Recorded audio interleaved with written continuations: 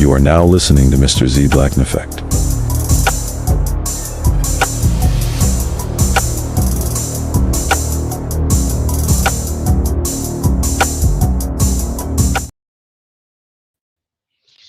Like, share, subscribe, hit the super chat on the way in.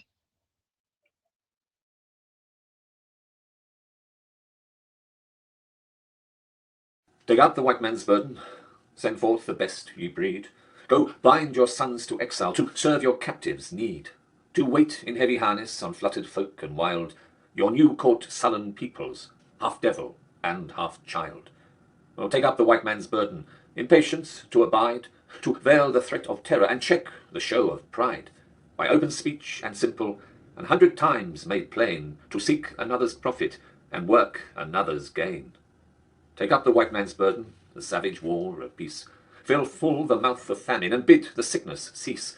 And when your goal is nearest, the end for others sought, watch sloth and heathen folly bring all your hope to naught. Take up the white man's burden, no tawdry rule of kings, but toil of serf and sweeper, the tale of common things. The ports ye shall not enter, the roads ye shall not tread. Go make them with your living, and mark them with your dead. Take up the white man's burden, and reap his old reward. The blame of those ye better, the hate of those ye guard. The cry of hosts ye humour, slowly toward the light. Why brought ye us from bondage, our loved Egyptian night? Take up the white man's burden, you dare not stoop to less, nor call too loud on freedom to cloak your weariness. By all ye cry or whisper, by all ye leave or do, the silent, sullen peoples shall weigh your God and you. Take up the white man's burden, have done with childish days.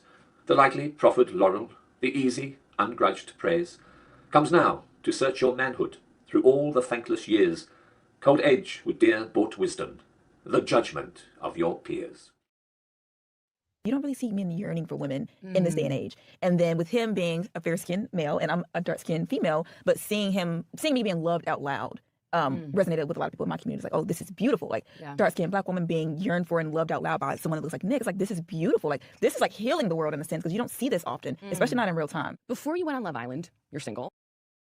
Alandra always tells me Alandra always tells me she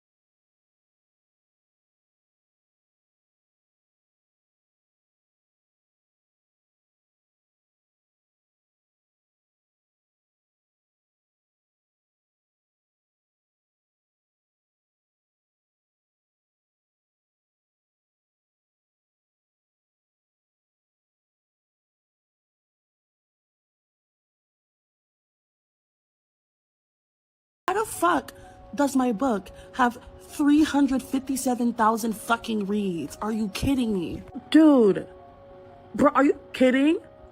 It, like, what the fuck? Ooh, so you can tell I was asleep. I didn't want to get up. I'm so, like, honored. Like, I just got, like, teary-eyed. Like, I don't know. I just started reflecting on, like, my summer. Like, if you know, you know. I literally made that fanfic for shits and giggles. That was literally before anyone was even thinking about Nick and Alandria. I think this is back at the time when we made it into a meme. And I was watching Love Island. I was like, wait, this is kind of funny. What if I wrote a fanfic? Wasn't expecting it. I remember making up my own drama, making shit up along the way, and then watching it actually unfold in real life and going, what the fuck? Literally, I saw Nick and Alandria's like Christmas photo shoot together on Glam, and I was like, oh my gosh, I can't believe I got an article on Glam this summer about my fucking fanfic. Like, I always wanted to be a writer. Like, to this day, I just want to be a writer. I love writing. And I don't know why I underestimated how big this is. Like, we're more than halfway to 400,000 reads. Are you serious?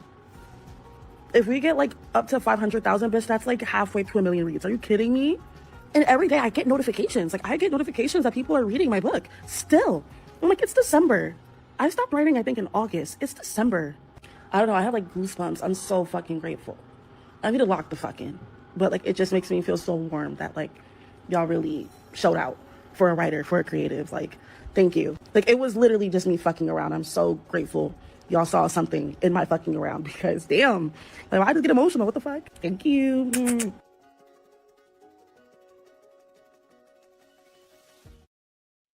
In a very brief generalization, there's a lot of detail in the book, but I'm going to give you a quick summary of what those findings were of how people interacted with each other. So what we found is that race is the deal breaker of all characteristics. It operates more strongly than education. Physical characteristics. It is the deal breaker. And, you know, one of the things that we often found, which I thought was interesting in interviewing, especially many of the white men, is this sort of this aggrieved feeling that they were disadvantaged in online dating and that they were being ignored. And yet in our quantitative analysis, we find that white men are the most desired of all men. And this has been shown in many other platforms too. So this is not specific to the platform that we're looking at. Our quantitative analysis showed that almost all women or all women of all races and almost all gay men, actually black men did not show this, that their preference was strongest for white men. Now this preference for white men was statistically significant for other races, but especially strong for white women.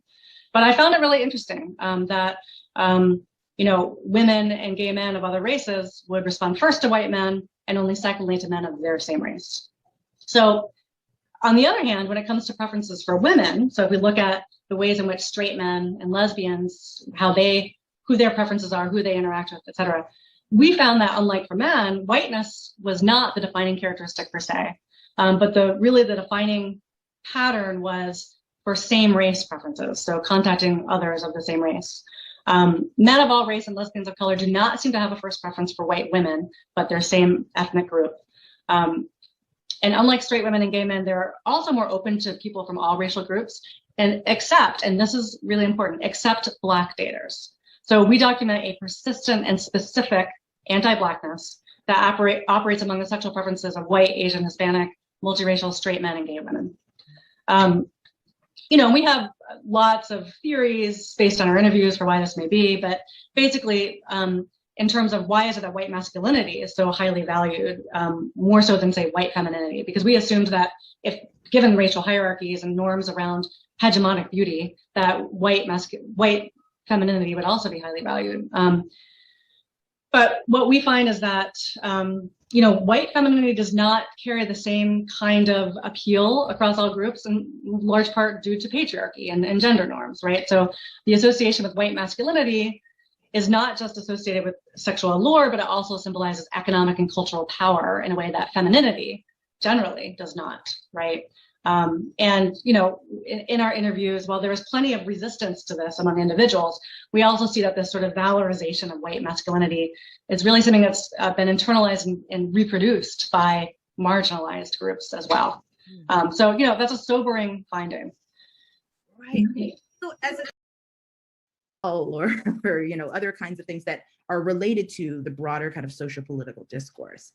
And so I think that that's a thing that as research on online dating or just kind of dating generally, I think goes forward, I think we need to move beyond just what is your political party affiliation. And I think really kind of get into these other kinds of deeper, I think, aspects of politics and how that is shaping, kind of how people, as I called it, right, vet each other. But I think also, right, this shaping of what it means to be desirable, because again, right, it seems to be kind of confusing, right, that people want people who are, I mean, they'll say they want people who aren't racist, who aren't sexist, who aren't XYZ, right, because that's what you're supposed to want, right? But then they seem to have like this kind of like confusion or this like disjunction where they still desire, right, kind of cisgender heterosexual white men, and particularly with the women that I interviewed, there was a lot of desire for like white men with beards, like this very particular aesthetic that they were like very attracted to. So there's kind of all of those aspects. I got a lot of comments on my 10 reasons why you shouldn't date Indian girls article video from men, of course, that were like, you're insecure because you know on some level this is true. That's why you have to make jokes about it. And you know what? For a long time, I really was insecure about it. I wanted to be white. I felt not pretty. I felt inferior. But all of that changed my freshman year of college. I went to this party with my friends and I was flirting with this white man. We were really hitting it off. We were about to go back to his place. And right before we were about to head out, you whispered in my ear, "Hey, I bet your pussy tastes like curry." And you know what? I haven't been insecure about it ever since.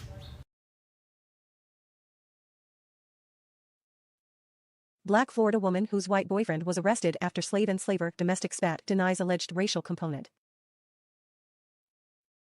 The black girlfriend of a white man who was arrested during a domestic spat in Bradenton, Florida last week has issue with a police report implying there was a racial component to an argument between the pair after she asked if he wanted to play slave and slaver. She also doesn't want him prosecuted for simple battery.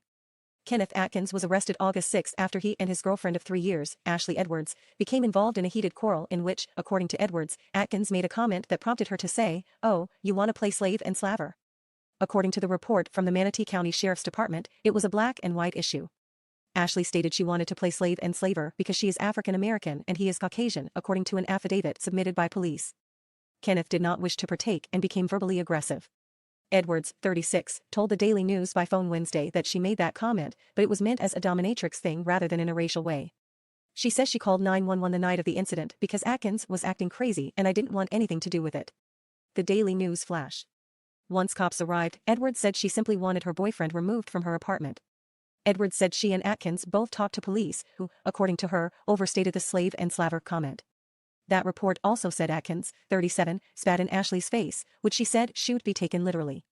"He spit towards me, but didn't do anything to me," she said. "If he did that, I would have pressed charges." Edwards said she's hit Atkins in the past, but claims he's never responded physically and that she doesn't want to see a battery charge on his record, which according to the smoking gun, includes a pending theft charge involving a Florida Walmart.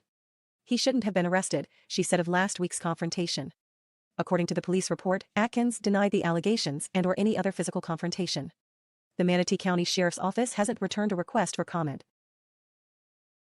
My black girlfriend just had relations with a man who does a plantation voice with her. They have role-played, and this man used a plantation slave voice with her. And she texted me this morning that she misses him. The same girl who shat on me for liking a man on food stamps is black and likes a man who used a plantation slave voice because she thinks he's funny. Let's talk about self-love, girly. discipline. If you want to date outside of your race, you need to be disciplined. When they say we're going to the gym at 5:30 in the morning, you better be up at 5 o'clock getting ready. They are not going to deal with the lack of discipline, and what we make black men put up with, they are not going to go for that. And what we make black men put up with, they are not going to go for that. What we make black men put up with, they are not going to go for that. Hola, mi amor. Hello and welcome. Today's topic is somewhat interesting. It's why I love white men. So let's talk about it. If you like this video and this type of content, please feel free to give it a thumbs up and subscribe to my channel to see more like this. Also, I'd love to hear your thoughts. If you'd like to share them in the comments, I would love to read them. Okay, this is why I love white men. So I love them for a couple different reasons, and probably not what you think. White men historically have the audacity. And first and foremost, I just have to respect that. They just have the audacity. And so that's one of the reasons why I love white men. And it's like, I don't know, like, what they think. But like, being a Latina, like, I don't know, like, it just hits different. Like, some of them really do hit different. You don't know, the spicy whites, spicy whites. So first and foremost, I love their audacity. Two, we can actually learn a lot from these people, and especially their ancestors, I think. And the trends that we've seen in history, we can learn a lot about them. They have always been very powerful in society, I want to say. Like, they make themselves known. They're great at imperialism. They've had a lot of power. And of course, this isn't exclusively for white men, but the British invaded, like, what? How many different countries? I think maybe the Congo, India. They've been everywhere. These white bitches been everywhere. So they really are one for the streets, but I don't know how they do it. So I just think that in general, we can learn something from. I was never the girl that guys are like lining up to date. I didn't look like this blonde white girl, and that's what all the guys liked in my high school. What's it like dating white men as an Asian woman? It's tricky because you're always like, am I an experiment? I have to be really mindful about, like, am I really just chasing some sort of validation to kind of heal this childhood wound of like not getting picked by them? I think the biggest question that always lurks in my head is like, are you open-minded enough that I can bring you home to my family in China and you'll be able to survive my crazy family and be open to experiencing like a new culture? A lot of guys don't pass that test, and I think that's also why it's like, I've been single. Would you date me though? No, I only like white men. Okay. No, I'm Hispanic, but I'm like very whitewashed. So you don't like Hispanics? Not really. Why not? How about this? I want to have mixed children. Okay. I hear that answer a lot from Latinas that are straight from fucking the pueblo that. But then again, want white men. Like, I don't have an accent when I speak English. Imagine you're playing a game where one team decides it's their job to help everyone else play better. They believe they know what's best for others and feel responsible for guiding them. This idea of taking on responsibility for others because you think you know better is similar to the concept of white man's burden. The white man's burden was a belief held by Europeans during the 19th and early 20th centuries. They thought it was their duty to bring civilization and progress to people in other parts of the world, often societies in Africa, Asia, and the Americas. This belief was tied to ideas of racial superiority, where Europeans considered themselves more advanced and capable of improving the lives of others. For example, when European powers colonized countries in Africa and Asia, they often justified their actions by claiming they were helping to bring modernity, technology, and religion to societies they viewed as less developed. This was seen as a responsibility they had to fulfill for the benefit of those they colonized, even if those people didn't necessarily ask for or welcome their help. In literature and political speeches of the time, this idea was promoted as a noble mission. For instance, Rudyard Kipling, a famous British writer, wrote a poem titled The White Man's Burden in 1899, encouraging the United States to take up its role as an imperial power and bring its version of progress to the Philippines, which it had recently acquired as a colony. However, the concept of the white man's burden has faced criticism. Many argue that it was a justification for imperialism and exploitation, allowing Europeans to rationalize their control over territories and resources under the guise of civilizing native populations. Critics also highlight the arrogance and paternalism in the belief that one group of people knows what's best for everyone else. In summary, the white man's burden is the belief that certain groups of people have a duty to impose their ideas of civilization and progress on others whom they perceive as less developed. It raises important questions about power dynamics, ethics, and the impact of colonialism on global history and cultures. Mario, Jorge, Cartwright, Shane Sung, we got a thrift store of leftover bitches. They're leftover because apparently it ain't enough niggas is worth a damn. Whatever. Point is they left over. We need you to come pick them up. No instruction manual. Figure it out. Sprinkle some white ice on it. Maybe, I've heard the white ice is colder. Sprinkle some white ice on it. It goes with everything. If you come within the next 24 hours, we'll give you a complimentary book on how to date black women for white men. That's a $4 value. I'm speaking on the behalf of all white dudes that date black girls. Can y'all stop fucking calling us massa? What the fuck do I... You know what you're doing. You know, like, what the fuck am I supposed to say? And y'all be thinking it's funny as shit. You be laughing your ass off, having the time of your life. Girl, fuck you. I want black women to have a lot more self-respect than they do now. Kind of just like worshiping white guys. Worshiping white guys. Worshiping white guys. She had a weird conversation with me, like 2 months into us dating. It made me think that she had some like different motives to dating me. Made me uncomfortable. She was like, Jeff, I'm happy to finally be with a white man. Black dudes, you can't trust them. They're just gonna cheat on you. They ain't. You know how uncomfortable you feel right now? Imagine how I felt. This is in real life for me. This is just a story for you. I felt uncomfortable as shit. I didn't know what to do. So I talked to a black friend of mine. His name's Josh. I was like, Josh, told him the whole story. He's like, Jeff, I'll tell you what you got to do, but you might not like it. I'm like, all right, let me have it. He's like, Jeff, for the culture, you got to cheat on that. That's what...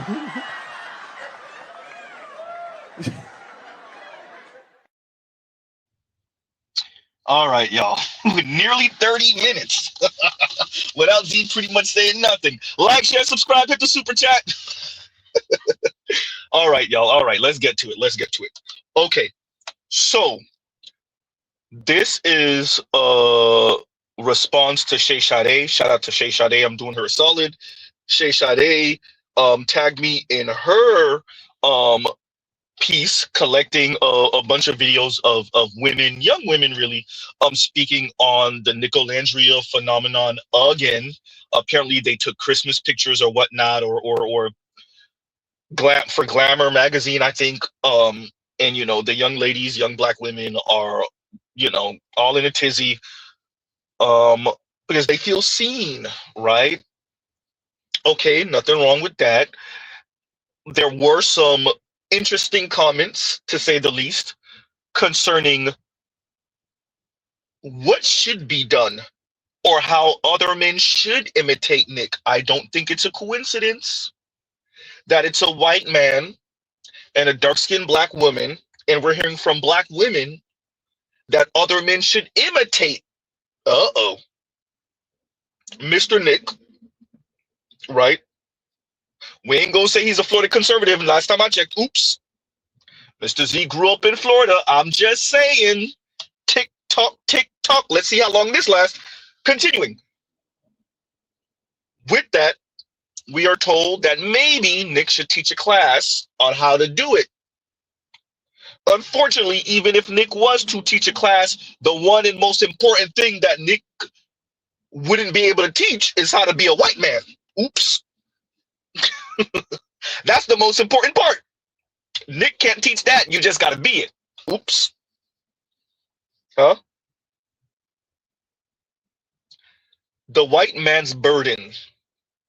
The title was inspired because, as Miss Olandria said, this relationship is healing the world in a sense. Her You don't words. really see men yearning for women in this day and age. And then with him being a fair-skinned male and I'm a dark-skinned female, but seeing me being loved out loud resonated with a lot of people in my community. It's like, oh, this is beautiful. Like dark-skinned Black woman being yearned for and loved out loud by someone that looks like Nick. It's like, this is beautiful. Like this. You have to appreciate that the women are just coming out and saying it. You have to appreciate, once again, the internet will expose us all. All the clips, Black women are just talking and talking, and they just dropping little nuggets of truth. Olandria just said it.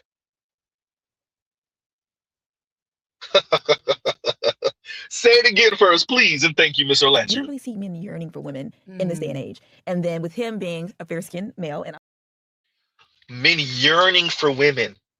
The people that said they wanted to be equal to the white man and white woman, but we're going to leave that on the table. The people that fought for equality for decades, centuries, decades, now want to be yearned for by their equals? Appreciate. Listen to her speaking. She's letting everything out the bag. You don't see women being yearned for. Huh? You don't see Black women, dark-skinned Black women, being yearned for by white men. If we're going to go into detail, madam, Miss Olandria, go into detail. Oh, wait, Z, she did. True. Continuing. You don't really see men yearning for women in this day and age. And then with him being a fair-skinned male and I'm a dark-skinned female, but seeing me being loved out loud resonated with a lot of people in my community. It's like, oh, this is beautiful. Like seeing me loved out loud resonated with a lot of people in my community. Miss Olandria, be honest. Seeing a dark-skinned Black woman loved out loud by a white man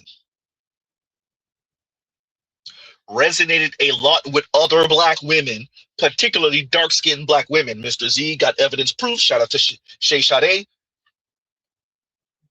How and who your relationship, whether it's real or not, whether it's for publicity or business or not, money or not, besides the point.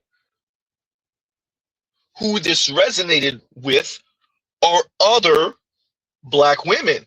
Because as you said, you're being loved out loud, but you didn't go into detail. Well, actually, Z, she did go into detail by who she's being loved out loud by and what makes this quote unquote healing of the world in a sense. Ooh. You don't really see men yearning for women in this day and age. And then with him being a fair-skinned male and I'm a dark-skinned female, but seeing me being loved out loud resonated with a lot of people in my community. It's like, oh, this is beautiful. Like dark-skinned Black woman being yearned for and loved out loud by someone that looks like Nick. It's like, this is beautiful. Like this is like healing the world in a sense because you don't see this often, especially not in real time. Before you went on Love Island, you're single.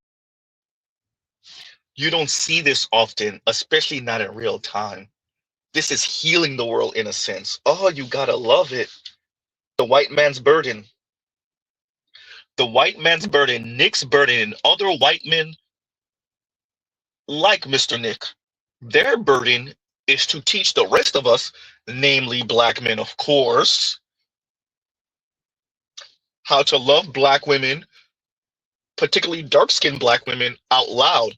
The only thing Nick can't teach us is how to be white. And that, everyone, is the most important and crucial part. Ain't no point in loving a Black woman out loud if you're not white and she don't get to show you off. Huh? Because of the status of it all. The white man's burden is to now teach the unwashed masses, particularly obviously Black men, how to love women out loud Huh? How to yearn for women. Now, for those of you that got here early enough, I played 2 different clips from different interviews of 2 of the authors of the book, The Dating Divide. I'll play them again in a minute. And they were just far more honest. And in one of the clips I played, a little bit after, if I can bring it up, I will. Dr. Jennifer Lundquist says, we don't ask people why they do what they do. Ooh. Uh-oh. Why wouldn't she ask people why they do what they do? Because people start lying and start protecting their ego and start scheming and scamming. We just study them. This is a demographer, sociologist. Uh-oh. We don't ask you, we just study you. Because we know if we start asking you questions, your ego gonna get in the way. You will start lying. You will start pontificating. You will start scheming and scamming. Even if we do ask you, we'll watch you. We'll study your behavior to see whether these things coincide. What you said and what you did. Huh? Preferences and revealed preferences. Huh? Yeah. I played the 2 clips from The Dating Divide to emphasize the researchers, the people that this is what they do for a living, Dr. Chantel Buggs and Dr. Jennifer Lundquist, they're telling you for all women of color, all women, it's about white men.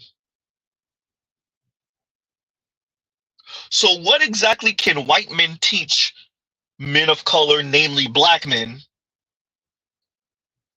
What can Nick teach us outside of how to be white that will garner this type of enthusiasm that you see exhibited on the Shay Sade clip? Will being a gentleman be good enough? Will having money be a good substitute for not being white? Huh? Maybe if you're tall enough and good looking enough, you can make up for not being white. Maybe you have to have the trifecta: tall enough, good looking enough, rich enough. Maybe you need 4 of them. Connect 4. Connected and you have to have some status. Maybe that could make up for not being white. What can Nick actually teach us exactly? Huh?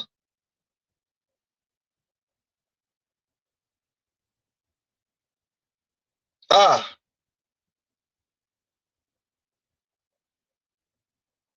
Let's play it again. In a very brief generalization, there's a lot of detail in the book, but I'm going to give you a quick summary of what those findings were of how people interacted with each other. So what we found is that race is the deal breaker of all characteristics. It operates more strongly than education, physical characteristics. It is the deal breaker. And one of the things that we often found, which I thought was interesting in interviewing, especially many of the white men, is this aggrieved feeling that they were disadvantaged in online dating, and that they were being ignored. And yet, in our quantitative analysis, we find that white men are the most desired of all men. And this has been shown in many other platforms too. So this is not specific to the platform that we're looking at. Our quantitative analysis showed that almost all women all women of all races and almost all gay men, actually black men did not show this, that their preference was strongest for white men. Now this preference for white men was statistically significant for other races, but especially strong for white women. But I found it really interesting that women and gay men of other races would respond first to white men and only secondly to men of their same race. So on the other hand, when it comes to preferences for women, so if we look at the ways in which straight men and lesbians, who their preferences are, who they interact with, etc., we found that unlike for men, whiteness was not the defining characteristic per se, but the defining pattern was for same race preferences, so contacting others of the same race. Men of all race and lesbians of color do not seem to have a first preference for white women, but their same ethnic group. And unlike straight women and gay men, they're also more open to people from all racial groups, and this is really important, except Black daters. So we document a persistent and specific anti-Blackness that operates among the sexual preferences of white, Asian, Hispanic, multiracial, straight men, and gay women. We have lots of theories based on our interviews for why this may be, but basically, in terms of why is it that white masculinity is so highly valued, more so than, say, white femininity, because we assumed that if given racial hierarchies and norms around hegemonic beauty, that white femininity would also be highly valued. But what we find is that, white femininity does not carry the same kind of appeal across all groups, in large part due to patriarchy and gender norms, right? So the association with white masculinity is not just associated with sexual allure, but it also symbolizes economic and cultural power in a way that femininity generally does not, right? And I needed her to say that part, the cultural and economic power, because as Charles says here, that pink pole is some powerful ish. It's not about the pink pole. Actually, that's really the black pole. The 15-inch veiny obelisk that casts the shadow in white men and all other non-black men have nightmares about. The precious women touching the 15-inch veiny obelisk. It's really about the power. It's really about the status. This is what Nicolandria is about. This is what Olandria is saying. This is what the other women are too cowardly to say. That's the part that they're trying to duck and dodge from. This is what Onyeka got caught up in with the Danish deception guy. It's not about the XXX fun. It's not about the pink pole. It's not about any of that. It's about what man plus white equals. What it symbolizes. Especially if it's a white man with a bit of status. We're talking about maybe upper middle class. Marginal looks. Not ugly, maybe trending to better looking. A little tall, 6'1", 6'2", tallish, tall. 5'11", good enough. Huh? Olandria says it. There's no escaping it. Her and Mr. Nick are the main characters in this conversation, and she just openly says it. All the other women are gonna be ducking and dodging and talking about everything else. You can see how giddy they are, but very few of them just openly say it. But she did. Say it again, Miss Olandria. I don't really see men yearning for women in this day and age. And then with him being a fair-skinned male, and I'm a dark-skinned female, but seeing me being loved out loud resonated with a lot of people in my community. It's like, oh, this is beautiful. Like dark-skinned black woman being yearned for and loved out loud by someone that looks like Nick. It's like, this is beautiful. Like, this is like she said it in a sense, because you don't see this often, especially not in real time. Before you went on Love Island, you're single. She said it. So all the other women that Shay Sade played, they spoke about everything else but that. Huh? This is the most glaring thing. Olandria will tell you what it was from the jump. By the way, that interview was what? A month or so old? 2 months old?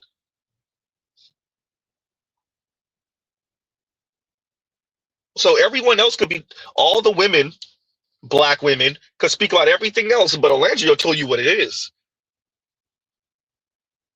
She's being loved out loud. This is a dark-skinned black woman. I think y'all said she's from Alabama. A dark-skinned black woman from the deep South being loved out loud by a white man.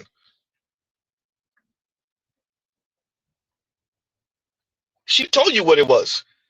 Everybody else could cop please and speak about whatever else they want to speak about, but Olandria told you what it was. Let's play a bit of the Shay Sade clip again. I want to address some things. Like, share, subscribe, hit the super chat. Olandria always tells me, she's like, easy white chocolate. Easy white chocolate. You have an emoji in Nick's name, his contact? Do you use a lot of specific emojis with him? A lot of the red hearts and like the little teary-eyed emoji, like with the tears when he did his marathon. The way Nicolandria has us all in a chokehold will be studied one day. No, seriously, there will be an Oxford study about this because this is intense. I was just starting to get my life back before Glamourlandria dropped, and now my screen time went back up, and now they've got me back. They wrote me back in. Oh yeah, baby, there will be an Oxford study about this if they haven't already started it, because this is insane. I thought I had my life back. I, in fact, do not have my life back. I'm glad they pop out sporadically, because when they do, they gag us and they recapture us all again. And we've got to have... Hold up, lady. Wait a minute. Ain't no gagging going over here. I don't know what you got going on with whatever white dudes you're into, madam, but who's gag us? Oh boy, she over here talking about, excuse me, madam. Thank you for letting us know how you get down and what you fantasize about, but gagging who?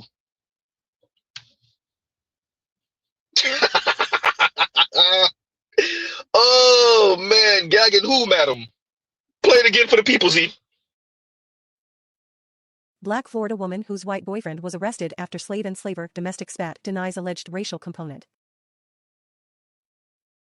The black girlfriend of a white man who was arrested during a domestic spat in Bradenton, Florida last week has issue with a police report implying there was a racial component to an argument between the pair after she asked if he wanted to play slave and slaver. She also doesn't want him prosecuted for simple battery. Kenneth Atkins was arrested August 6 after he and his girlfriend of 3 years, Ashley Edwards, became involved in a heated quarrel in which, according to Edwards, Atkins made a comment that prompted her to say, "Oh, you want to play slave and slaver?" According to the report from the Manatee County Sheriff's Department, it was a black and white issue. Ashley stated she wanted to play slave and slaver because she is African American and he is Caucasian, according to an affidavit submitted by police. Kenneth did not wish to partake and became verbally aggressive. Edwards, 36, told the Daily News by phone Wednesday that she made that comment, but it was meant as a dominatrix thing rather than in a racial way. She says she called 911 the night of the incident because Atkins was acting crazy and I didn't want anything to do with it. The Daily News flash. Once cops arrived, Edwards said she simply wanted her boyfriend removed from her apartment. Edwards said she and Atkins both talked to police, who, according to her, overstated the slave and slaver comment. That report also said Atkins, 37, spat in Ashley's face, which she said should be taken literally. "He spit towards me, but didn't do anything to me," she said. "If he did that, I would have pressed charges." Edwards said she's hit Atkins in the past, but claims he's never responded physically and that she doesn't want to see a battery charge on his record, which according to the smoking gun, includes a pending theft charge involving a Florida Walmart. He shouldn't have been arrested, she said of last week's confrontation. According to the police report, Atkins denied the allegations and or any other physical confrontation.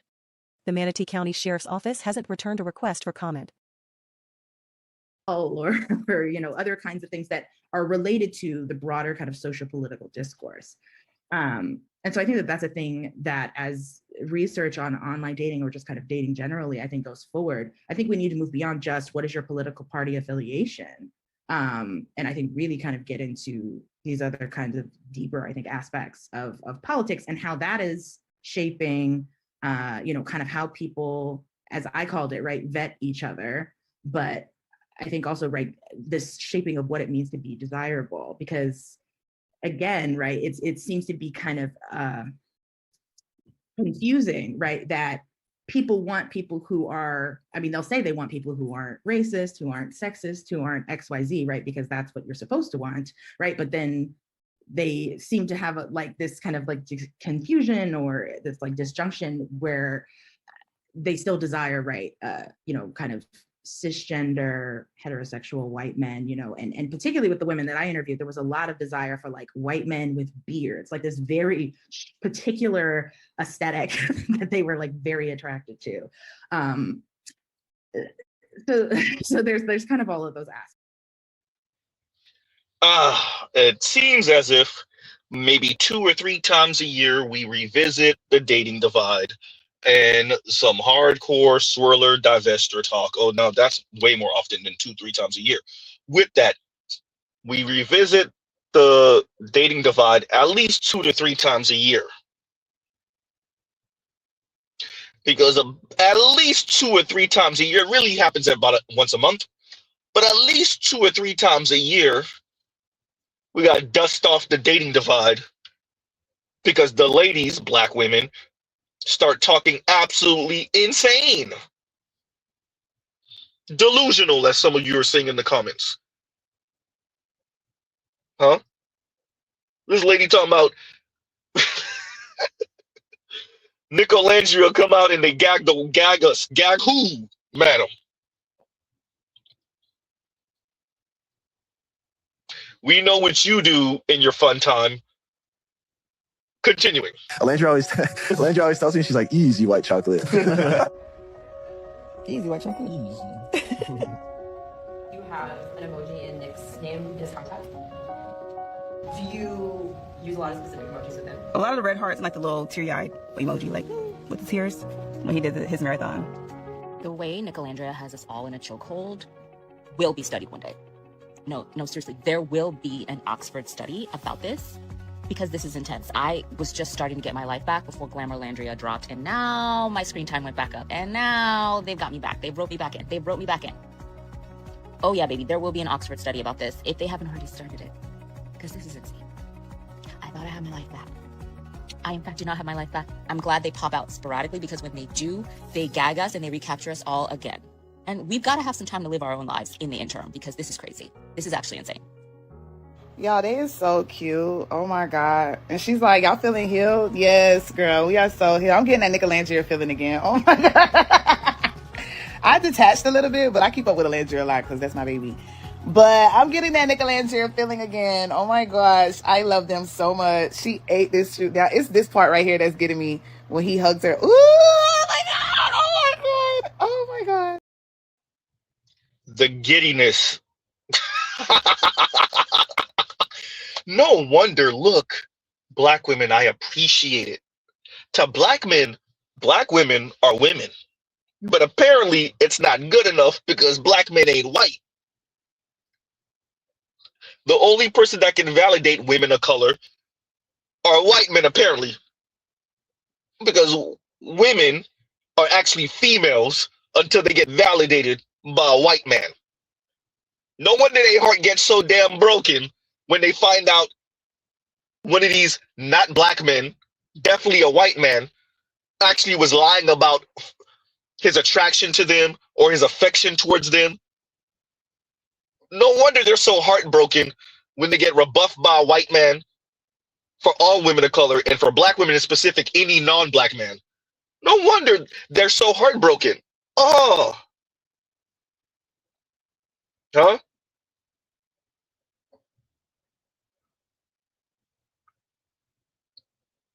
Exactly, Tucker. Are you not embarrassed? It's so cringe. Are you not ashamed of yourself? Are you not embarrassed? This is really embarrassing. Huh? This is why every time, and I saw what you did, Chrissy. Don't worry, I got you tomorrow. This is why every time one of these situations don't work, here come Chrissy, da-da-da, with the disclaimer videos. Every single time one of these situations don't work, you see Chrissy pop up. Well, what about black men? Black men be breaking our hearts too, and black men don't like dark-skinned black women. Huh? Every time one of these situations don't work out.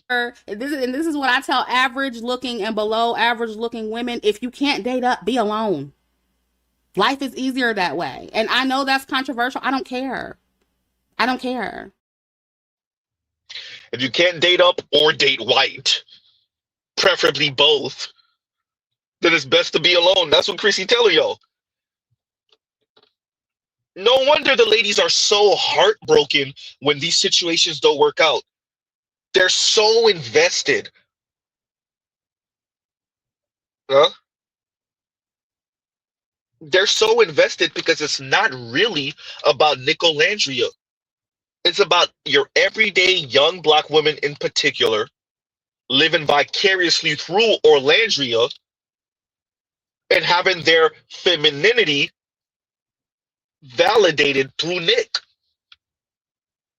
Having their black femininity validated through Nick. If Orlandria could do it, I could do it too. There's a chance for me. Huh? The reason why we cover this today is to emphasize black men. If she's not enthusiastic towards you the way she is towards this Nicolandria thing, leave her where she stands. To all you young black men, don't fall for no more of these excuses of, oh, it's different when we date out and when you date out. See, when black women date out, we date out because we don't have a choice because the black men are so horrible and terrible and colorism, featureism, texturism, fat phobia.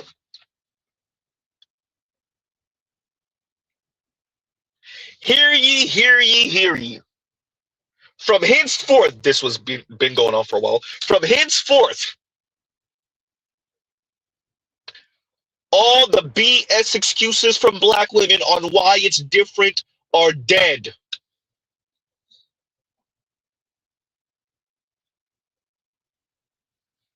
Z, you still there? Z still here? Huh? From henceforth, the second you step a big toe over there, stay over there for eternity, even in the afterlife. Dear black women. Huh?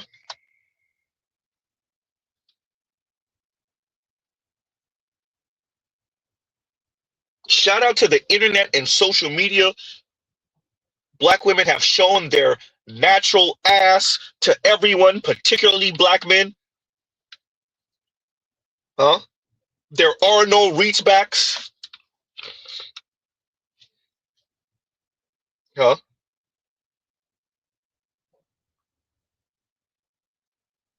And Party says, aspiring divestors, leave the divestors, the aspiring divestors where they stand. If they can't make it work with the non-black dude, then leave them to be single for eternity. Let them go munch on each other. Huh? Let them go munch on each other. As Revelot says, no reachbacks, none, zero, zilch. If they are a disciple of Chrissy, Real Talk with Yanny, huh? If they used to listen to Paris Milan, if they ever mentioned Paris Milan in your presence, Shira 7, divested zealot, divested witch, hashtag black woman. Y'all sitting on the couch, y'all scrolling through her YouTube account, and you see Chrissy's name, Chrissy's Way up there, you got to walk out. Right then and there, you got to walk out. You have to walk out. There is no salvaging that, bro. You're the consolation prize. That means she went out there chasing after some white dude on some, the black men are so colorist thing, and it didn't work out. And she probably got dog walked and gagged. Oh boy. You got to leave her where she stand, player. She's surfing through her YouTube account trying to find something for y'all to watch. Ain't no Netflix and chill. It's YouTube and chill tonight. And you see Manifestel's name pop up there. You got to run. You got to go. You got to go. Huh? Cynthia Gio, definitely. If you scrolling through her YouTube, or she's scrolling through her YouTube and you see Cynthia G, or you see Themis, you gotta go. You gotta go. Ashley Dalton, you gotta go. You gotta go. Huh? Shout out to all the men, black men and non-black men, but definitely black men, who are on dates, and the second she start racking up the bill, whether you pay for it or not, you pay for your part of the bill or not, you out of there. Hey, let me pay for my, I gotta go use the restroom. As you're going to the restroom or as you're coming back, you just, hey, this is my part of the bill. Tell her I had an emergency. I'm out. Skirt. Huh? All those days are done. As Gothic Kabuki said on Instagram, he worked at all these fine dining restaurants, elite restaurants in New York. Black women walk in there with a black man's paying. Black women walk in there with a white man, black women's paying. Huh? Yeah. Leave them ladies where they are. Huh?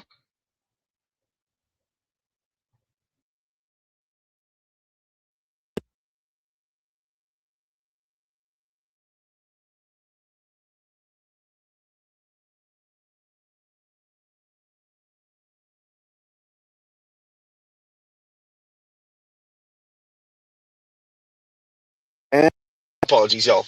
But yeah, leave them where they are. Leave them where they are. So let's play this. Let's play this again, y'all. Alandra always tells me, she's like, easy white chocolate.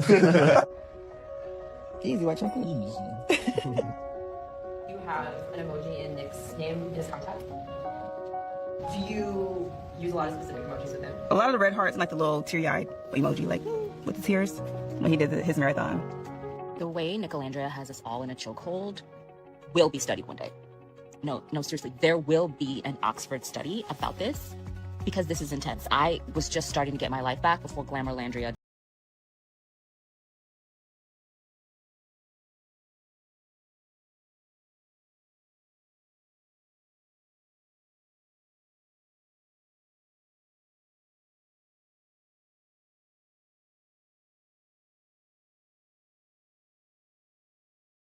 Some time to live our own lives in the interim because this is crazy. This is actually insane. Y'all, they is so cute. Oh my God. And she's like, y'all feeling healed? Yes, girl. We are so healed. I'm getting that Nicolandria feeling again. Oh my God. I detached a little bit, but I keep up with Alandria a lot because that's my baby. But I'm getting that Nicolandria feeling again. Oh my gosh. I love them so much. She ate this shoot. Now, it's this part right here that's getting me when he hugs her. Ooh, oh my God. Oh my God. Oh my God. I love them. I love them. They are so cute. I changed my mind. I love Nicholas. If she not giddy for you like that, leave her where she stand. For you young brothers in particular, for us older brothers, I don't know if we're gonna get that. I don't know if we're gonna get that. But if you're young, if you're under the age of 30, if you're under the age of 30 and she's not giddy like that for you, leave her where she stand. I don't care how grown she thinks she is. Huh? All the cutesy stuff, she better be doing all of it. Huh? Oh man, look how giddy they are. This is not even their life. They don't know this girl from a can of paint. But they're giddy because of what it represents, what it looks like, what they think it implies and means for them in their life. Oh boy. Huh? Continuing. Alandra always tells me, she's like, easy white chocolate. Easy white chocolate. You have an emoji in Nick's name in his contact. Do you use a lot of specific emojis with him? A lot of the red hearts and like the little teary-eyed emoji, like with the tears when he did his marathon. The way Nicolandria has us all in a chokehold will be studied one day. No, seriously, there will be an Oxford study about this.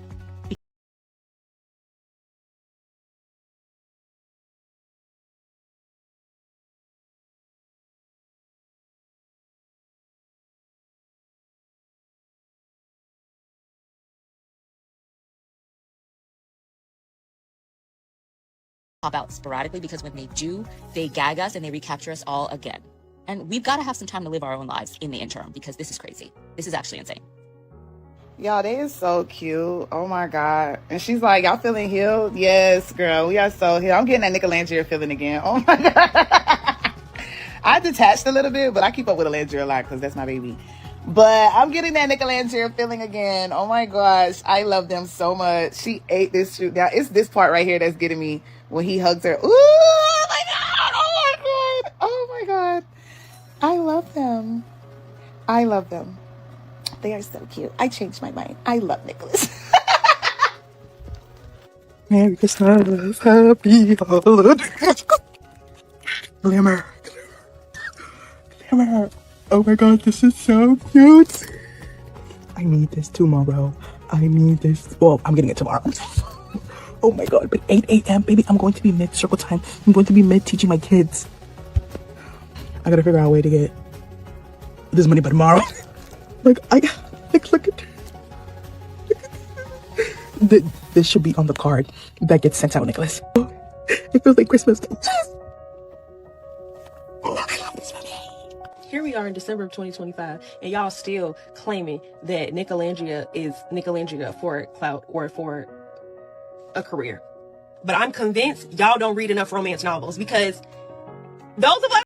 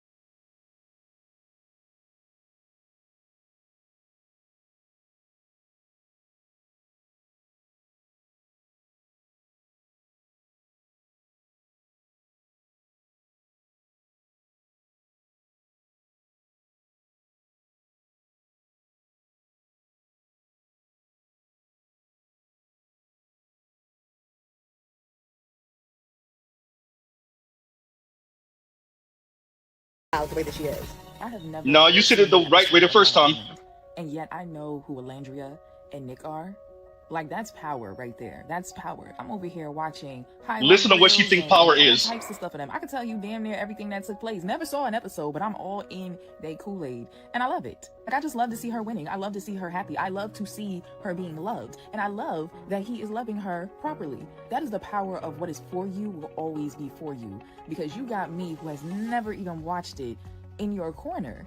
Especially despite all the hate and negativity that has been thrown specifically her way. I love to see it. I love to see them winning as a couple, as individuals, like, despite everything. And that's what I'm talking about, because I don't like the rhetoric that people put out there that especially powerful, strong women, independent women, have to give that all up to be in love. I love the fact that she can be soft with him, but be powerful in her everyday life. And he loves that about her. And to think that the topic of the male loneliness epidemic comes up when it's just like, if you're a decent person, it's not that hard. Like, 1 + 1 is equaling 2. I don't get the problem. So maybe Nick needs to teach a workshop or a class or something, because the fellas need to take notes. Stop listening to the podcast and actually listen to men who are in happy, healthy, loving, fulfilling relationships, because he's winning.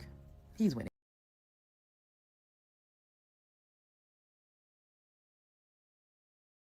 Take up the white man's burden, send forth the best ye breed.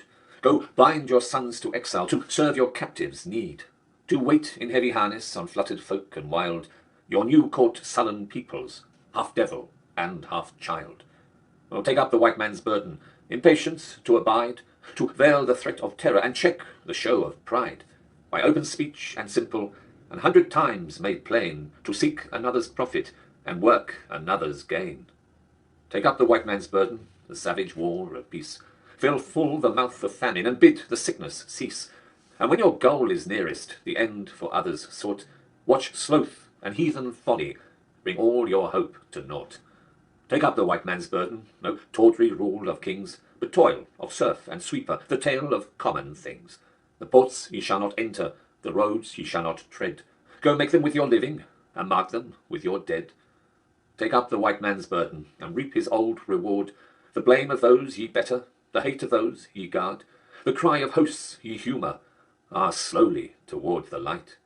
Why brought ye us from bondage, our loved Egyptian night? Take up the white man's burden, you dare not stoop to less, nor call too loud on freedom to cloak your weariness. By all ye cry or whisper, by all ye leave or do, the silent, sullen peoples shall weigh your God and you. Take up the white man's burden, have done with childish days. The lightly proffered laurel, the easy, ungrudged praise, comes now to search your manhood through all the thankless years, cold edge with dear bought wisdom, the judgment of your peers. The fact that the Rudyard Kipling's idea of the white man's burden, that Christian white Europeans were going to these savage, barbaric lands and teaching them civilization, that these were backwards people. Maybe they weren't terrible people. Maybe their culture could eventually evolve and flower into something else. But they were just so backwards, they needed a boost. And that's the role of the white man, the white man's burden. Of course, Rudyard Kipling then made another poem later, because he made all these poems, one of them, The White Man's Burden, which glorified the British Empire. And then World War I happens and his son dies in battle. And so then he writes a poem where he says, their fathers lied and then they died.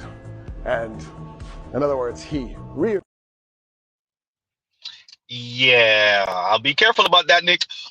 So the reason why I played that White Man's Burden poem again is because the young lady said Nick need to teach a class. Y'all need to stop listening to these podcast bros and listen to Mr. Nick.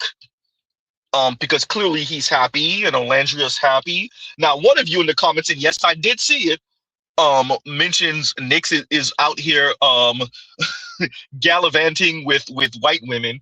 Yeah, I saw the clip. Yeah, I saw him gallivanting with the white women, and I saw the people asking him, "Where's Olandria?" I saw it. Huh? I saw it. Yeah. But it doesn't matter because Black women are looking to be validated.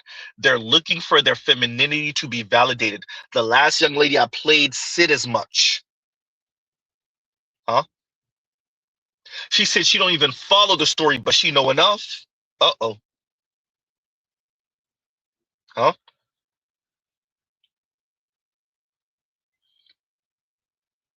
Ah. GC says, bro can only keep up the charade for so long. We'll see. We'll see. And it'll be another story like what happened with the last, what was it, the last time? The Latino dude that was talking crap behind the black girl's back, the black young lady's back. Then you had the South Asian dude in the UK that was talking crazy to the African sister. Yeah. To the African young lady. Huh? We know what this is. But Black women just want to be validated so much. Women of color want to be validated so much. Huh? And really, at the end of the day, what it comes down to is, well, let the Asian young lady, man on the street interview, let her tell you. I was never the girl that guys are like lining up to date. I didn't look like this blonde white girl, and that's what all the guys liked in my high school. What's it like dating white men as an Asian woman? It's tricky because you're always like, am I an experiment? I have to be really mindful about like, am I really just chasing some sort of validation to kind of heal this childhood wound of like not getting picked by them? I think the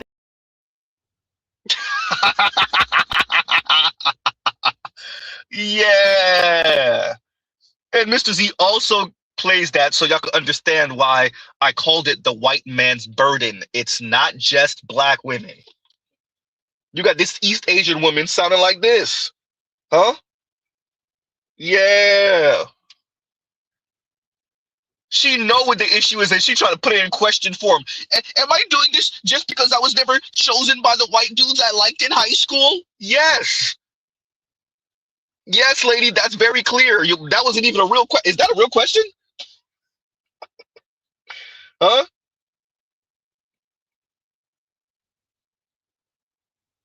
The white man's burden. So now it's up to white men like Nick to civilize men of color, Black men in specific, and teach us the gentlemanly ways. And as the young lady said, at the end, what she loves is that Olandria still gets to be a powerful woman and she gets to be loved out loud. Oh, you know this is their goal and dream. They want to not bend one iota. They want to decenter men. Never consider what men like, what men find attractive. Completely decenter men and somehow Some man is going to go out of his way, bow, scrape, and kiss her ass, and then make her love him.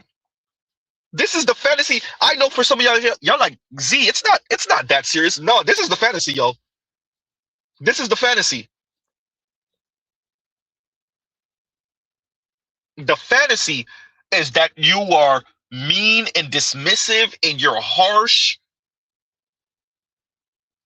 Huh? You're sexist towards men. You're a whole misandrist.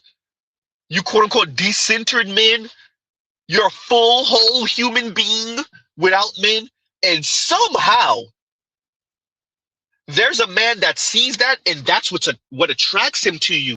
What attracts him to you, white man, what attracts the white man to you is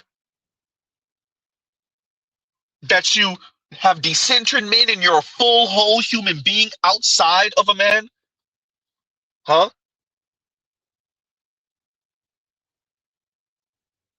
You're doing well in your career. You're earning good money. And whether it's a white man, black man, Latino man, Asian man, probably a black man. He sees the greatness in you and he uplifts you anyway. But the dream is a white man, though. No? Ah. Kareen, what's going on, Kareen? And Kareen says, I'm exhausted. Yawn. This entire storyline will crash and burn. More than likely, you're right. We all see it. We all know. We all see it. We all know. More than likely, I'm not even going to give this no 5 out of 10, 7 out of 10. No, this is like 9 out of 10. Especially he already got caught up. They're going to probably try to bury it or, cover it. The fact that he was out there gallivanting with whatever white woman he was seen with, a couple weeks ago. Why we're covering this is to say, black women know how to be enthusiastic. They know how to smile. They know how to be giddy.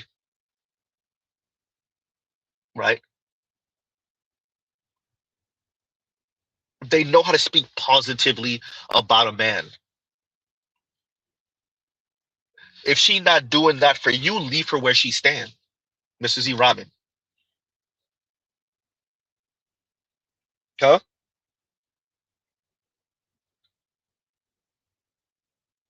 If she's not giddy about you as a black man, walk away and leave her where she stands. Huh? We can see this is the goal here, is to be acknowledged and to be seen and to be validated.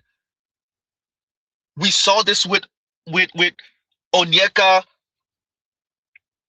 right? We see this with a number of black women. These storylines. Huh?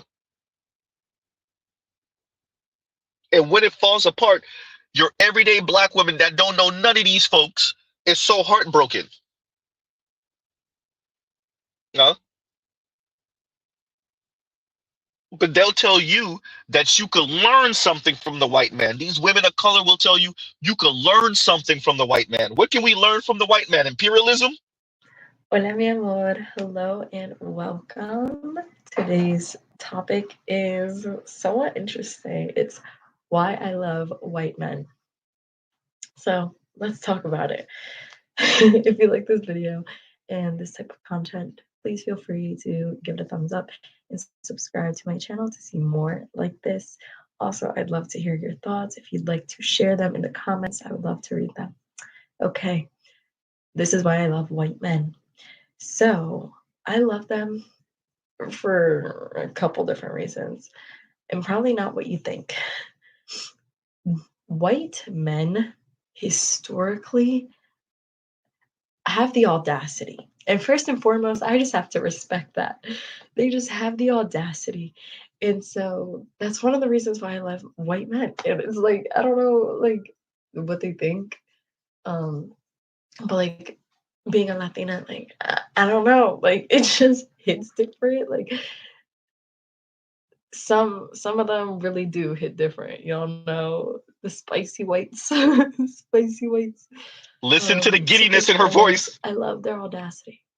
2, we can actually learn a lot from these people, and especially their ancestors, I think. And the trends that we've seen in history, we can learn a lot about them. They have always been very powerful in society, I want to say. Like, they make themselves known. They're great at imperialism. They've had a lot of power.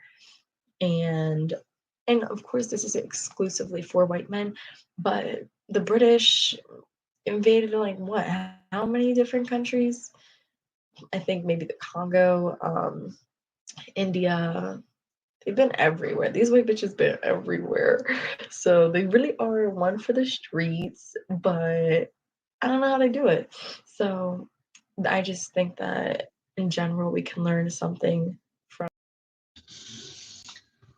We can learn something from them, like imperialism. There needs to be a conversation, dear Black men, that we lead with all of these weirdos. We have to be honest, being an out-group man, the out-group man, Black men, and all these out-group women is just completely different.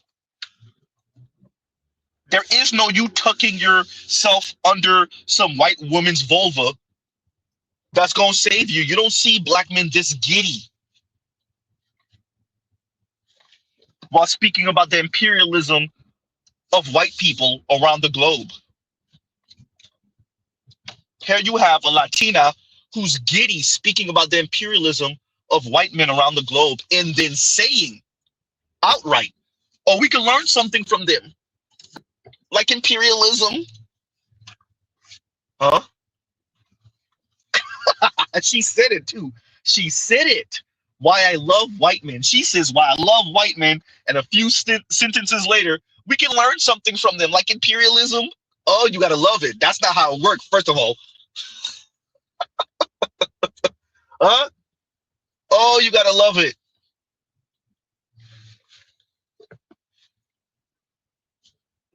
Dear Black men, because wherever she is, some Black man think that she's fine enough. Look, bro, you can't do nothing with this. You gotta leave her out there for the white dudes forever. I don't even tell the Latinos, you gotta leave her out there for the white dudes for forever. You can't do nothing with her. She gotta be out there for the Latino, excuse me, not for the Latinos, for the white dudes for eternity. And whatever they do to her, they do to her. So be it. Can't salvage, can't do nothing with her. Huh?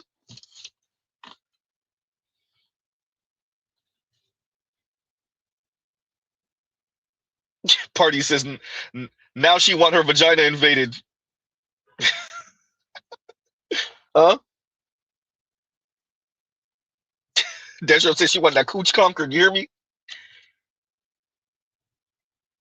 Exactly, Trell. That's what she said.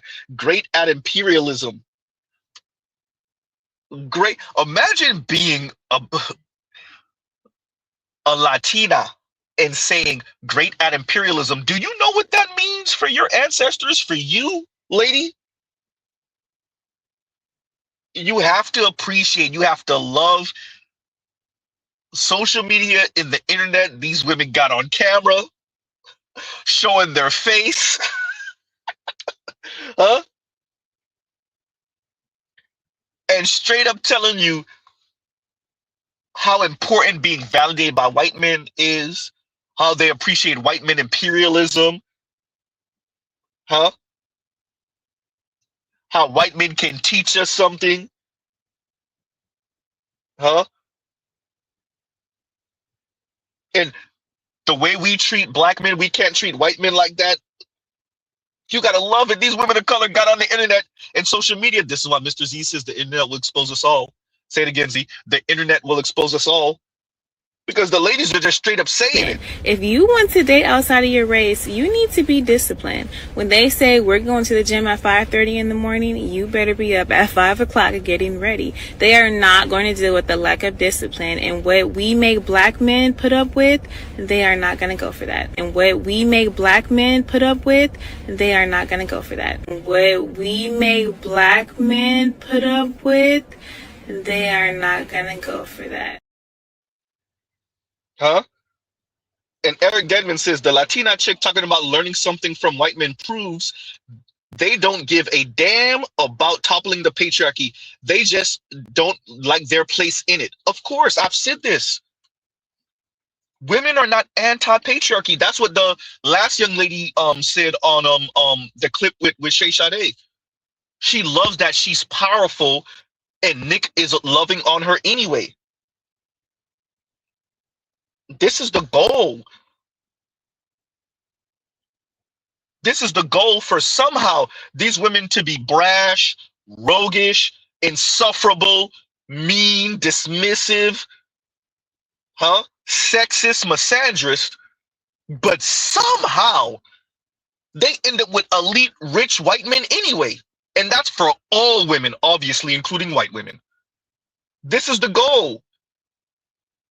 To not consider what men like, what men think, what men value, and somehow you magically end up with the tall, good-looking, rich, well-connected white man anyway. Magically. Huh?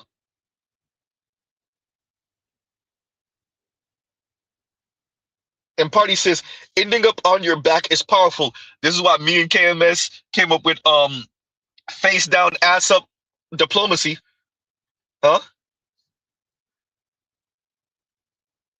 Face down, ass up diplomacy.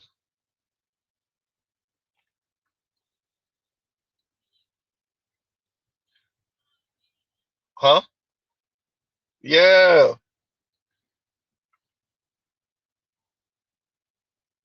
You gotta love it because the young lady just straight up said it. What you have to love about the internet and why Mr. Z said the internet will expose us all.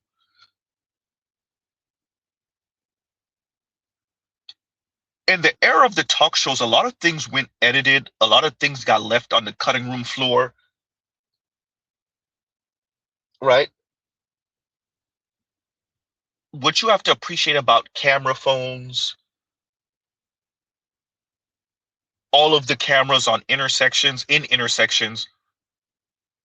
throughout your city, dash cams, right?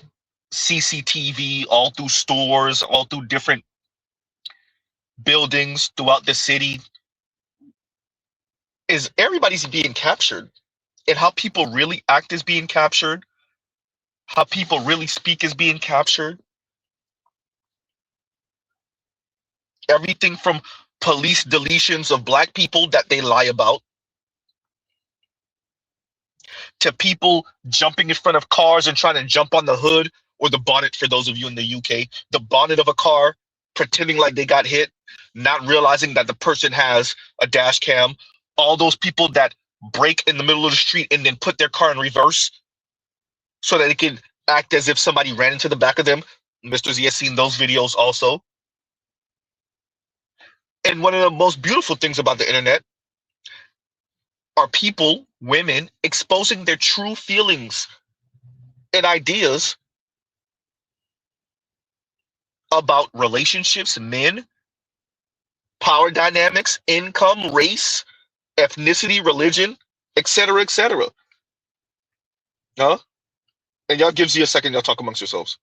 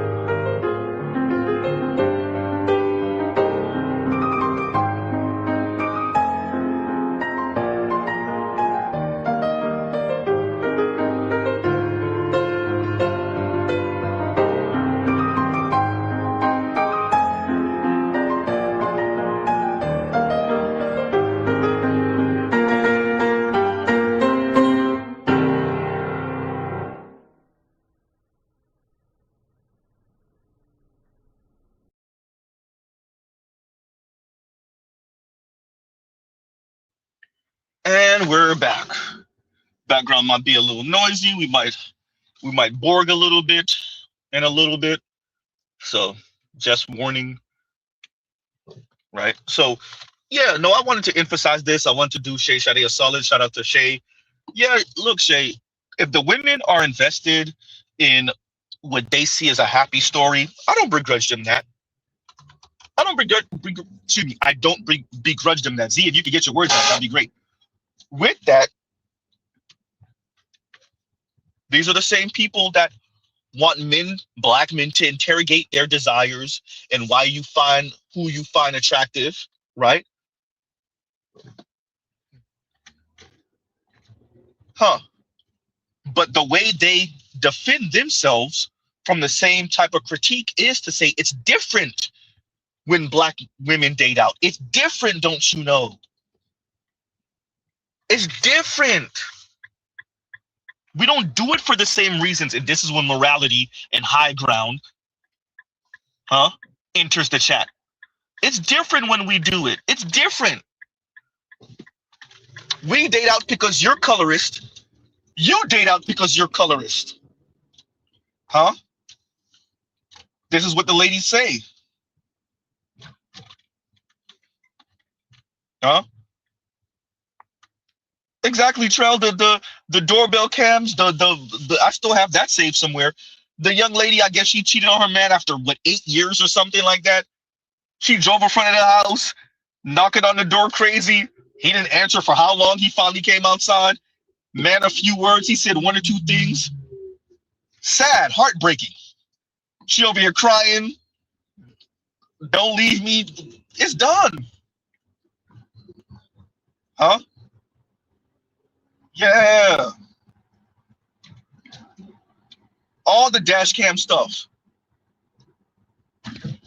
Shout out to the ladies. Like, y'all are the ones recording yourselves. We're capturing the things you say on Twitter, on Instagram, on YouTube.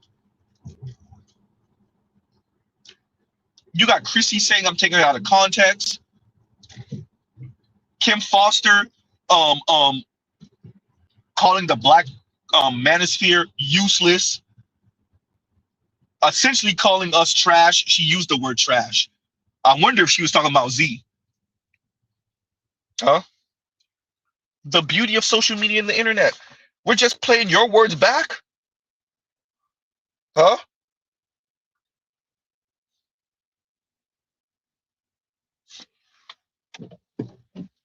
We're just playing your words back. So, hopefully, for Olandria's sake, this works out. They get married. They have their 2.3 children, 2.1 kids. Go live happily ever after. Huh? And don't look like it's going to be that. Because he already over here getting caught. Huh? Outside without her.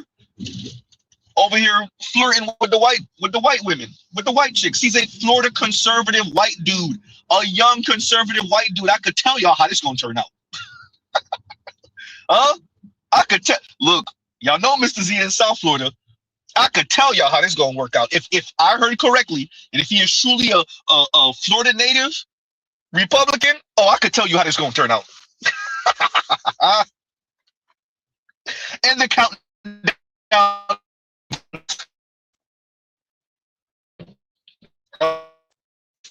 Yeah.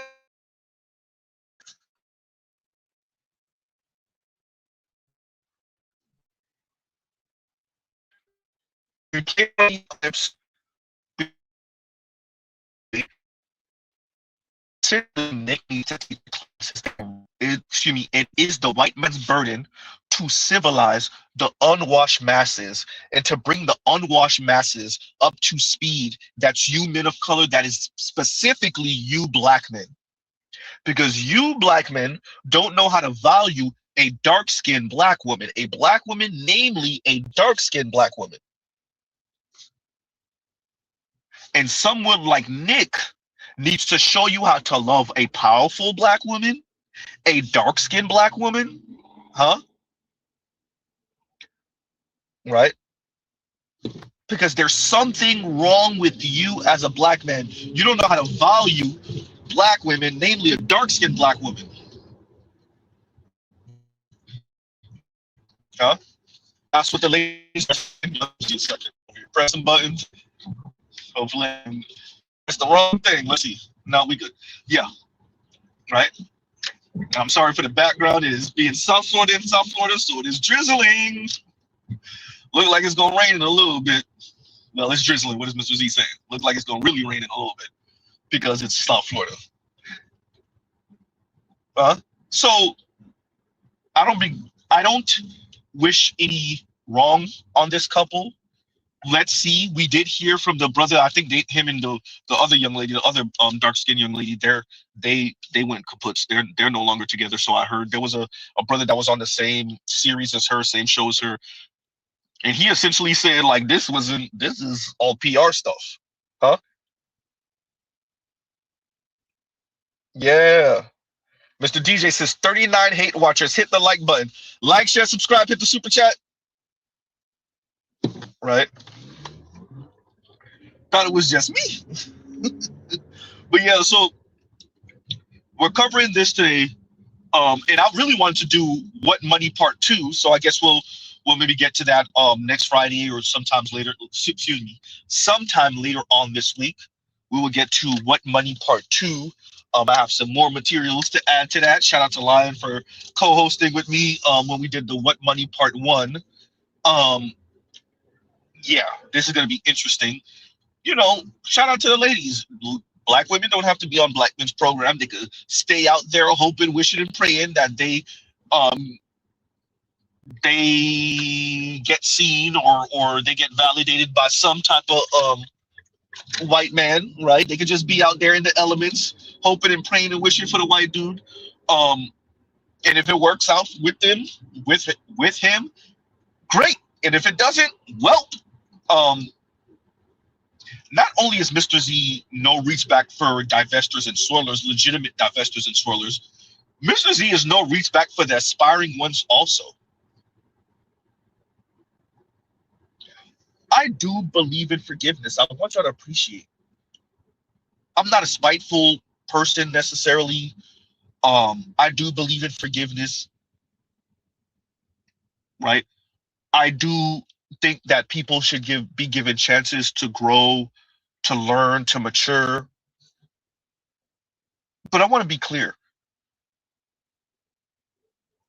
It is very clear what world we're living in right now in 2025.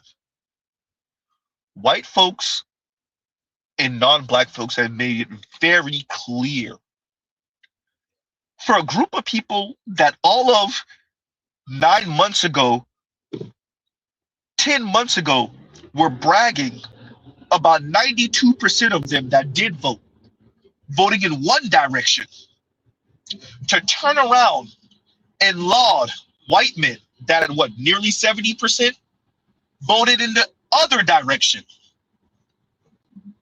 These are the people that tell you the personal is political. Remember, these are the people that tell you the personal is political. And yet, when it comes to the white man and his worldview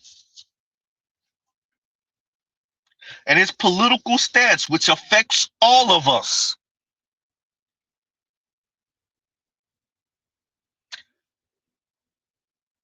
black women and other women of color said, see, I'll still go. I'll still sign up for it. I'll still go. Huh? Yeah. Huh? I'll still sign up for it. I'm still going.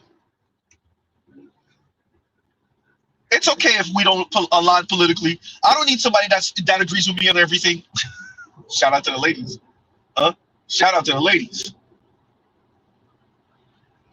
Huh?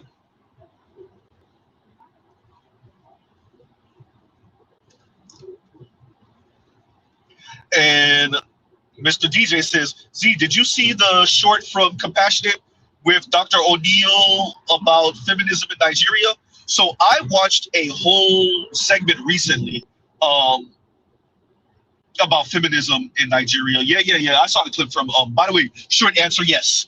But I started kind of binge watching. It's an African sister. One of y'all gave me her name a couple of times now. I watched a bunch of her stuff again because I remember watching her stuff like, I don't know, over a decade ago. I watched a bunch of her TED Talks and stuff like that again. I watched the young lady who disagreed with this form of feminism, essentially European white feminism, chocolate dipped. Look, we're not going for none of it. To all the black women in the diaspora, goddamn, so you did it all like that. Yes, we're not going. Huh? Especially for black women in the West, we ain't going. Huh? I know I might be borging right now, but I might have to repeat myself. Oh well. Y'all, we're not. Especially now that we have come to the realization that the women don't actually mean equality. The women don't actually mean any of that crap they talk. Because once we put their back to the wall, they crumble. Once we put their back to the wall, they fumble. Huh? They stumble, they fumble, they crumble. They're resentful, they're angry, they're rageful, they're spiteful. The second you say, hey, you know what? You're right. Huh? What are young men saying right now? I'm financially celibate. I'm economically celibate. Shout out to the young Gen Z. Gen Z said, yeah, about that. See, shout out to you ladies. You're celibate, so am I. You're sexually celibate. I'm economically celibate.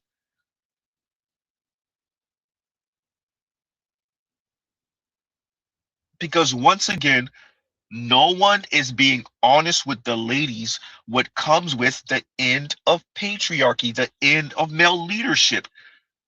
Men don't have to perform any of the roles anymore. Not some of them. Not one or two of them. Not the ones that the women see as toxic or society sees as toxic. No, the men don't have to perform any of the roles anymore. None of them. Not to pull out chairs, not to open doors, not to pay for first dates or eating dates. Huh? Not to defend you from other men or women. Huh? Not to help you with something heavy, none of it. The men don't have to perform any of it anymore. All of it's out the window, all of the gentlemanly stuff. The men don't have to discipline how they speak. They don't have to be men of few words. None of it. They don't have to be stoic. None of it. No one says that to the ladies. So you have a bunch of ladies. Oh, why are all the men so sassy now? All of these men are so sassy. Manhood is all a performance. Huh? All of that is a performance. Y'all don't get that anymore. Now, that's not to say none of the men are going to participate in this. No men are going to act this out. And Mr. Z is not even necessarily advocating for men to move this way. What I am saying is, if the women said equal, the young men said, we're going to make you mean that. And they don't even mean that out of spite. That's what y'all said. See, because y'all didn't adequately and appropriately lie to them and say, no, what we really meant to say is that the women are special and equal simultaneously. Now, Mr. Z knows that's what y'all mean. Huh? The contributors to the Black Manosphere know that's what y'all mean. The listeners, the subscribers know that's what y'all mean. But the young men, especially the uninitiated, they don't really know that's what y'all mean. Huh?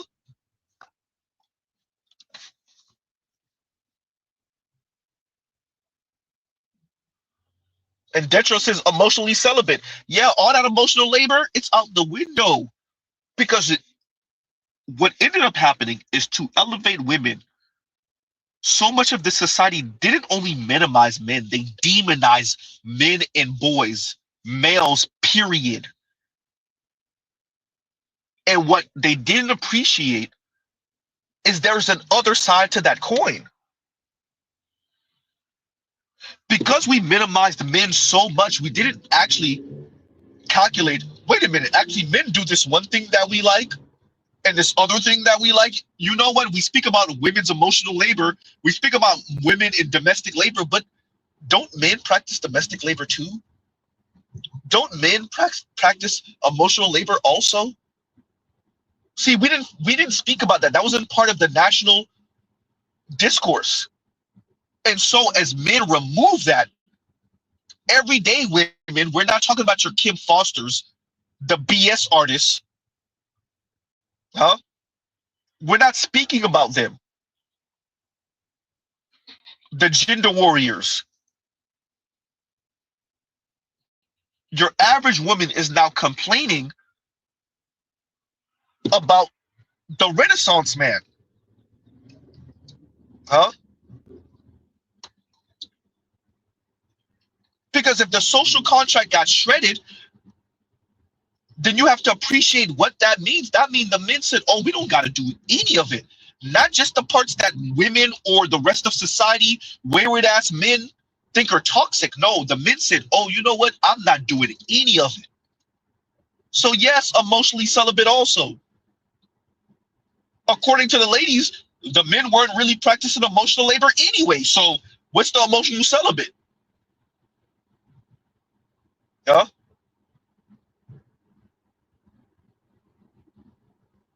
The men weren't practicing emotional labor anyway, so the women shouldn't feel any difference. Ain't that right, ladies?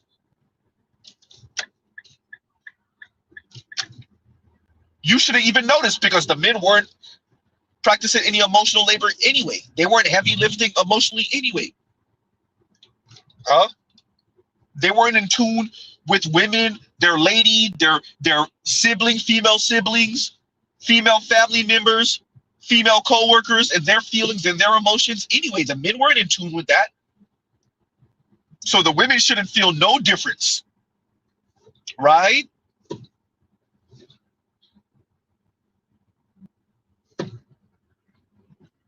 Uh-oh. Yeah. This is what the ladies asked for. And even going back to the white man's burden.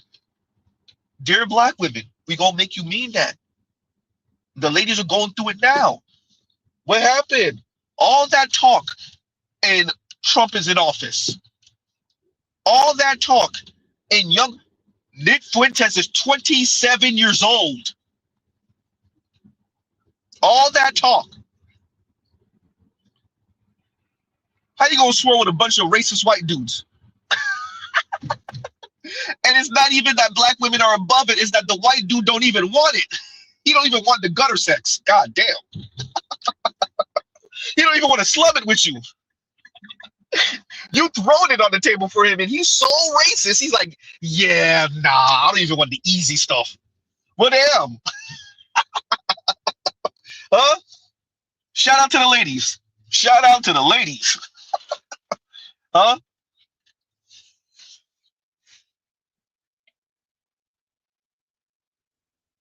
You gotta love it. Let me see. Let me get to that. All right, let me read this. And Brooklyn Finance says, black women's reparations equal coon and buffoon for the white man. Bro, it's bad. It's bad. And like, when it's really super egregious, like the Danish deception, you'll hear one or two black women bring it up. Huh?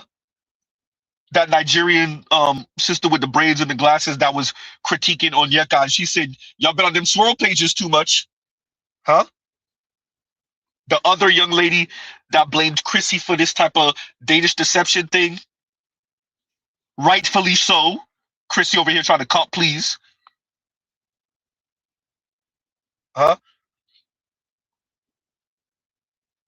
When it's the Danish deception, right? When it's that egregious, then you'll start seeing black women start copping please because it's embarrassing. But yeah, they stay cooning and buffooning for the white dude. And everybody could pretend like they don't hear it or see it until it's so blatant. Then you get one or two black women start copping please. Y'all embarrassing us. Oh, this is so cringe. Wait, y'all don't have homegirls that say off-color comments, pun intended, about black men in your presence? Don't you do it too? Oops. Huh? Don't y'all have homegirls that say, you know what? I'm done with black men. I need a date out. I need to expand my options. Huh? Yeah. So yeah, Brooklyn Finance, they cooning and buffooning for the white man.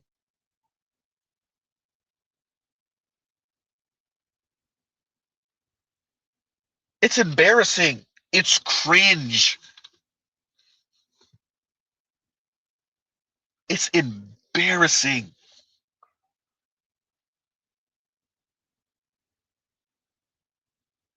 And I played a bunch of women of color just doing the two-step for the white man. Of course. Huh? And Eric Denman says, and thank you for the super chat. Now, who's the weakest link again? Pathetic. Brother, it's bad with this weakest link talk for some of y'all who are uninitiated. A few years ago, black women kept on doing the black men are the weakest link. They actually wrote wasn't there an article about that also? I think I read that too. It was big on Twitter, black men being the weakest link. And well, we're here now, so all that weakest link talk, it's a bunch of black misandry. It's a bunch of misandry. And shout out to black women. Now you just out here in the elements with racist white dudes, racist white women, anti-black other people of color. Huh?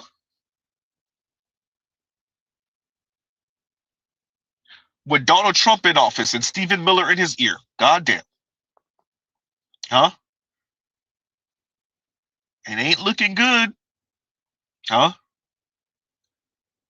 They done shredded disparate impact out of the civil rights bill. God, this is not looking good. Huh? Now black women, when a white woman or a white man says something so offensive or does something so anti-black, you have to show that they did it intentionally. They were targeting you because you're black. They knew what they were doing. It has to be so cartoonish and over the top.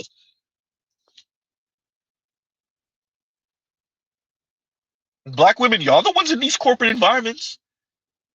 More than black men. Have fun.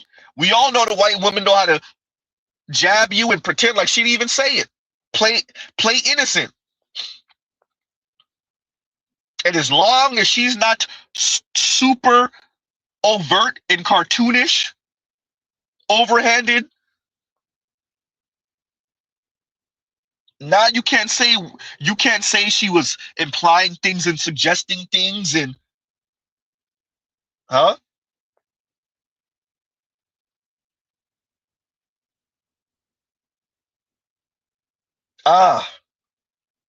The weakest link. That's what they say, the weakest link. Yet Mr. Z has video after video after video of women of color, namely black women, all giddy to see this white dude and this black woman in a relationship on TV. As if we haven't been seeing that for, I don't know, decades.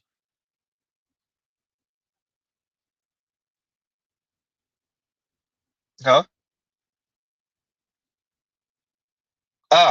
And Eric Denman, thank you for the super chat. Thank you for the super chat. And the Arena Revive says they're not turning down quote unquote coffee dates from Nick. No, not for the masses of black women, no. Young black women in particular, no. Huh? They'll figure out his politics later on and they'll stay anyway. They'll figure out his politics later on, they'll stay anyway. Huh? Alandria told y'all what it is. There is no mistaking why she's over there. Let her speak You really again. see men yearning for women in this day and age. And then with him being a fair-skinned male and I'm a dark-skinned female, but seeing me being loved out loud resonated with a lot of people in my community. It's like, oh, this is beautiful. Like dark-skinned Black woman being yearned for and loved out loud by someone that looks like Nick. It's like, this is beautiful. Like this is like healing the world in a sense because you don't see this often, especially not in real time. Before you went on Love Island, you're single. This is healing the world in a sense. This is healing the world in a sense.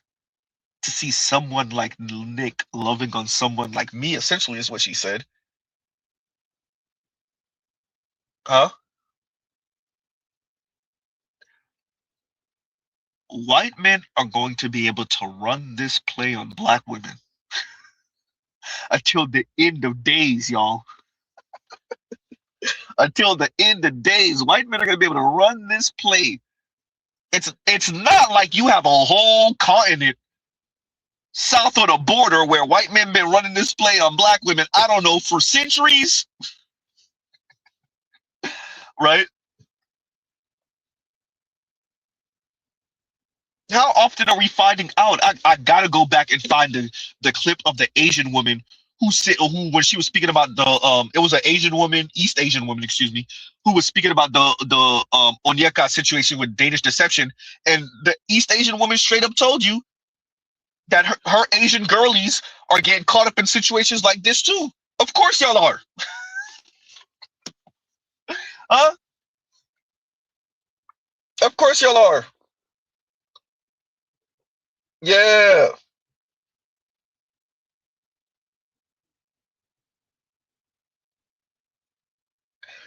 Women of color, white men have your number. Y'all have been so loud about your white worship. Black women in specific, y'all have been so loud. East Asian women, Latinas, Black women.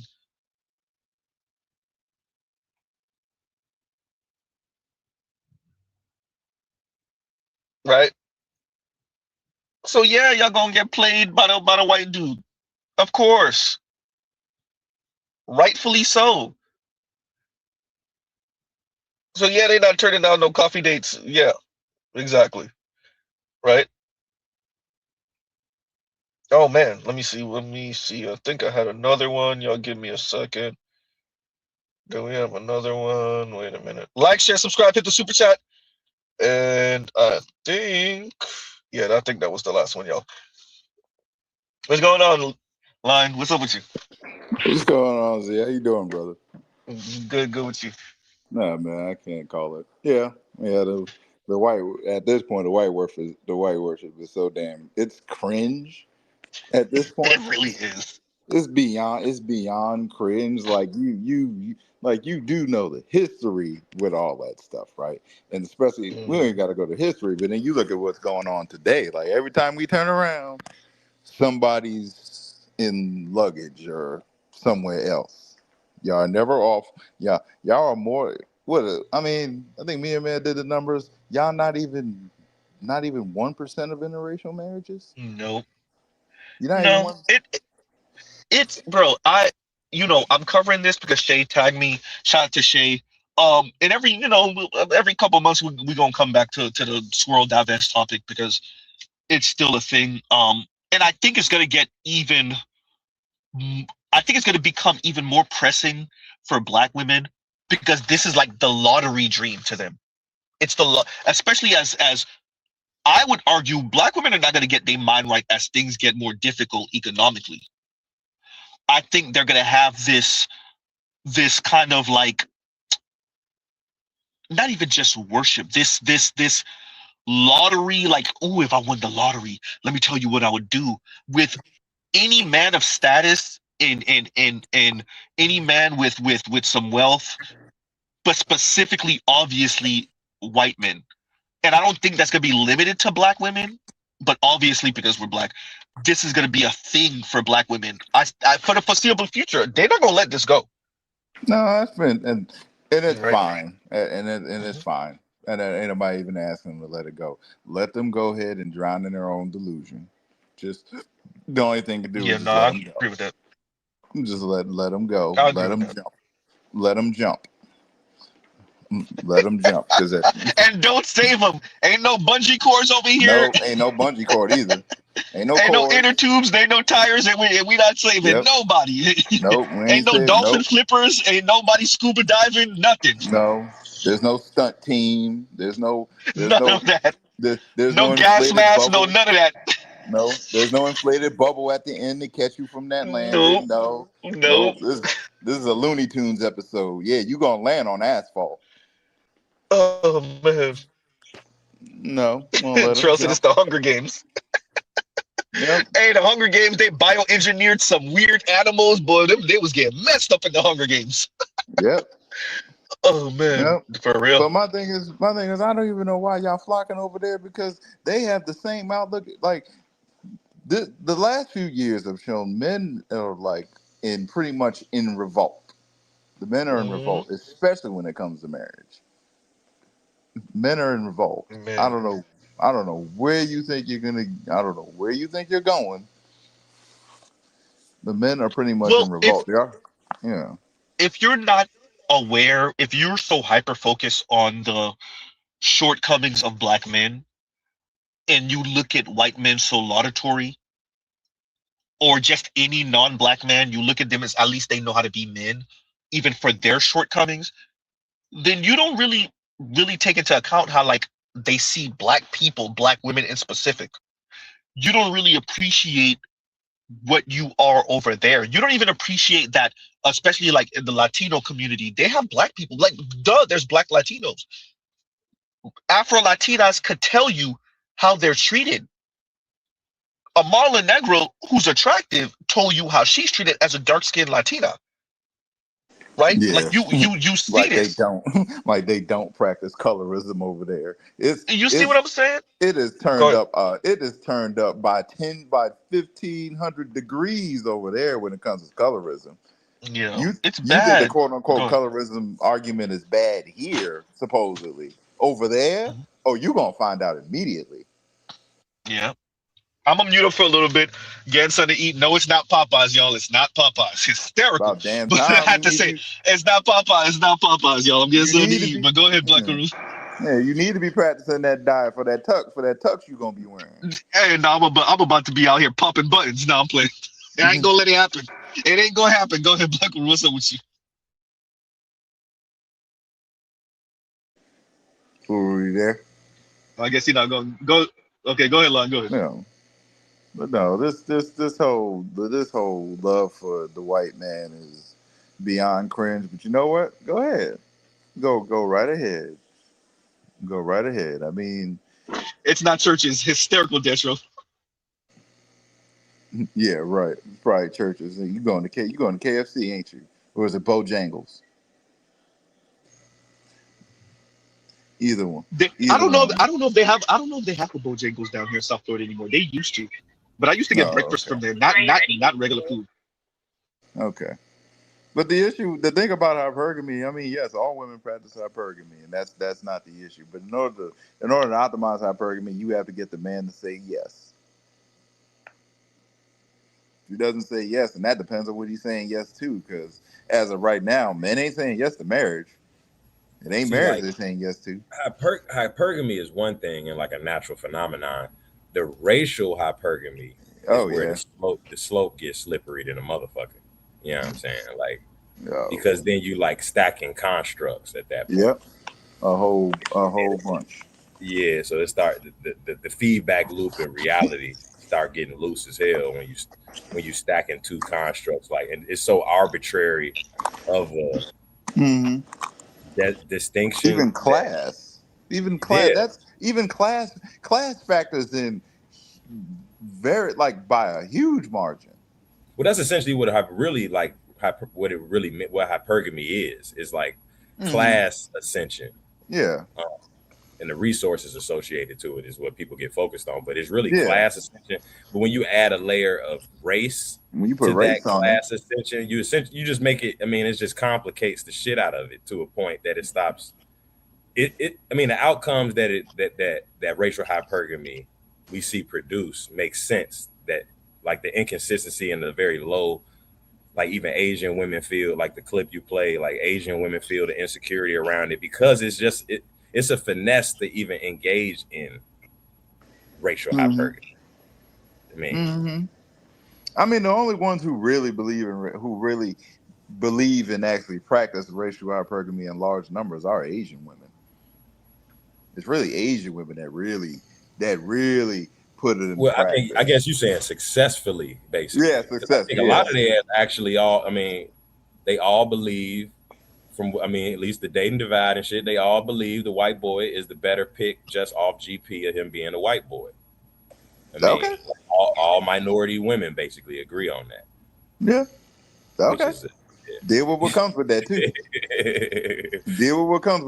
That's why I say it's a slippery slope. Yeah. But I'm saying deal with what comes with that too, because y'all don't. I mean, they do see, but I'm like, we already see the layers that gets peeled when a white boy about to crash out as men. Right. We see it up close and personal, especially in the military. I'm glad Compassionate brought up the racial hypergamy element of it all, and that's what it is. And look, the environment's about to get real. It's already getting real. It's about to get real, and it's going to be fascinating seeing. And that's why I emphasized the wealth transfer that's upcoming, right?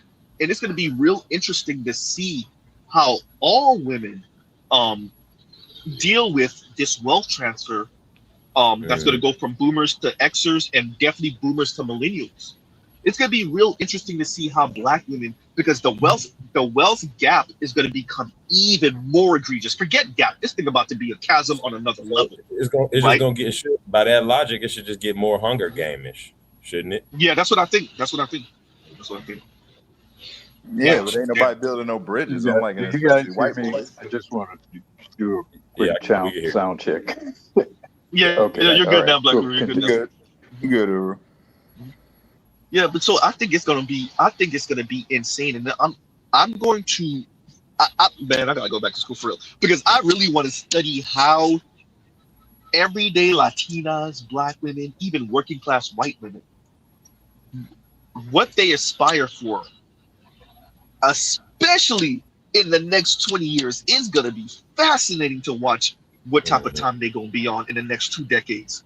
Oh man, y'all better buckle up. They're gonna be crashing out. You imagine, because we're still gonna have TVs, we're still gonna have the internet and social media, hopefully, barring, Russia and America and China going to blows. But barring some type of Armageddon, you imagine they're still gonna be on social media. They're still gonna be witnessing Lionel Richie's daughter, right? Because she married what's his name, Grange's son, the one Lucian Grange's son. So they're gonna be still following that. They're gonna still be following this quiet luxury bullshit, while they barely got a pot to piss in, even worse than now. Oh, that's gonna be horrible. It might become increasingly more and more impractical. If the wealth gonna get more calcified at the top with even smaller group of people, then racial hypergamy gonna be basically like wishing you bump into like a prince, and he falls in love with you and just scoops you up out of like 100,000 other potential mates. It's gonna become a Disney movie. That. Yeah, it's gonna be like a actual Disney. It's gonna be so few. The wealth gonna be so I guess spread unevenly and distributed across the top. There's gonna be a minority of men having hyper having their way at a hyper level, that they're gonna be essentially like rare princes that you can be. It'll just be a pleasure to become part of their harem. So I think that's the thing. I think because it's not that might happen short term. That may happen short term, but eventually, the majority of other men will overthrow that, as they always have historically. You're not going to be able to have 0.5% or 0.25% of the men having possession of all the women. Ain't that much money in the world. Even the Black Guru men said that ain't you happening. think are your allies are going to eventually turn against you and usurp you. That's Uru. why, prior generations created and enforced monogamy and marriages and families to some degree. Now, the prince and the king could have his way with your wife, maybe, or with wenches or primal noctur or whatever, but it wasn't. Even the richest, most powerful king knew it was only so many bitches I need to be taken until at a certain point my ass gonna get overthrown.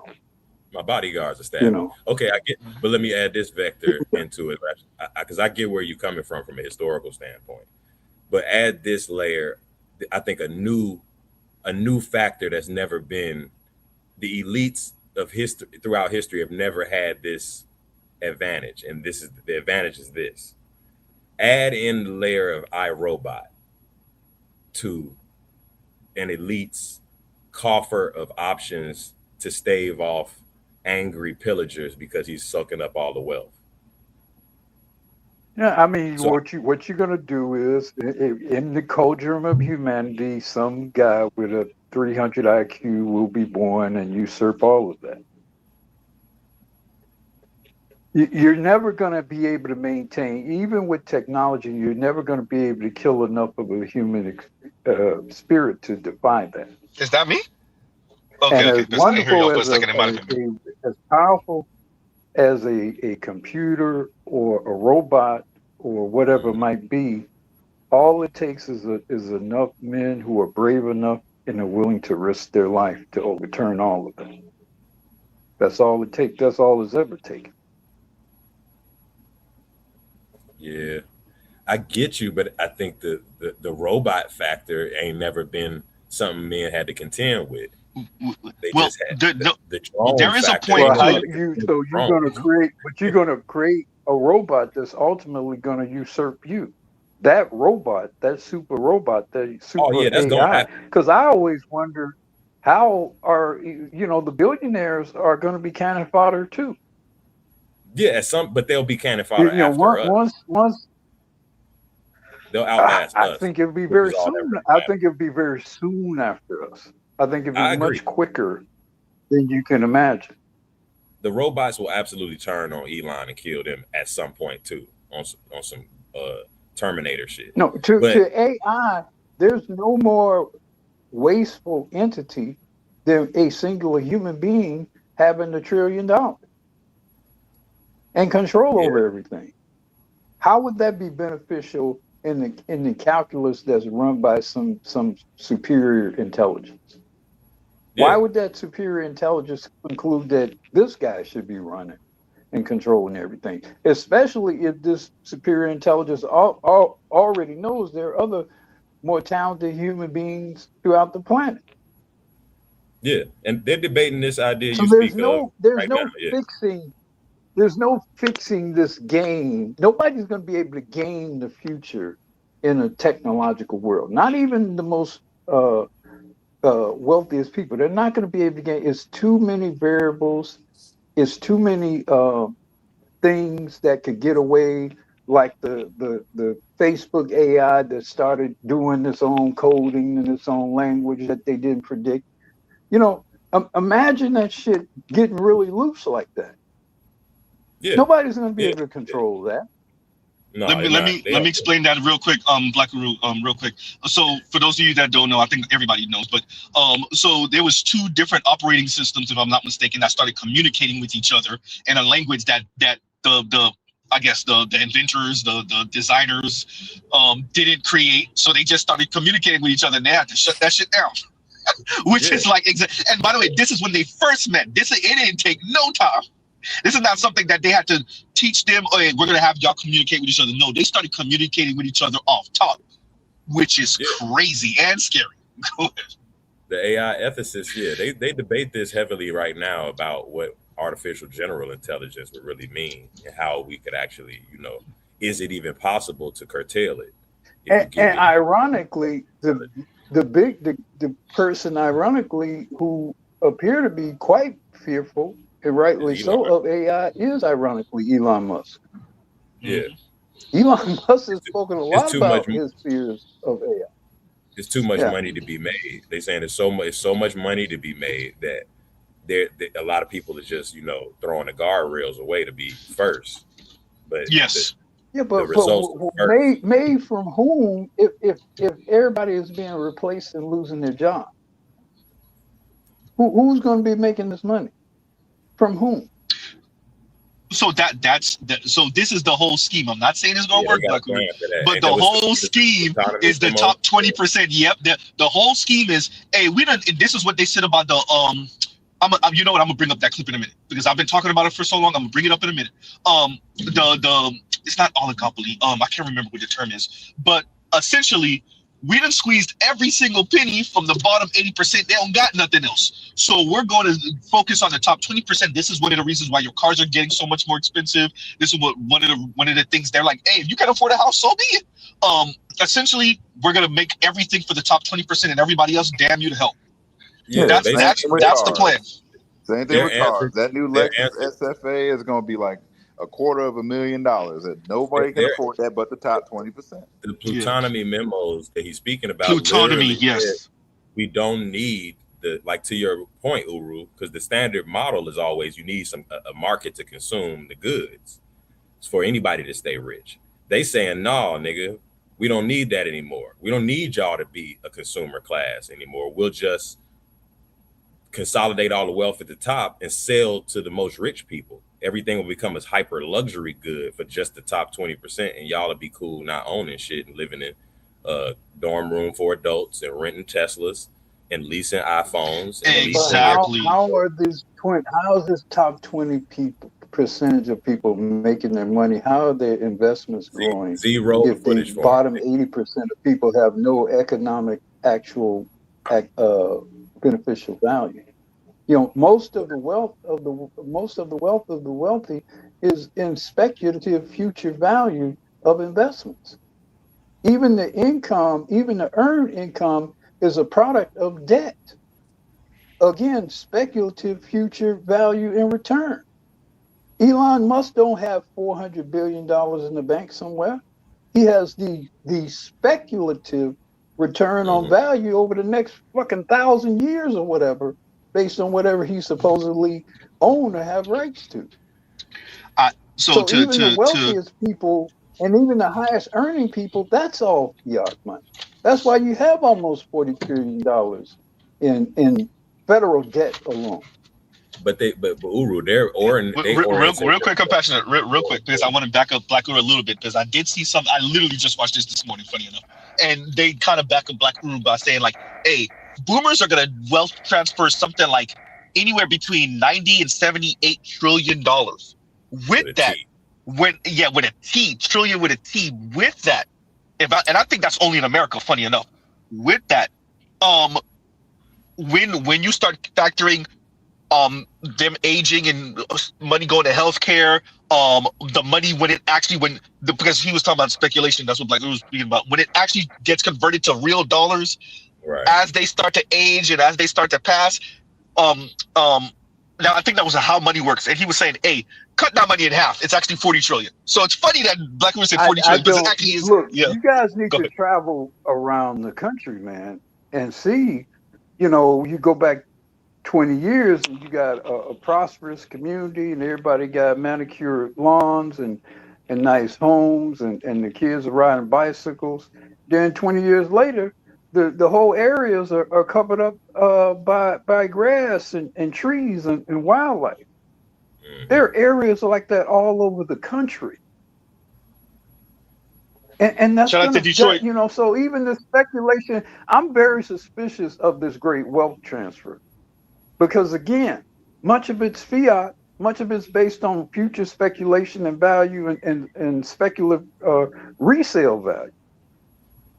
Well, what's the speculative resale value of a property that today supposedly is worth $200,000, $300,000, and then there's a collapse in the tax base or whatever, you can't generate enough tax base to cover the expenses of the community, and then it eventually starts to collapse.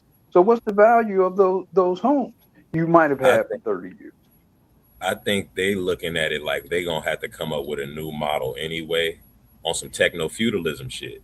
They looking at it like we gonna have a whole different type of economy when we get robots and artificial intelligence to its peak production, and we can start. We gonna have to recalibrate how we even look at value assessment of things when we can just manufacture things at essentially a whole different cost structure because you don't got to worry about people no more. Okay, they so looking at then, it. But you're talking about now.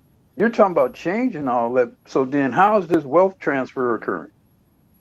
If Let me do the this. fundamental economic principle is going to be overturned, then how is this great wealth transfer occurring? Transfer of what? Wait, compassionate, because Black Rule got a point too. I'm gonna risk it again, y'all. We might have to do a part 2 to stream because I'm gonna play this from CNN and let's see. The second I see that timer go, Graham will end it and then hopefully it'll come back on because it did that to me before. So let's see, because Black Rule said, "Hey, we're not gonna let the elites just be out here running rough shots with the women."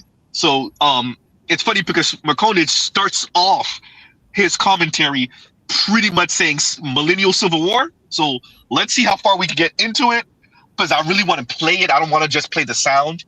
So let's risk it. All right, here we go. Millennial Civil War. I'm Michael Smirkanish in the Philly burbs.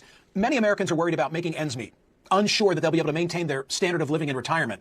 And yet at the same time, a Wall Street Journal story this week said that 401k balances are creating a record number of new millionaires. Separately, UBS reports that the number of moderate millionaires, those with between $1 and $5 million, has surged in recent years. Fidelity alone now counts a record 654,000 individuals as 401k millionaires at their brokerage, while UBS says that households around the globe with between $1 and $5 million in assets have more than quadrupled since 2000 to over 50 million. In fact, UBS estimates that in the US, we added more than 1,000 new millionaires each day last year. And many of those newly minted millionaires will now be part of what's called the Great Wealth Transfer. Over the next 20 to 25 years, research from Cerulli Associates estimates that between 84 trillion and 124 trillion in U.S. wealth is going to move from baby boomers and older generations to their Gen X and millennial children, to their grandchildren, and to charity. To put that in perspective, the high end of that prediction, $124 trillion, that's more than 4 times the size of the entire U.S. economy. And nothing like this has ever happened before.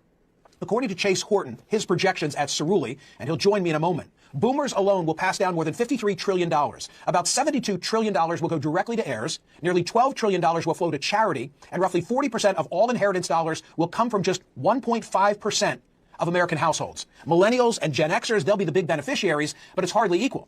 Some will inherit life-changing sums. Many will inherit modestly, and many won't inherit anything at all, widening existing inequalities. This massive wealth transfer is going to affect everything from housing markets to investment patterns. Younger Americans who inherit will be able to buy homes in places they previously couldn't afford. Older Americans may shift money out of riskier assets as they age, while younger heirs could invest differently. Think more tech, more ESG, more risk perhaps. And Washington is already eyeing the opportunity or the temptation to revisit estate taxes, capital gains rules at death, and charitable giving incentives. And then there are other political ramifications. In the 2020 election, voters under 45, mostly millennials, they backed Joe Biden over Donald Trump, while voters 45 and older, including most Gen Xers and boomers, favored Trump. In the 2024 election, exit polls showed a real shakeup. Gen Z backed Harris, but by only a few points, far tighter than the Democratic advantage in 2020. Support among millennials, that also narrowed significantly. But Trump opened up a double-digit lead among voters in their 50s and early 60s. That's according to the AARP's analysis of AP Votecast. So what happens politically after the wealth shifts? Baby boomers, they accumulated more wealth than any generation in U.S. history thanks to post-war expansion, affordable housing, employer pensions, and decades of market growth.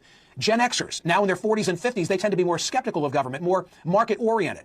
Many Xers will inherit meaningful wealth that fits those instincts. Millennials, they're the wild card. They came of age during 9/11, the Iraq War, the Great Recession, and then a housing market that feels like a locked door.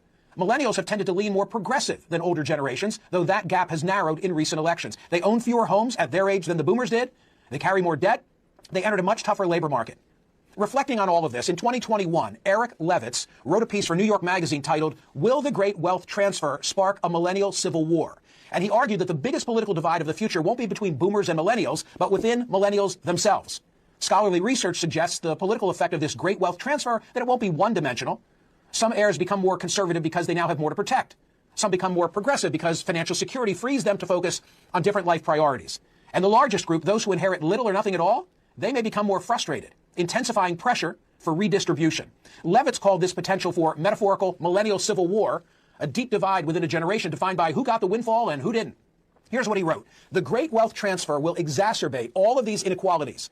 Wealthy white millennials will claim a massively disproportionate share of the impending inheritances and intergenerational gifts. And as familial wealth is transferred and millennials' earned assets appreciate, the generation's internal class divisions are liable to become more invidious than those of its predecessors. The millennial rich and upper middle class, they'll be the wealthiest America has ever known. Working class millennials, meanwhile, are poised to enjoy less economic security than their parents as their wages fail to keep pace with the rising costs of housing and healthcare. And there's another part of the transfer that we rarely acknowledge, the inheritance of stuff. Bloomberg recently reported that millennials and Gen Xers aren't just inheriting money, they're inheriting the physical contents of their parents' lives, the great stuff transfer, if they want it. The money moves cleanly, the objects do not. The real battle shaping American politics may not be between generations, but within them. And this massive transfer of wealth makes that impossible to ignore. It all leads to today's poll question at SmirConish.com. Will the great wealth transfer trigger a millennial civil war? Joining me now is Chase Horton. I just referenced him. He's the Associate Director of Wealth Management at Cerulli Associates. Okay, Chase, what accounts for this? Why has it never happened before to this magnitude?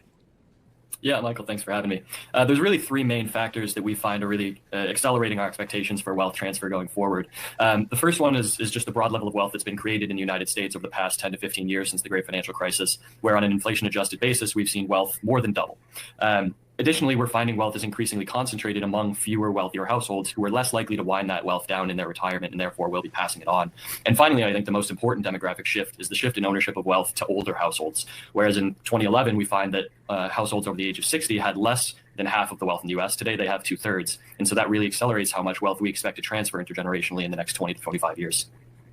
I'm going to put on the screen some of the data. It's a bar graph by the numbers, the great wealth transfer. And this is your information showing $56 trillion, the estimated wealth to be inherited. $56 trillion by baby boomers, $39 by Gen Xers, $46 trillion by millennials, $15 trillion by Gen Zers. We speak often, Chase, of income inequality. This is wealth inequality, and this is unprecedented. True? To a degree, yeah. It sets to perpetuate the existing level of wealth inequality in the U.S. Due to many different factors. I'm interested in the political ramifications of this, and I'll get to that in a moment with a different guest. But let's not overlook the fact that many among us will inherit nothing. Speak to that issue. Yeah, I think it's something that's going to affect a lot of people, and everybody, or not everybody, but many people can see $124 trillion moving intergenerationally, and millennials are going to inherit a lot of that at the end of the day. But a great portion of the millennials will not be inheriting any significant or life-changing sums, and people are going to take issue with that at the end of the day. You and I are having this conversation at a time when the U.S. debt is $38 trillion. What policy considerations do you see? What changes might result from this? Is going to be awfully tempting, I would think, by lawmakers if they're interested in doing something about the debt. Speak to that. Yeah, of course. It's been an ongoing debate for really decades around the estate tax, how high it should be, how low it should be. We've found that the reality is that estate tax policy in the U.S. has become more lenient over the last 5 to 10 years. But I think if things do shift in a different direction, that'll be something very much on the top of minds of policymakers. The final question, the recipients, do they know it's coming? They hope it's coming. They don't know exactly why or how or when the wealth is going to go where it does go. I think something that we find is that there's a lack of communication and education across generations, and that's something that we at Cerulli advocate for our clients in the wealth management space, is that, talking more about the why the wealth is moving and where it's moving is more important than talking about what's moving and how it's moving. Chase, thank you very much. There y'all go. Yeah. And I can see, I see Uru's, I see y'all's point, or Uru's point. I think honestly, a lot of that 74 trillion gonna be funny money by the time it actually gets transferred. That is based on the premise there won't be any contraction, and it's based on the premise it won't be any devaluation of those assets in that 47 trillion by the time it actually gets transferred, which I can see being the case. And a lot of it is, like they said, 401ks, which is leveraged on stocks and shit, just being kind of inflated. We know a lot of the shit is being inflated artificially right now, and there's going to be a correction. So the 47 trillion, probably it won't actually feel like 47 trillion, on top of the fact they kept repeating that it's going to be disproportionately distributed to the upper a lot of people, the already rich kids now. Like, A lot of most people are millennials. going to get rights to things. They're going to get rights to things, but those things are not going to be nearly as valuable as as you know, speculating on and represented there. Like I said, you talking about a $47 million transfer. Federal debt alone is almost $40 trillion. So if the federal debt alone, maybe I need to look it up, but I'm sure the combined state debt it's probably in the ballpark of that. And then you got municipal county debt. I mean, so unless I guess we just never at all intend to pay this shit off, then that'd be great for the have. That'd be great for the haves if we never intend to pay anything off. That seemed kind of like the economic model they've been operating on for decades now. Is that kind of was a premise that it was going to get paid off by a future generation that don't exist yet. So I don't know what type of model exactly. And that's why he mentioned estate taxes, because I don't see this holding up. I don't see this seamless transfer over of $50 trillion or whatever. I don't see that. It's not mathematically possible, really. And the actual grounding and the foundation of the American economy does not justify that actually occurring. It just doesn't. I mean, you got states almost in or near bankruptcy. We live in one, for example. You got unfunded pension funds of billions of dollars alone. So, I mean, that's good talk for very rich people who think they're going to be shielded from the financial realities, the full financial reality of America, because they've been able to get away with this fiat shit since Nixon. But I don't see it playing out that way. Maybe it's like a musical chairs things where the folks on the front end, they managed to get off, the oldest millennials able to get off on what the oldest boomers or Xers leave behind. But I don't see the majority of the millennials getting some great windfall. It's just not. I think that's what the clip said. I think he said 1.5% of millennials are really going to get that money like that, which is insane. So that's pretty much what it is now. It's just going to be even more exaggerated. Yeah. Elysium, welcome.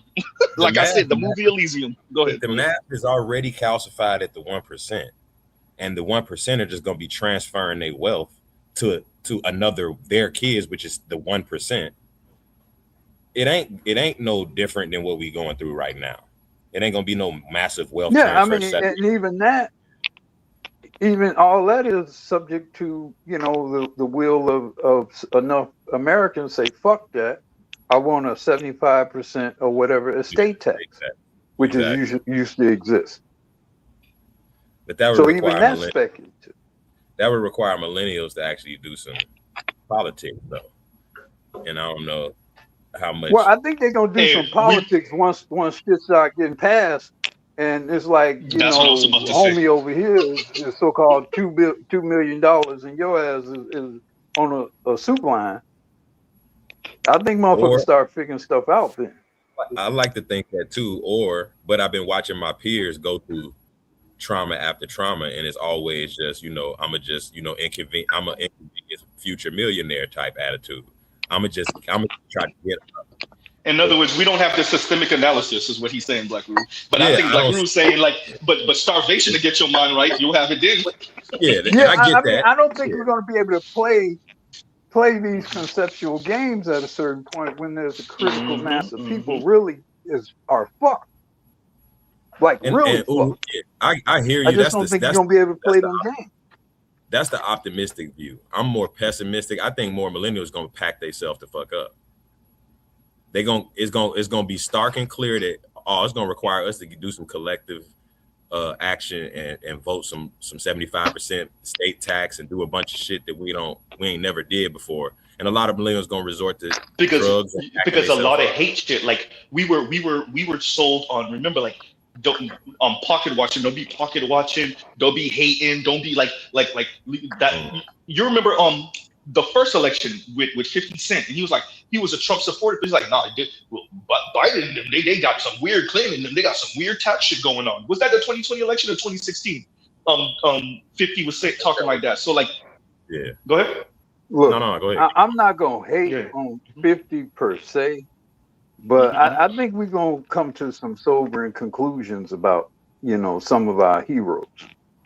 I agree.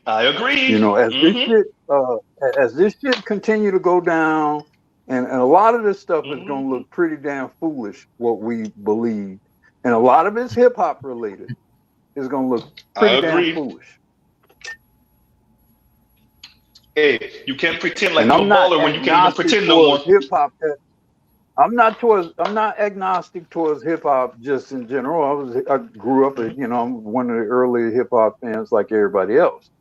But especially that shit that Sean Combs brought in, you know, because he was, you know, the documentary, he's a huge part of the cultural problem of Black America. Because he came in selling all that shit in particular. Versace and shiny suits. Money over everything. Yeah. You know, him and Mace, all that shit, you know. Yeah. But there was a lot of people. I mean, so I think, I watched you know, the documentary, 50, but there was a lot of people who weren't even there. Like Shine wasn't there. Mace wasn't there. That could have even dropped some more real truth bombs, because a lot of this stuff was, I mean, the thing about the documentary, I was like, yeah, you got all this stuff, but all this stuff is really hearsay. What did he get convicted on? And the thing with 50 doing it is 50 was doing that as a means of making sure he can't recover. So that was some real power. But I'm not analyzing. I'm not analyzing the documentary. I'm saying that a huge part of the distraction of Black people economically or socially economically, he was at the forefront of that. Yes, he was. He was at the forefront of that. He was the first one that made hip hop super shiny and glittery. He did that. Yeah, I think you know, and you know, people can say after the fact, well, don't hate on him and the money, and you didn't have to listen to the music, and all that's well and good. But it was very distracting in hindsight. It was very distracting. Yeah. And so these economic issues you're talking about now, you know, that's part of the result of the distraction, which is why that, you know, up until recently, he was so heavily supported by those people. Yeah. I think we have to be because honest. he was a great tool of distraction. We're all hip hop fans. Let's just call a thing a thing. But we're gonna have to. There's gonna be some hard lessons to be learned, especially from Xers and millennials. Gen Z, yes, but Xers and millennials, we got a lot of things to unlearn, because hip hop got a lot of us delusional about this money thing. Quick money, fast money, big money, shiny chains. Look, Birdman and them from the South, we gotta own it, right? All that shiny shit, like the expensive money, like all. Appreciate this. We were talking about $500,000 cars, money cars, like and they hoes, were nothing. All the nigga knows. Yeah, you see what I'm saying? Money cars, and that's what Biggie told us, didn't he? Think in Future said, "I woke up in a Bugatti." Like, you had rappers talking about Bugattis. Do y'all appreciate this is like $1.5 million, $2 million car? They only made 500, not even 500 Veyrons. That was the Bugatti of the day back then. But they only made less than 500 of them, and we were talking about them like these were like you could just you know what ended up happening, and I realized this listening to some old hip hop the other day. We went from talking about Mazda MPVs, Acura Legends, like somewhat accessible vehicles, right? Lexus LS400s, Infiniti Q45s, cars that people could actually touch, right? S500s. And then the rappers started talking about Bentley Continental GTs. That was 150 back in 05, right? Bugattis, Rolls Royce Wraith. You know what's different though? Go. You know, was it? Well, I can sum it all up for you. You remember the Funk Flex car show? Yeah. I think you know what changed the game. Let me tell you what changed the game. When Wyclef pulled up with that goddamn McLaren F1 in that Zonda. Yep. Goddamn Haitian, it's always one of us. Anyway, when he pulled up with that McLaren F1 just blew everybody's mind. But I say that to say, like, the shiny suit shit, Black Lou got a point, because it's not just the hip hop. I'm gonna listen to this shit, like, I'm gonna listen to this Reckless, by the way. We on Reckless stream, so Reckless tax and effect. So once I'm off the stream, I'm gonna probably listen to this shit in a minute. With that, I appreciate, like, I don't have the delusion. I don't have the, you know, like that same type of aspiration. I'll let y'all know when I spent crazy money on my lady. That was a couple years ago. I haven't done that shit since, right? So like, I don't have that. So I don't beat myself up, and it hasn't made me delusional about money. A lot of black people are delusional about money. Go ahead. It cultivated a culture of decadence.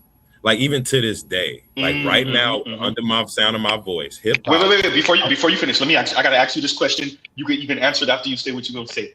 What does producing a culture of decadence do to among the poorest group of people in the society? Go ahead and say what you're gonna say, and then you can answer that. Go ahead. That my response, what I was gonna say, matches perfectly. Right now, right under the sound of my voice, people, we're some of the people in the chat perceive a Rolex as a attainable thing, a $40,000 watch. Watches alone is a perfect example of the misconception. It's the decadent quality of where hip hop is, and it gets the average person trying to get. I know regular niggas with regular jobs trying to get Rolexes. It's a status because me too, actually. Yep. Because it's a status symbol. Yeah, but what obviously hip hop has clearly become, and like fashion brands figured it out in the 2000s. Fucking liquor figured it out in 2000s. Also, everybody figured out it's a perfect tool to push hyper consumerism of any product you can think of: cars, watches, any product. Fucking headphones, liquid. Liquor. Yeah, like anything you could think of. So it's totally captured in that. And as the economics change, like we were saying, that decadent veil is falling from hip hop itself. And it, like you said, it's already starting to be, you starting to see the levels of what real wealth is in terms of how hip hop, how much of it was fake, how much of it was just totally built to sell these products to us, which it was totally successful and got millennials, multiple generations in the zeitgeist at this point. That's why I say they ain't nobody gonna say your quote, compassionate. Say your quote. Your ass out to the market, and that's why you don't even understand how ass out to the market you are. Like when your ass is out, there's no barrier at all. So you're like anything can go. Pun intended. No, they know. Oh, they know now, but I think they're so far deep. They're so deep in it, like they can't snap out of it. Because even now, everything's still. Everybody still got their phones out. Because even going to a particular venue, like for example, I was watching the Anthony Joshua, the Netflix fight, and everybody's in Miami, and everyone got their phones out, and every single fighter you see, everyone ringside got their phones out, filming the fighter coming in, watching the fighter leaving, because everybody wants to show, hey, look at my life. I made it to Miami to watch this fight here in Miami. So all of it's status seeking. All of it is. Everybody. I agree with Lion on this 100%. I agree. We all junior celebrities out here. Yeah, everybody wants to be seen. But I mean, shout out to Rolo. He said this, like, dating is pretty much about your brand. It's a brand now. It's like brand. It's branding, and like who you date is about branding now.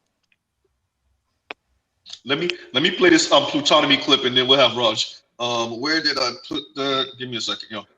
Give me 1 second. Here we go. Citigroup wrote 3 confidential memos to their wealthiest investors about how things were going. They reached the conclusion that the United States was no longer really a democracy, but had become a plutonomy, a society controlled exclusively by and for the benefit of the top 1% of the population, who now had more financial wealth than the bottom 95% combined. The memo gloated about the growing gap between rich and poor and how they were now the new aristocracy, and that there was no end in sight for the gravy train they were on. There was, though, one problem. According to Citigroup, the most potent and short-term threat would be society's demanding a more equitable share of the wealth. In other words, the peasants might revolt. Citigroup lamented that the non-rich might not have much economic power, but they do have equal voting power with the rich. One person, one vote. And that's what really scares them. That we can still vote. In fact, we have 99% of the votes, and they only have 1%. What y'all think, y'all? Go ahead, Raj, and then you got a compassion.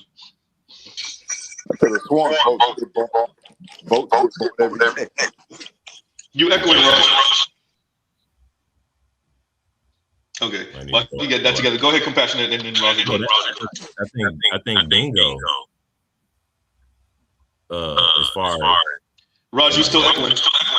Oh, somebody's echoing. Somebody mute up. Okay. Go ahead, compassionate, and then I guess we'll check Raj again in a minute. Go ahead. Yeah. No, that's bingo. It's like, and that's where neoliberalism and even the Powell memo come in. That's what the elite, all, especially in the so-called democracy, got to contend with is that the one thing they don't have over the population is voting.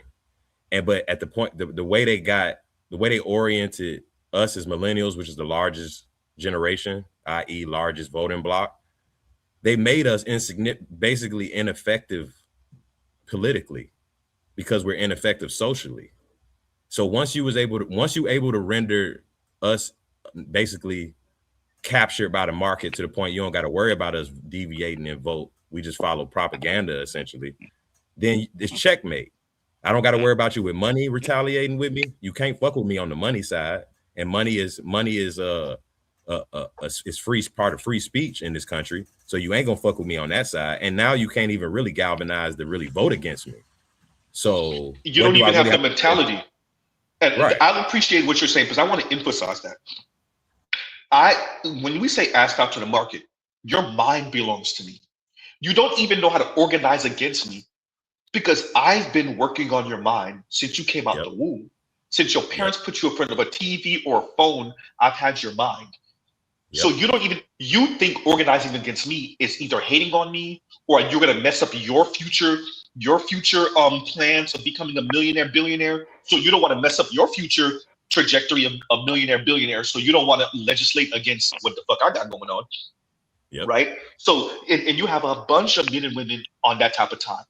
I don't want to raise taxes. I don't want to do this. I don't want to go after them for the data centers in these cities or the pollution here or whatever. Because what about when I become a billionaire, right? Like and yeah. So they sold us on hustle culture, and even with that, I have another thing I'm gonna play. I'm gonna play that in a day or two. Probably when I do. See that fading. I see that fading. Let's recall. If not for some trickery by the Democratic Party, we might have had a socialist president of the United States 8 years ago. Good point. I mean, there's an undercurrent, especially amongst younger people. I mean, we got a socialist Muslim guy who's mayor of the largest city in Democratic in the socialist. right now.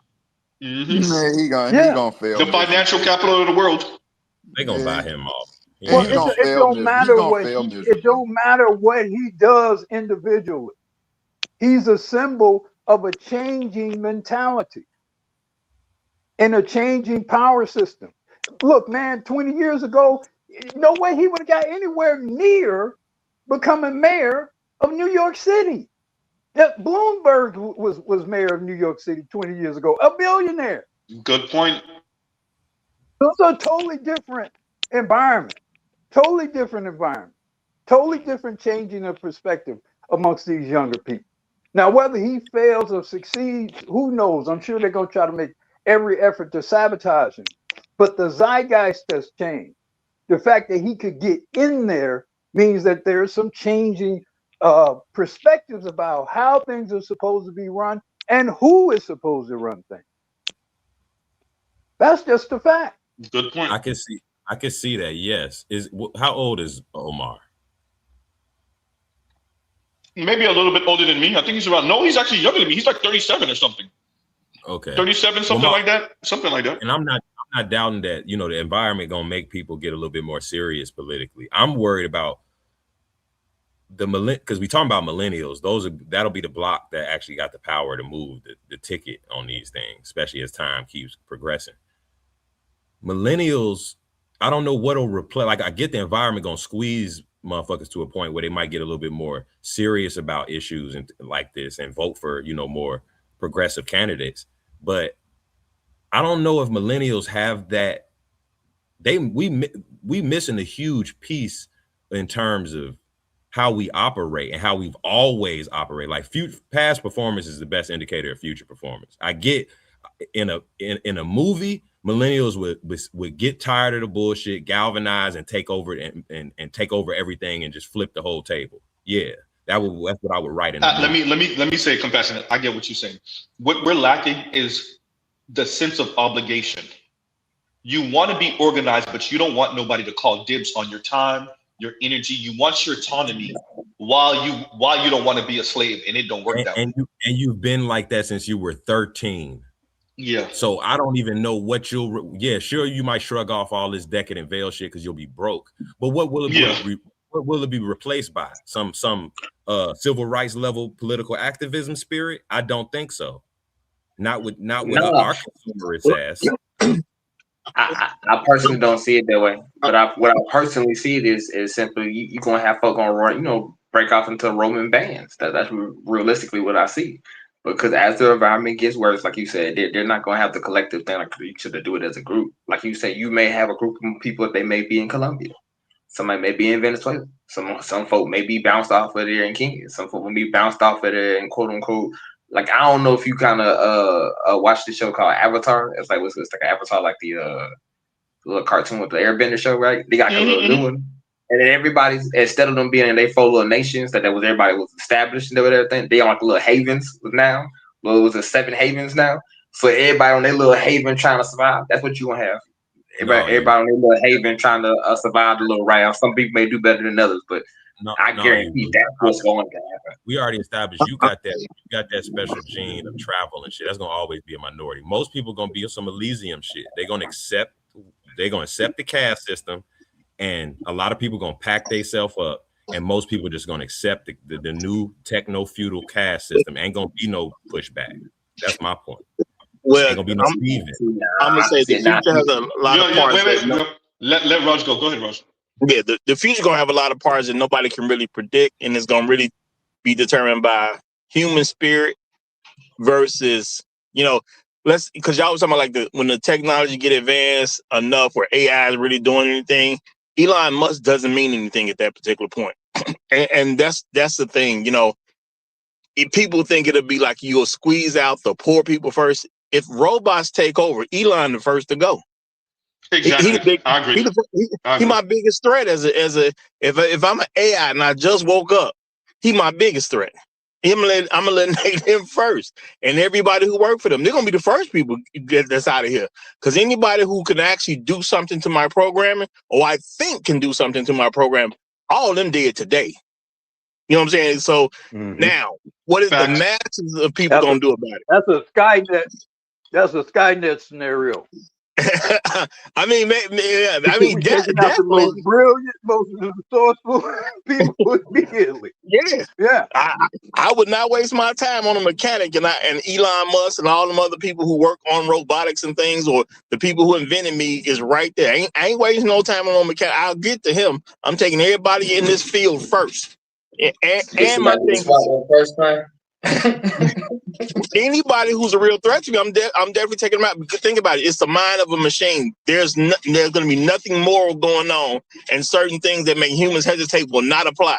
So they're going first. Agree. Okay, I agree. Now, the other thing that's going to be unpredictable is that human spirit, because certain people like myself understand anything that's built can be taken apart. It's that simple at the end of the day. A robot can beat me in theory, but I can just dismantle this thing.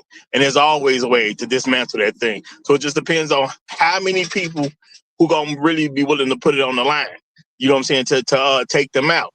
And if it comes down to this small group of people, which I don't think it'll be calcified at a place, the wealth won't be calcified to a place where the average person cannot eat. Why? You know what I'm saying? Because at some point in time, if I can't eat, I'm just coming to take your food. And that's just real. That's just reality of human behavior.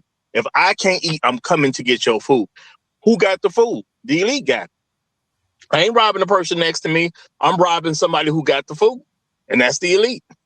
Now, how many people gonna join that bandwagon? That's where things are somewhat unpredictable.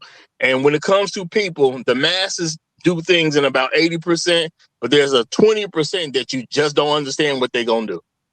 So that's unpredictable. And collecting all these women, I don't think that's gonna happen, because rich people can get women now. They don't really collect women like that. That is just something we as men put out there because we're logical thinkers. It's not a real thing. You know what I'm saying? A rich man don't have 15 different women. He can mess with all the women he wants to a certain degree. But how many women is he really gonna have in his stable? 2, 3, maybe 4.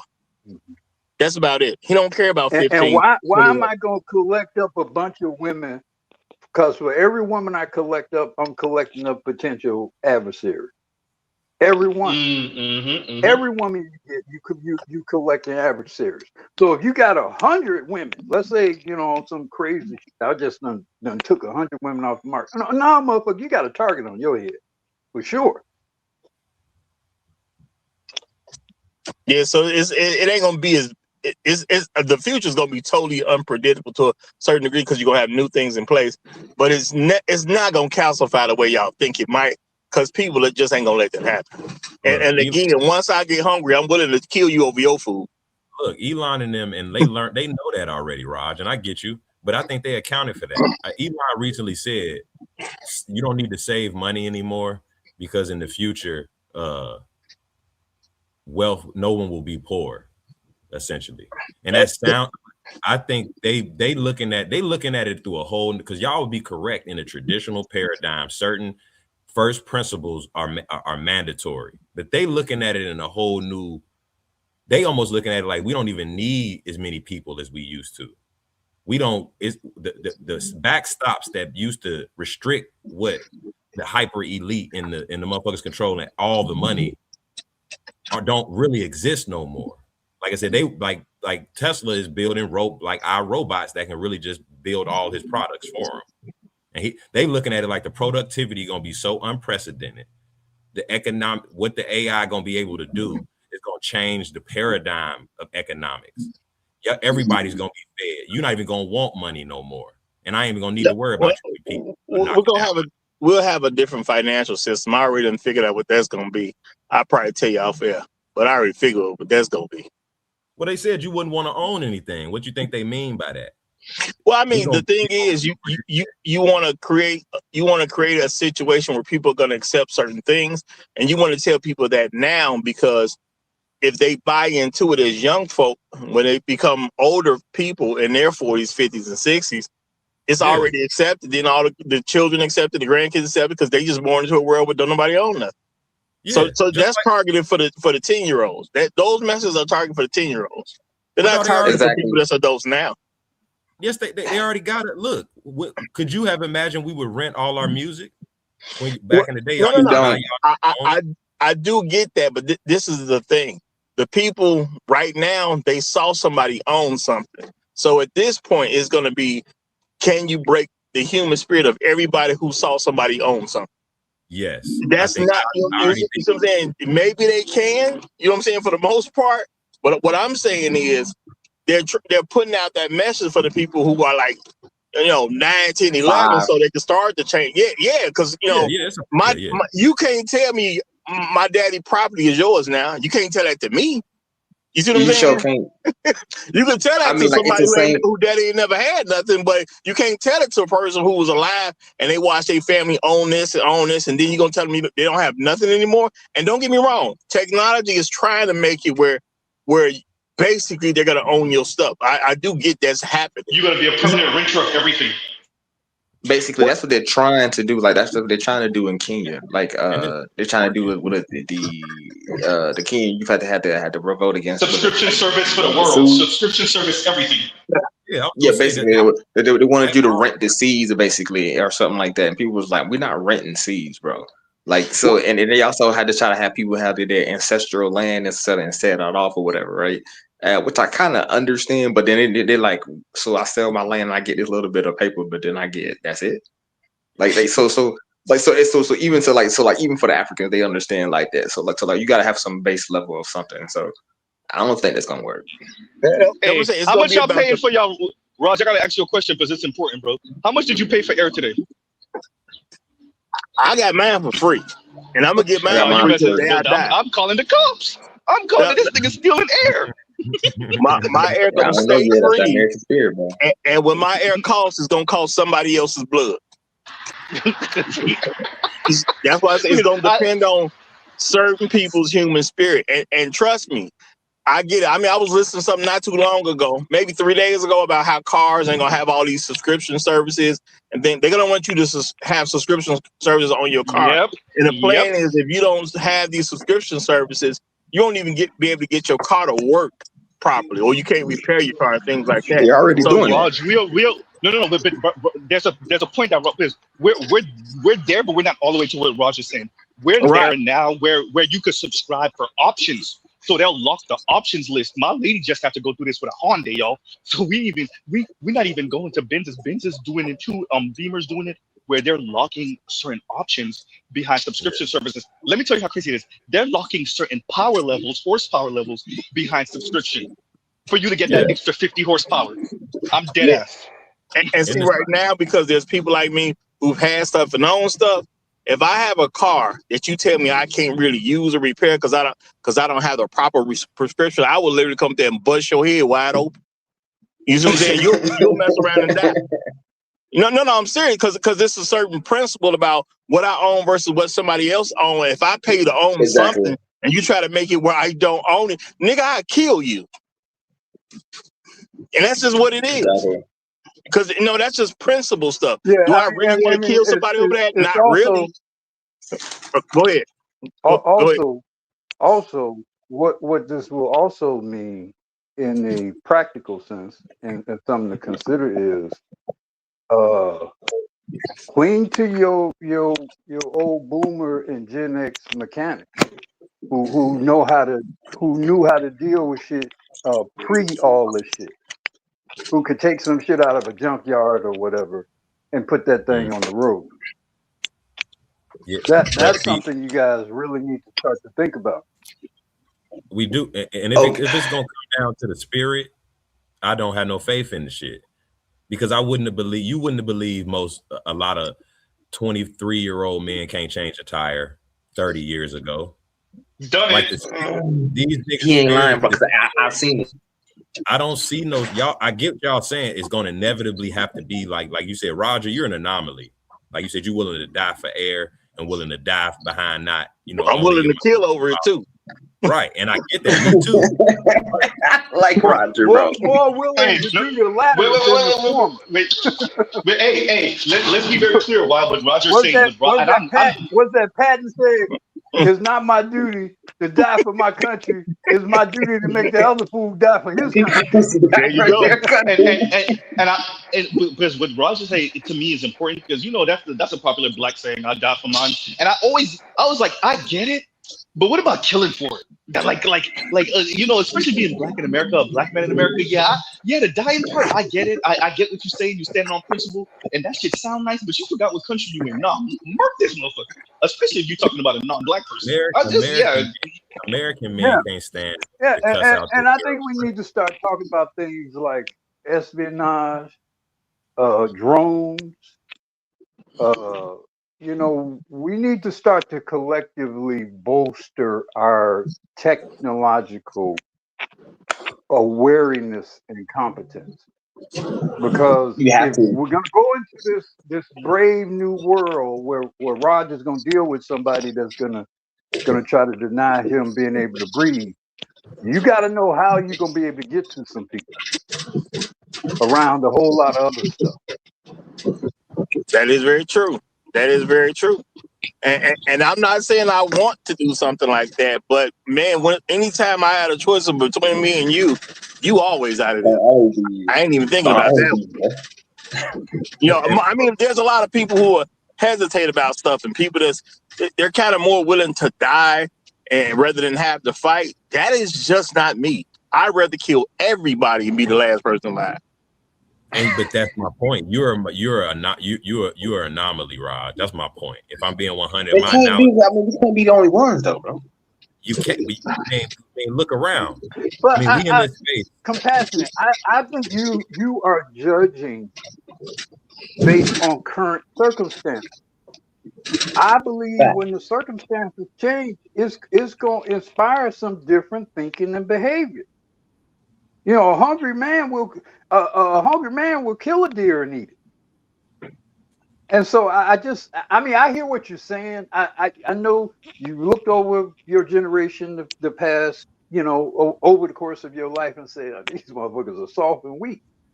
And it's a lot of reasons to see that now. But I just think there is going to be a precipice that's passed where you going to get some Luigi's, cuz.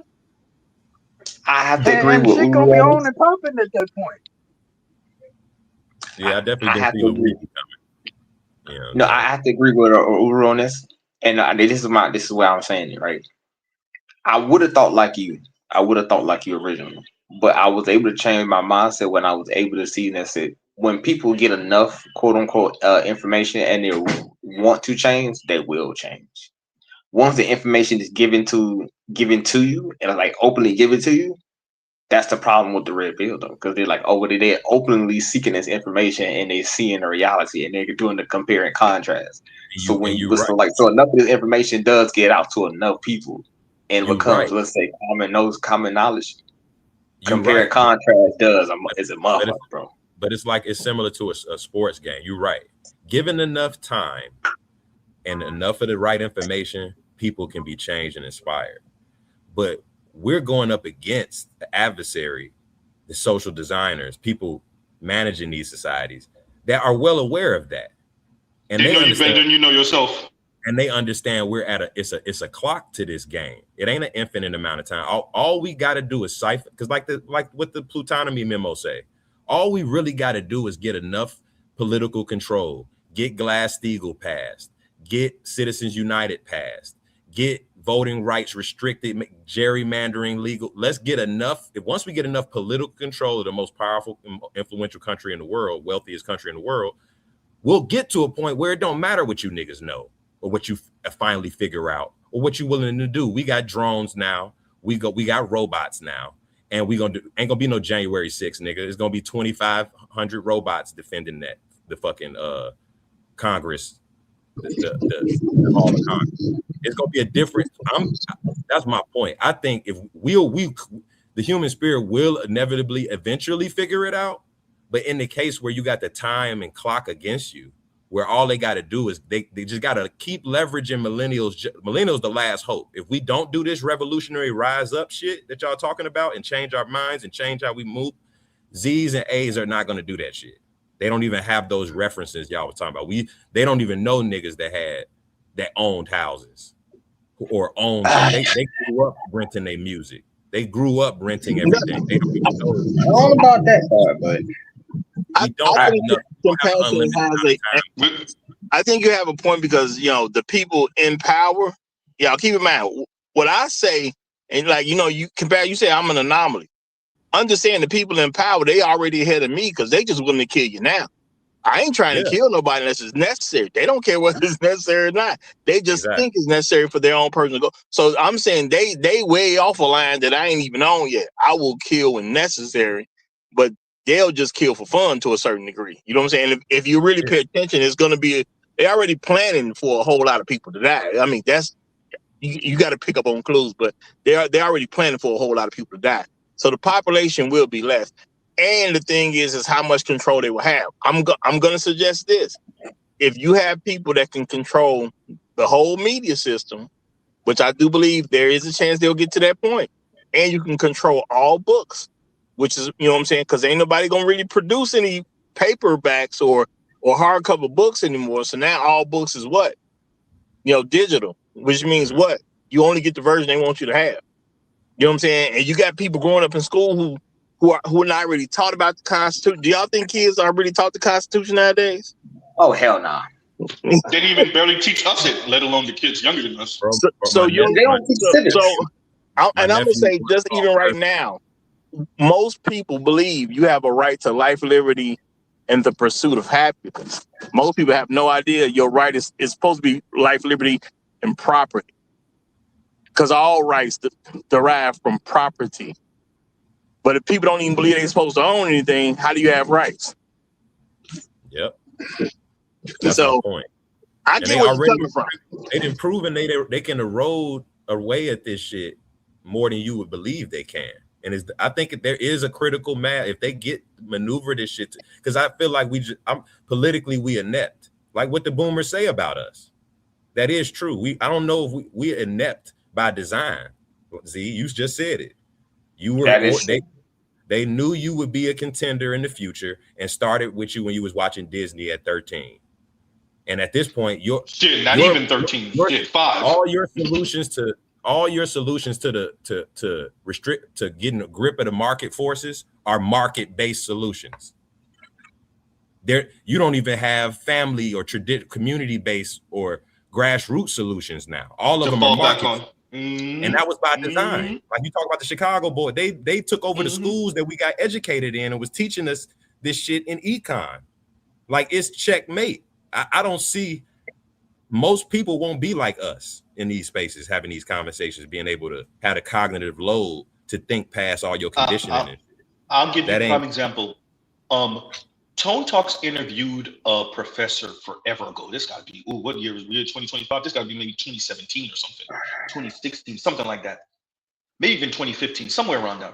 And the professor, white man, was speaking about a black young lady was talking to him in class and was like, he was kind of going through the difficulties for black folks financially. And a black young lady said to him, yeah, but what about financial literacy? Yeah, white man with glasses. Yeah, you know exactly what I'm talking about. Yep. I know exactly what you're talking about. Yeah, and he said to Tone, the black young lady asked him, "What about financial literacy? Definitely that could help us, right?" And this is a white man saying to Tone that he looked at that young lady and he felt so sad because he doesn't. And I'm paraphrasing. He don't even know how to tell her, like, "Oh, you poor child, you have no idea how real this shit is. If you think financial literacy is the issue, right?" Like, and so. That's a really interesting position to be in because you don't want to break the person's psyche. You don't want to make them pessimistic, right? But at the same time, that helps on an individual level, like knowing how to balance your books and not overspending and not buying the stupid thing that you could save that money on. Yes, absolutely, right? Putting a couple of dollars in the market, maybe all of that stuff. But on scale or at scale, better yet, shout out to KMS. No, and it's interesting watching a white man say to a black man, I was talking to one of your sisters and I didn't even have the heart to tell her like, yeah, nah, like, exactly. Basically, show you food. And I know it, bro, and I did it. Wait, say that again, Ross, and then you gotta basically, you saying he gave it a look like, show you food. Yeah, like, because I wonder, okay, Raj, how do you do this like on your channel? Because I try to balance, because I go doomer on my channel all the time, but I want the young brothers that's listening to me under the age of 30 to not feel so defeated. Like that's not where I'm trying to go with it. I'm not trying to have you be like, okay, fuck it, then I ain't gonna do nothing. I don't want you there, but I do want you to appreciate what the environment is though, and then work through it anyway, because you really don't have a choice. So it's a hard balance, and I could understand where that professor was coming from. Go ahead. I said this is a great time for heroes. This is a great time for brave men. You know, it's a bad and scary time for cowards, no doubt. But this is a great time for heroes. It's a great time for somebody who who is willing to risk his life, but mostly his life. I think that's the sentiment, Uru. That's the sentiment we got to go forward with. Not that it'll just be, some revolutionary bands and rant niggas. No, it's the perfect time for heroes. We're gonna need them. We're gonna need the heroes. So you basically mean people who are already mapping ways that you can quote unquote live at for very, very cheap, and things of that nature. That's a form of hero too. Yeah, I mean, that's a form of hero. Anything that expands your abilities and your options, and require you to be courageous and have some forethought and have some faith in things working out well. Yeah, of course. That's the mind and the behavior of a hero. And like I say, when you go someplace else, when you deal with other people, you're taking risks along the way. That things might not turn out the way you might have wanted or hoped them to turn out. So, but I think, like yourself in particular, usual, going around to other countries, meeting other people, learning other things, learning other languages. To me, I would be, if I were a young man, and if I were doing what you're doing, I'd be a lot less moved by doomer talk because I've expanded my options to survive. Is that now for me? That's how I look at it. That's start the Black Caspian report, Zulu. We told you this already. I've been thinking about it so bad. I've been really thinking about it. We told you this like 2 years ago. Go ahead and start that Black Caspian report so we can know. Man. It'll be like Black Rule. What was the was it the Green Book? It was in the Green Book. What was the book that the brothers used to use back during the Civil Rights Movement to know where and where not to go?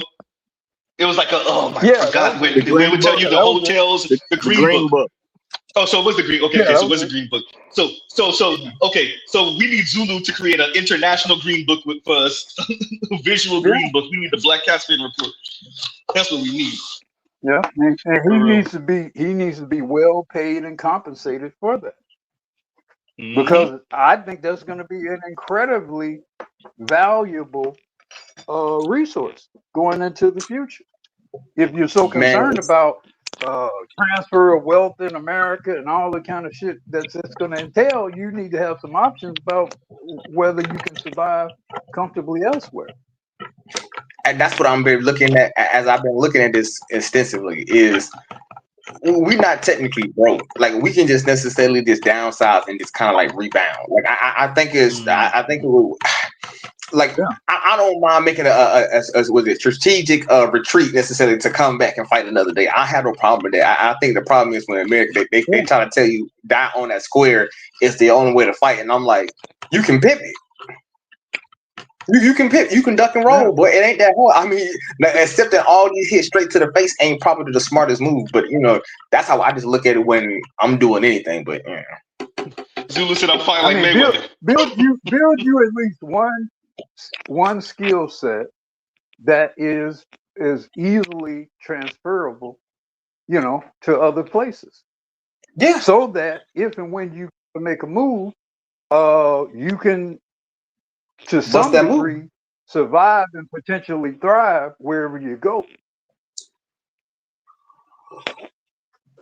I already set my thing up differently. I was gonna break it. I gotta find my notebook. I already had set it up. Hold on. Let me ask Leon this real quick because Leon said this forever ago, and I'm just now reading it. So we done completely lost the context, Leon. And Leon says to Black Uru, which we completely lost the context. I'm trying to see if he clarifies a little bit here. But he said, Black Uru, but I got white granddad's 1965 Mustang, and I guess that's going to the inheritance conversation that was the wealth transfer conversation. Which I mean, like you could sell granddad's Mustang for a pretty penny. But here's the thing too, though. Do the millennials have the money? This is a question, actually, because I'm a car head, so y'all already know this. I've been actually asking myself this. Millennials, definitely Gen Z, will we have the money to buy those classic cars in the next decade or two as we start to get into our 50s, 60s, our kids start to go out of the house, and now we have, I wanted to say disposable income, but So will it be like the boomers and the oldest of Xers getting their dream car? Unless you are a billionaire or 100 millionaire, why do you want it? Why do you need it? See, it's a want, not a need. I mean, I might want if I want a 1965 vehicle, is not because of some nostalgia or intrinsic value. It's probably because I can fix that motherfucker and drive it, instead of these damn trick ass cars they making now. So if I had and kept old cars, it would be for the potential utility and my ability to fix and replace necessary parts for that vehicle, not because I have some over romantic view about a 65 Mustang. Yeah. No, everything because you're right about that, and I think that's another. Even for me, I'm a whole automobile head, so this is going to be a hard learn. The Z in the shop right now. That is a real conversation to have. I'm gonna need to have a car panel. I've been saying this for months now, so that we can actually, and that's gonna be part of it. What are the future classics? What do you do with them? And can we even afford it? Are we even gonna have the same worldview or being able to have the same worldview? Go ahead. I'm getting like a 2098, a 2000 Honda Accord. That motherfucker is practically immortal. Yeah, that's just gonna last forever. There's only a couple of cars that can outlast that.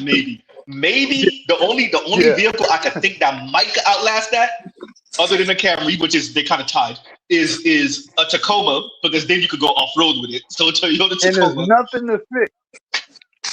Nothing to fix. Yeah. Right? And you could do it yourself.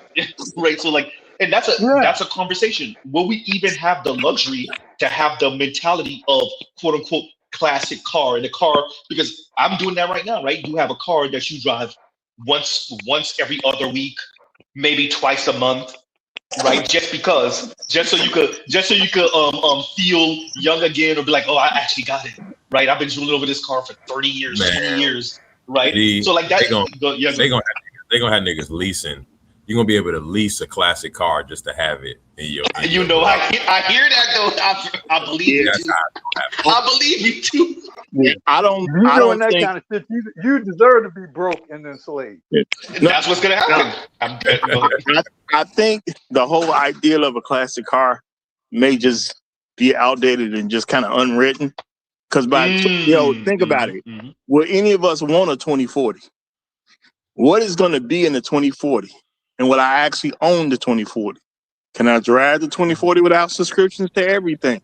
You know what I'm saying? How do I get the wheels to turn on the 2040? You know what I'm saying?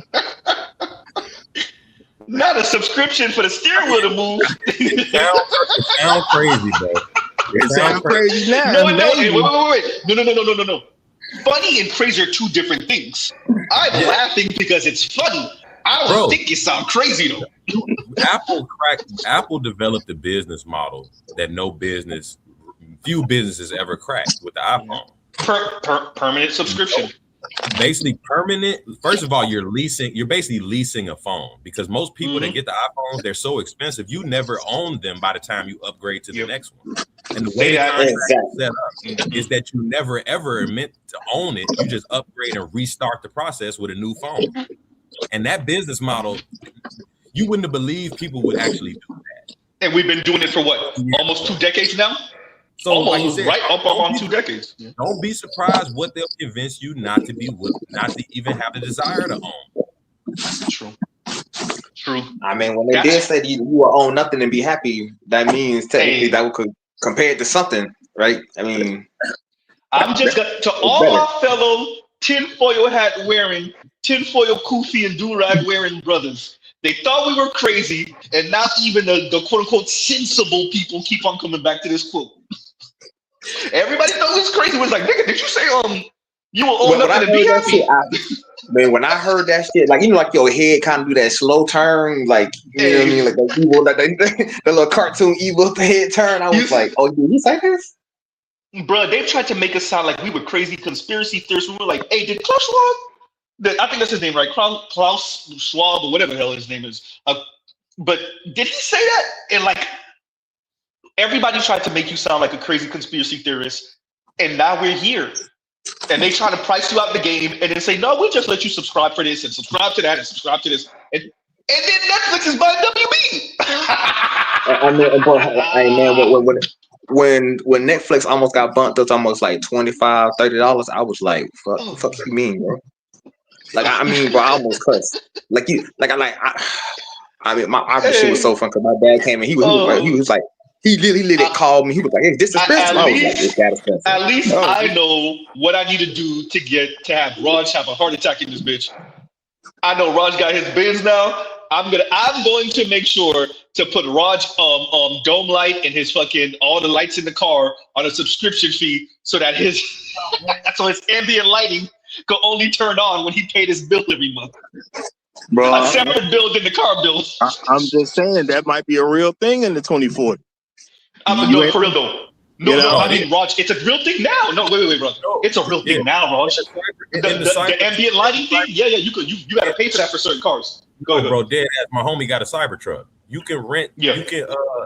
The steering wheel warmer is on subscription. Yep. What?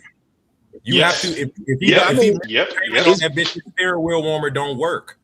Mm-hmm. Yeah, it's vehicles. No, I'm not renting my car, bro. I'm not renting my car from you, bro. I'm not doing that. No, I mean, there are cars now because that's what I learned about. I was watching something about all the different cars they have now with all these different little features that you can get. And if you don't pay this subscription, you don't get this feature. And I'm just saying they might get it so intense at a certain point where that thing don't move with it unless you got a subscription. I mean, they already technically doing that. And it's, I don't know if you went to Power's Cars out here in Atlanta, where basically if you don't, they can turn your car off when they want to. I figured that out. Ford was on that time. The more recent Fords, I heard that, Raj, what you're saying. Go ahead. They've been doing that for the longest with people who won't pay their like car note or something like that. But it's different if you supposedly own the car and then somebody else can turn the car that you own off. That's a whole different level of thing. Me not paying my bill, so you turn the car off to get me to pay. I mean, technically, I don't own the car until it's paid off. You see what I'm saying? So I understand that. But if I didn't pay the car off and you messing with my car, now it's a matter of principle. And somebody, I need to go see somebody now. Look, you see what I'm saying? Here's something to throw a monkey wrench in the argument, Raj. What about the subscription fee for the lights and certain interior features and whatnot? So you finish paying off the car, but then the features, you still got to perpetually pay for that damn near indefinitely. Which is insane to me, but I think that might be a thing in the future. And they'll give you a discount if you pay 12 months in advance, like a fucking feature. And y'all might see me running around with some super old, because I ain't trying to be a part of none of that. And that's gonna happen with certain people. They're gonna have that old car because it work, and people ain't gonna get it. Well, I think I'm gonna be that person earlier. Clean to your uncles or whomever, young boomers or Gen X guys who have those kinds of skill sets. Because I think in the not too distant future, they're going to become very valuable to a lot of black men. Because you are going to want to grab back a 15 or 20-year-old vehicle. A lot of us are. That's going to become a thing. Trust me. I want you to listen to the basically how I build my quote unquote team. Like I got the system, right? So I say, all right, you gotta have one chef on your team, two dudes that can do any type of coding, one dude that's a carpenter, one dude that's quote unquote at least what do we call this? Medic, at least EMS, electrician, or somebody could do CNC work. Sure. That's a squad. You built you a house right here practically. Mechanic. Carpenter, you need, I mean, that's going to be, and being able to have that kind of travel, or have these relationships kind of travel, maybe even potentially outside of the country, where brothers are kind of helping and supporting each other's ability to travel or survive, outside of the auspices and control of America. That's just going to be more of a real kind of thing that you all are going to have to learn to do, and that means establishing a fidelity amongst each other that That's what I said. Because I got my thing. Give me a second, Zulu, real quick. Louis, you want the camera on? Your camera on? Okay, all right.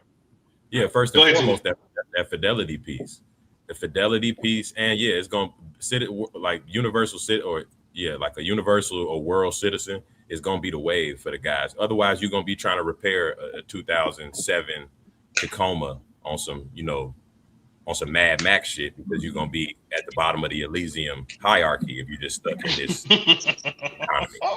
I'm just saying. I'm glad I got everybody on the Elysium top. I am glad I put this in the lexicon. I kind of knew that. I just want to say real quick, no matter how rich you get, just don't trade nothing in no more.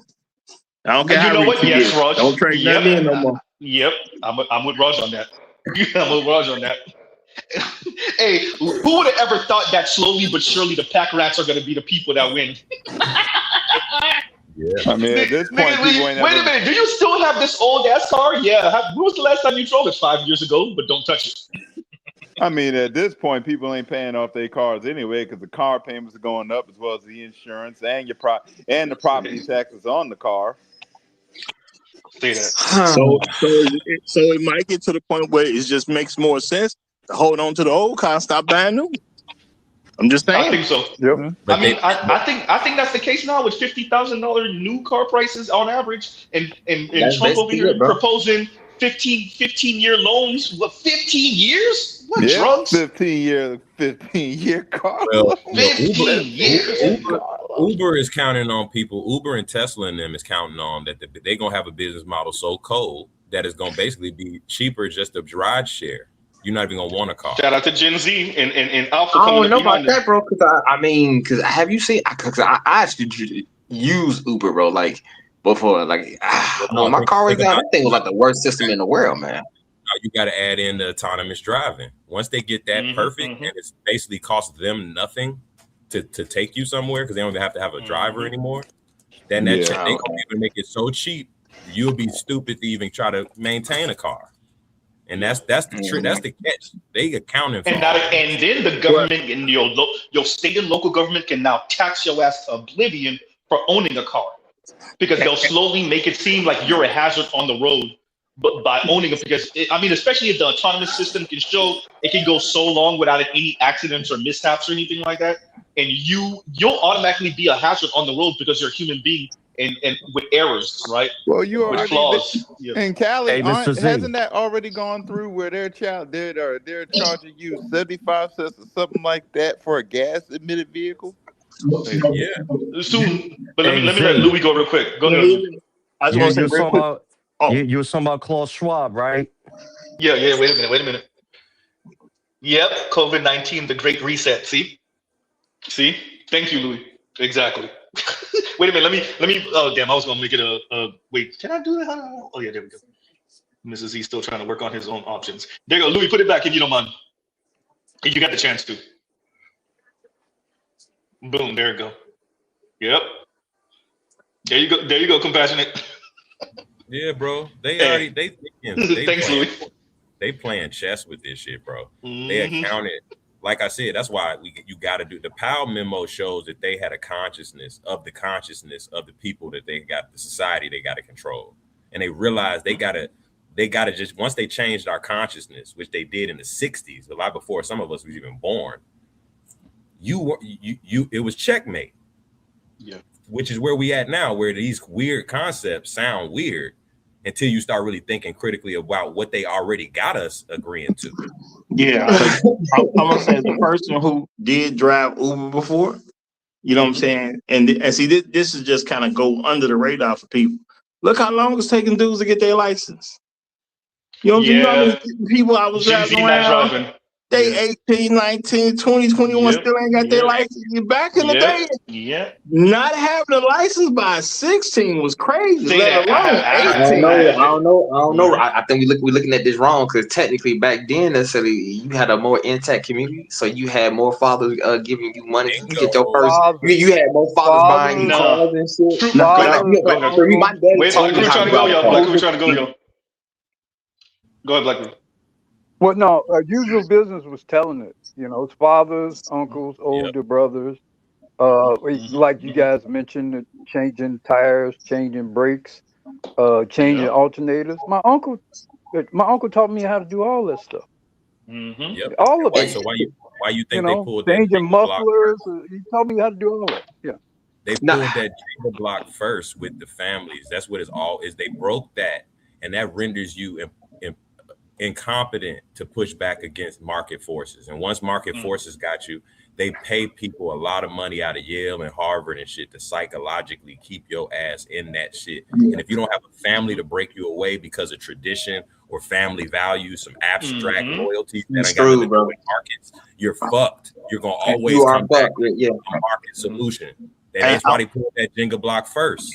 Once they did that, broke the family. I can do all of it. Once you pull the man Jenga block, everything go down. That's why I said feminism did more damage to Black people in particular, but as we're seeing, all groups of people, but did more damage to Black people than anything did. It fundamentally destroyed us at the root, as far as both immediate and extended families. Because now you don't even know your uncle, the uncle who taught you how to change brakes and tires and shit like that. You don't even know him because you probably don't even know your daddy. I think it's worse. Wait, let Roger go real quick, and then you got it. Go ahead, Roger. Yeah, and I'm gonna say, because my thing is there's things going on that it's gonna take a long time for the average person to even connect. Now, why did I bring the thing up about kids not having a license early and things like that, right? Because if you don't have a daddy in the house, he ain't gonna tell you to get your license. Your daddy probably would have told you to get your license. Why? Because you need to be able to drive yourself around to where you need to go. There's going to be a time where you can't get there anymore because young folk don't know where nothing is. I'm talking about, it's a small thing that they know about their city. You think about all these people who start driving and move around after GPS has been readily available. They don't know what that is. Now, how do you get to a place that you can't drive to and you don't even know where it is? And you can't read the map. From a tactical position, I got you. You're kneecapped. It don't matter what type of inspiration you get, or book you read, or newfound wisdom you get about how the world works. Nigga, you don't have a license or the capacity to navigate around the city. Bro, it's so bad. Let's say, for example, I teleport Mrs. E to my crib, or anybody on the panel, or not y'all, because y'all kind of older. Younger folk, let's anybody 20 and down. If I teleport them to my crib, they can't get home. Especially if they're not in the same city or it's in the same state. Now you put me in the continental USA, give me no map at all, I can drive home, period. There's nothing stopping me from driving home. I look at the sun, moon, stars, all this type of stuff. I don't even need a map. I know enough about interstates and things like that. I can drive home from anywhere I've never been. A young person don't even know what home is. And Roger, you said something about connecting dots. And Z said something about, or he backed me up where I find millennials and every generation after us are rendered, we can't connect dots. That's what makes this space so special, and people find it so profound, because we connect dots. And millennials, neoliberals are precisely, the philosophy is designed that you can never connect. You could never connect learning how to read cursive to reading the Constitution. So and that's where they understood the structure to, like you point out with the license thing. Like, if you can't even navigate to the rally, nigga, because you don't have a driver's license or ability to know where to go, how to get downtown with the street signs, I don't have to worry about you going to no rallies. If you don't have a father even telling you to get a license, you'll never get a license. If you don't have, so when you from a structural standpoint, that's why I don't have a lot of hope, because structurally we so compromised. Niggas don't even have we can't even unionize at these jobs that our whole lives rotate around. It don't even occur to us to do that. We don't have the language to do that. We don't understand the correlation between the labor and the C-suite. We can't connect those dots.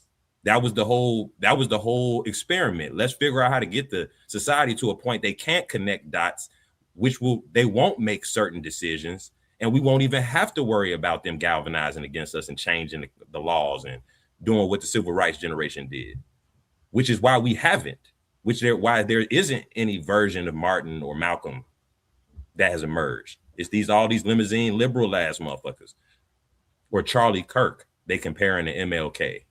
Like, this is where we're at now. So from a consciousness standpoint, there's just certain things that are missing that are required for even any serious pushback on such a juggernaut of a system that's maneuvering the way it is. Netflix just bought Paramount and owns like Disney. It owns a bunch of other goofy shit. It owns hella different media networks now. It's just right in front of our face. What happened to monopoly laws? Who's gonna vote that? Who's gonna challenge Congress though? Millennials? Millennials can't even challenge Congress for fucking housing. We hoping motherfuckers just forgive the debt from college. We don't even know how to really push that through. Like, so all this other reformations that would be required to stabilize something, have some semblance of non-techno feudalist future. I don't see how outside of a movie, like I said, where we got heroes like y'all niggas, y'all are the closest thing to heroes. Well, it'll change when movies with heroes are not even allowed. If you can't even get the movie with the hero in it, because if you don't own a copy of it, and then if you own a copy of it, what you gonna play it on? Exactly. That's why I say it's true. When you start, when they under, as I says, check and mate, bro. Usual, you doing the best of the sanest thing. You doing some Neo level get out the Matrix type shit, but you notice most niggas don't get out the Matrix even in the Matrix. I keep telling people to teach their kids to learn how to sign their name. People think this is a joke. I'm telling you, people in the street think this is a joke. I'm trying to get them to make sure their kids know how to sign their name. They think this stupid. You know what I'm saying? I'm telling people to learn how to read a map and learn how to be somewhere and not need GPS all the time. They think I'm crazy. That's how I'm not gonna lie to you, bro. I suck with reading that map. I know how to, but I still suck at it, bro. I'm not that good at it. So Roger, I know what you mean. Roger, you're asking people to throw their remote control in the garbage and start getting up to change the channel. You sound crazy, nigga. And that's the point. I didn't even say you got to get up and change the channel. Just know how to. Wait. Say that again, Compassionate, please and thank you. I said Rod is asking people to throw away their TV remote control, and from now on just get up and change the value. Raj over here talking about killing. Raj trying to die. Raj trying to die. Raj is trying to. Raj trying to get jumped by his nephews talking about go get the remote. This ain't back in our parents' days when they used to send us to go get the remote.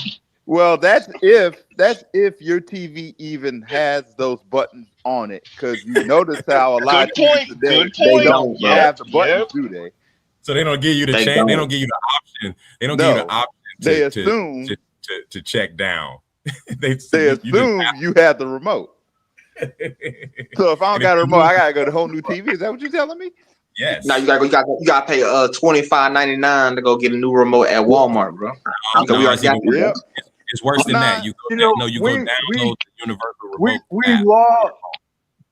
We celebrate the Matrix, Matrix movie, and we laud, the prophetic messaging of it. But there was another great movie that was made a little more recently, but about 20 years ago, that we don't talk seriously enough about. I guess because it was a comedy. That Idiocracy. Idiocracy. Yep, I didn't see that. I gotta go see that then. Was a profound movie.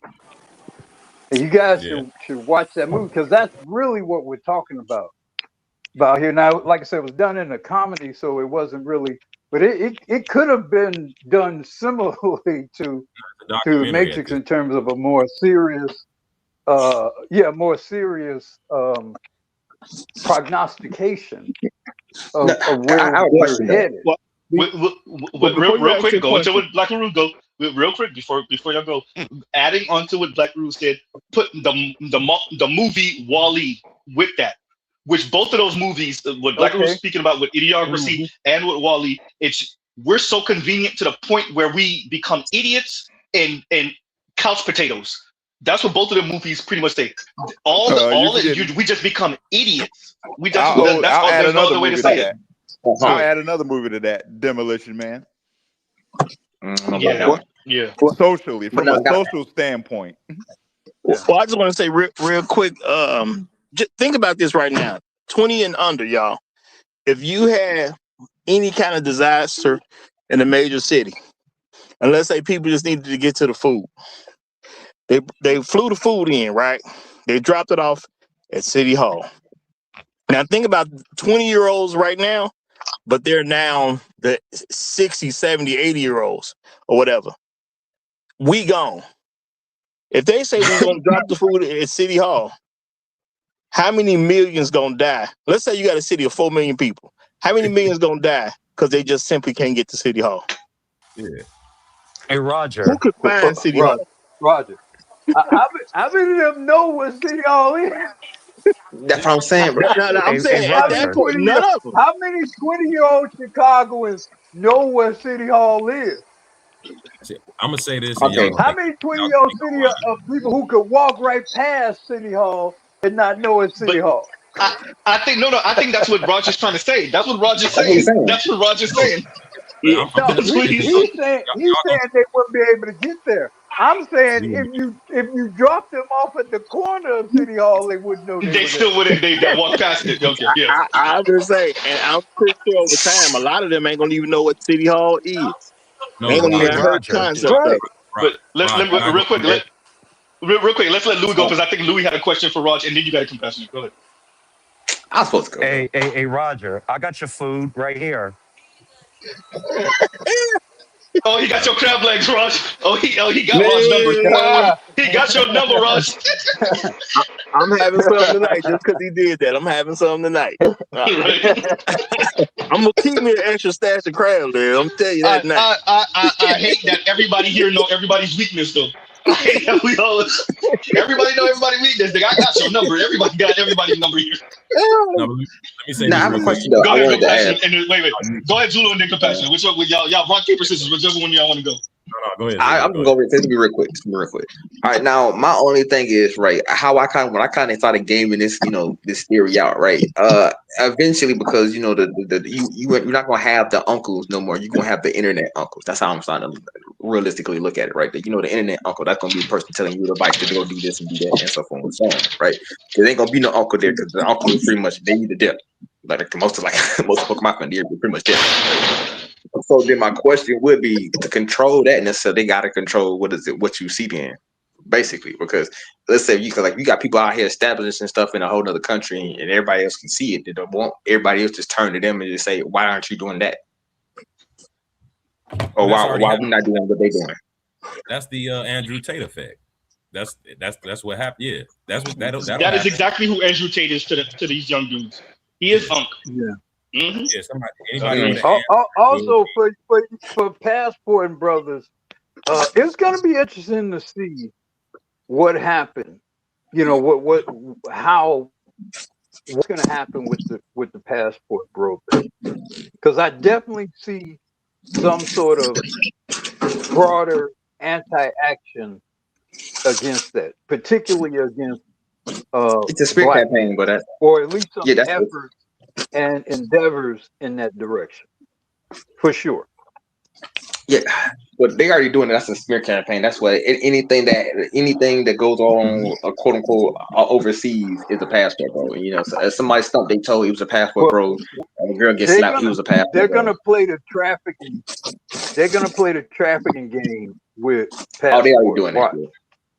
Oh, they already doing it. I'm gonna say anyone who's making an impact or any type of influence, man, you getting up on a target list. Like, you might already. I mean, I've already accepted. There might actually be a target list I'm gonna end up on one day if I'm not already there.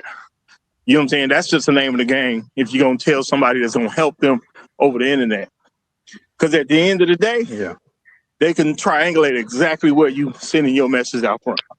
Just as simple. Yeah, I mean, that's true. But I mean, I think we dodged a huge one. This environment in particular dodged a huge one in November, because I really believe if Kamala Harris become president, we're probably going to be number one. I definitely believe that. Black Uru, use your line. Use your line. Wait, y'all. Wait, y'all. Uru, you got to use your line. Her saying, especially when her publishing in her book, the reason why she lost the election was because of the manosphere or whatever, term. Yeah, she used Tate's name. She used Tate's name. So what that says is that was definitely a prominent issue amongst them people. And if they had gotten into office, they was going to do some things over here. As Uru in the past has said, they're going to shut all little thing right that we got right here, they're going to turn the lights off over here. When Uru said that when he said that earlier this year, late last year, I was dying. That's facts. I totally agree with that. But the problem is that there's too much pain in the system.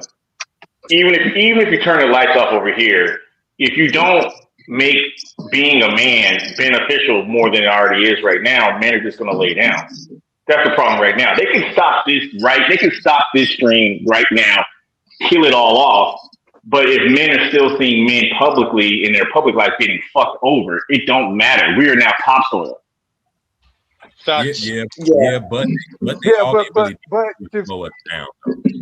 to be fair, this environment has accelerated the enlightenment because it has given voice to what people see. It's one thing when you just living life and struggling and kind of trying to figure it out and unclear about what's going on. It's a problem. It's like Neo before he got approached about Trinity. It's a problem, but you don't really know what it is and whatever. And then somebody tells you what it is, gives voice to what it is, gives language to what it is, and then you begin to represent that language yourself. And then you begin to say stuff to yourself and to other people. And they know that. Politicians, sociologists, they know the power of language. They know the power of rhetoric. They know the power of putting labels on stuff and catchy labels that people woke and all this kind of stuff. They appreciate that.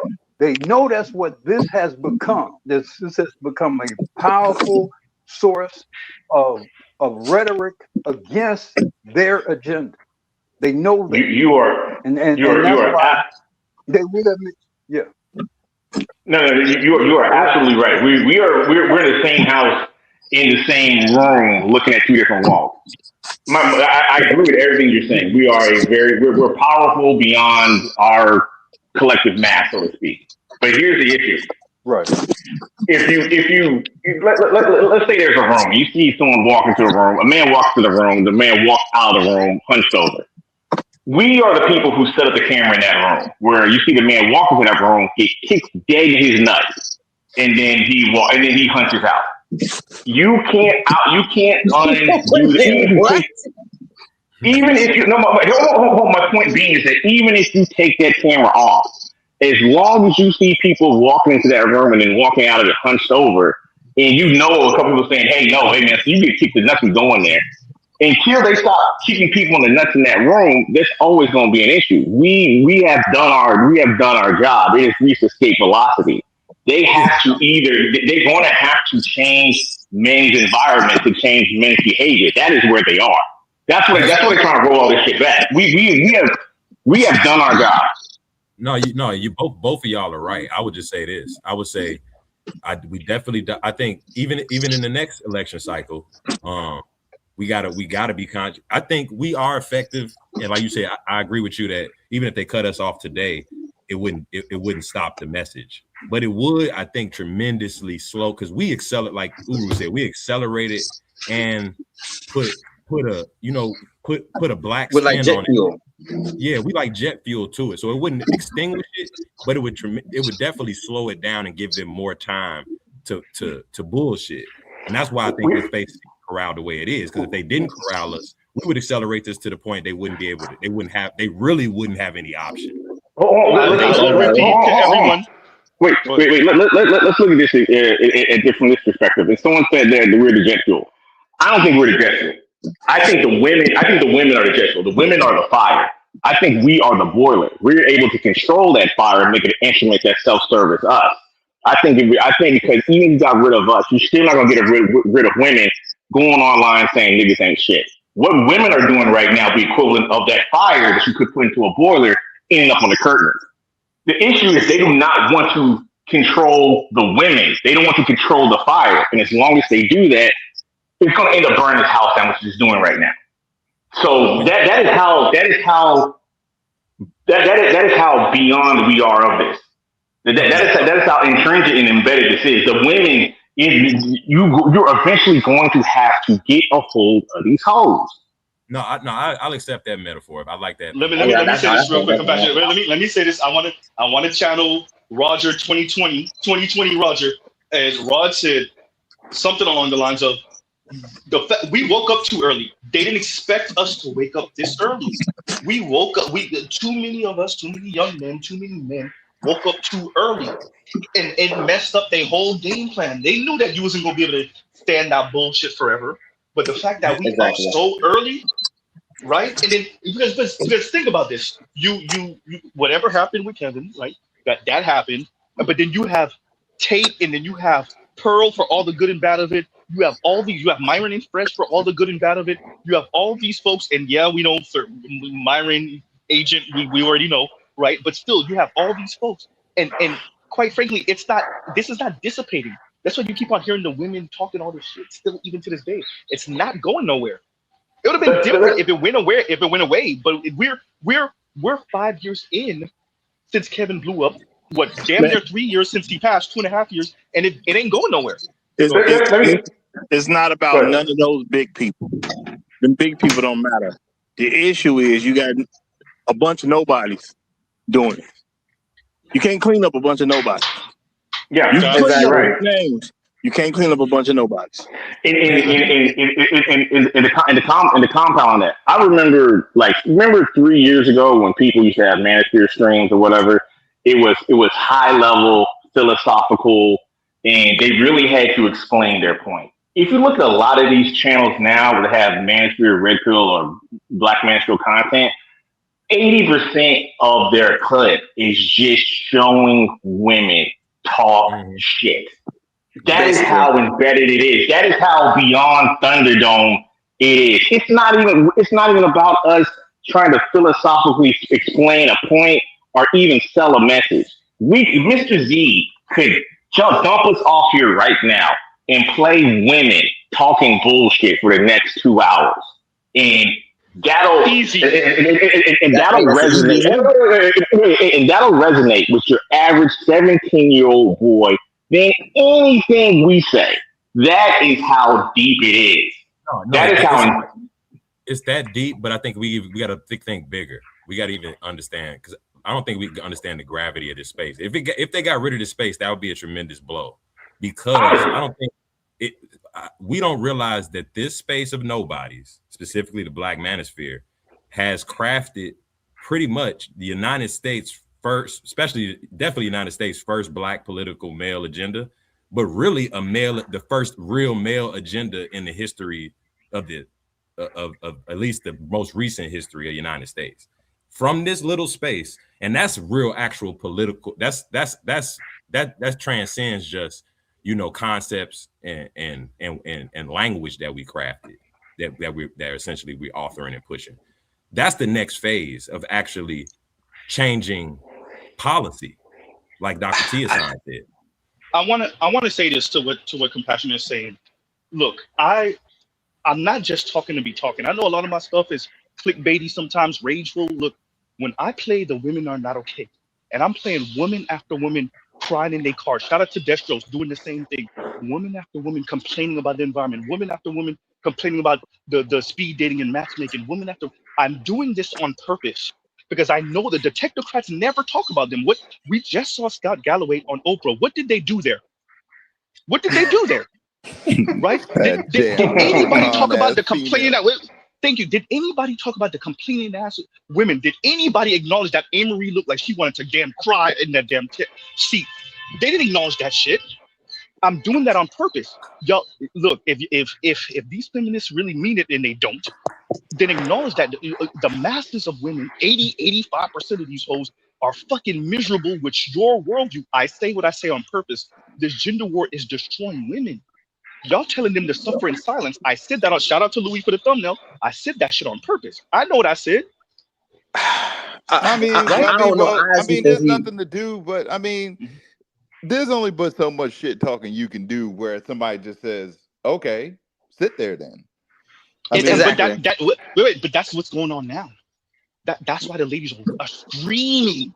I want you to, just because they speak like this, I'm gonna do my monologue right now. Just because they speak like this, right, with the sultry voice and the Chrissy voice, and black men ain't ish, and we need to go expand our options to white men, or I'm perfectly okay with being single. What did Amory go up there and say on when Scott Galloway and Oprah were on? What did she say? I love the women I'm becoming. Yeah, I'm pouring into my friends and family, and no, that's what we heard because that's what she meant. But what she said was, where are the men essentially on my level? What she was saying to Oprah and Scott Galloway, and this lets you know that their mission failed, is y'all promised me a man up here. Where is he? Nobody promised you a damn. Nobody promised you a damn. You know what her thing, man is, bro? Her man is in South. I don't know about y'all, bro, but as of this last month or whatever, I've been getting hit up by a lot of South African women, bro. Like on my little page, and they've just been, slight. Hey, young boy. I'll be like, oh, hold on, girl, don't be fucking around now, girl. Hey, and yeah, boy, too, girl. Goddamn. I'm sorry, but really, I think we're making more rules. But I'm saying, but realistically, I think we're actually making when you start seeing people making it connections to South Africa all the way to Kenya, and they come with the same same thing where they have the quote unquote the Kenyan men are trash thing or whatever, and the Kenyan men start using our stuff to quote unquote combat this stuff. I'm like, oh yeah, it's faster. It's growing way, way, way faster than said. They can't really contain it because, like you said, it pops up one place, you put it out here. It pops up in another place, you put it out here. You just putting out fires all around the world. You can't put out around fires all around the world. So I'm just waiting for a man just to speak to the male loneliness epidemic. I yet hear a man speak to it. I hear a whole bunch of women speaking about how lonely men are, but I'm yet to hear one man really sit down and explain to me how lonely I am. I mean, you only have a Scott, but Scott ain't gonna do nothing but kiss their ass. But that's the only thing that annoys me about Scott is a lot of these dudes, they're not in it to help men for the sake of themselves. They're in it to make the women feel better. But clearly, there is no gender war, and there is no male loneliness epidemic. No, the war is definitely not about gender. You know what I'm saying? No. It's just, that's for laymen who don't get what's really going on. And then there is no male loneliness epidemic. They just say, hey, these men don't have wives or girlfriends. And the men sit there like, we don't want them. We don't want them. You know what I'm saying? Well, I mean, present me a wife. Present me a girlfriend. Present me a wife. What the thing is, they're using a stat to present something that you cannot trace. To say we're lonely, you will have to have something where you have this new group of men who at this much larger level than in previous that they start, offering themselves. Like you got, if you're gonna say it's a loneliness epidemic, what is the epidemic? The men who are participating in the loneliness epidemic, what are they doing now at this large level that they weren't doing beforehand? They just looking at stats and say, oh, dudes ain't married. It's a more loneliness epidemic. We can't tell.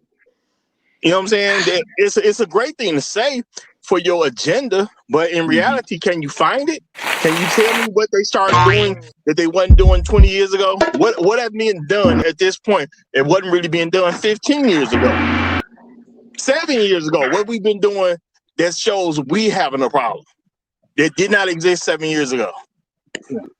Where's the response to the loneliness? The whole point of the rhetoric is to disguise the exact opposite, in that the women are troubled, just as he was describing the women are trouble. The women got hoodwinked, bamboozled, led astray, and they don't want to tell women directly that, so they put everything. They couch all the language. Look, Scott Galloway was sponsored by Melinda Gates. That's all you need to know. We're seeing Scott Galloway because he was backed by Bill Gates, billionaire's ex-wife. That's why we're seeing him. That's why he's on Oprah and The View and all of that, because the white super liberal billionaires is backing him. So it's all a play to try to redirect the blame of what's happening to mostly women in society, to redirect it on the men, and to try to change the interpretation and the social environment and influence the political and regulatory activity to get these boys, get these men in order. So it's a propaganda ploy that they're pulling here. It has nothing at all to do with helping men per se. It's all about how can we rally together the status quo to get these men back in line. And that's why all of Galloway's talk is always about how inept the men are, and how screwed up the men are, and how great the women are. Men are so lonely. It's really about it really comes down to trying to get men to spend money, because hence, like when me and you were having that conversation about just being in a relationship, you spend $5,000 to $12,000 a year.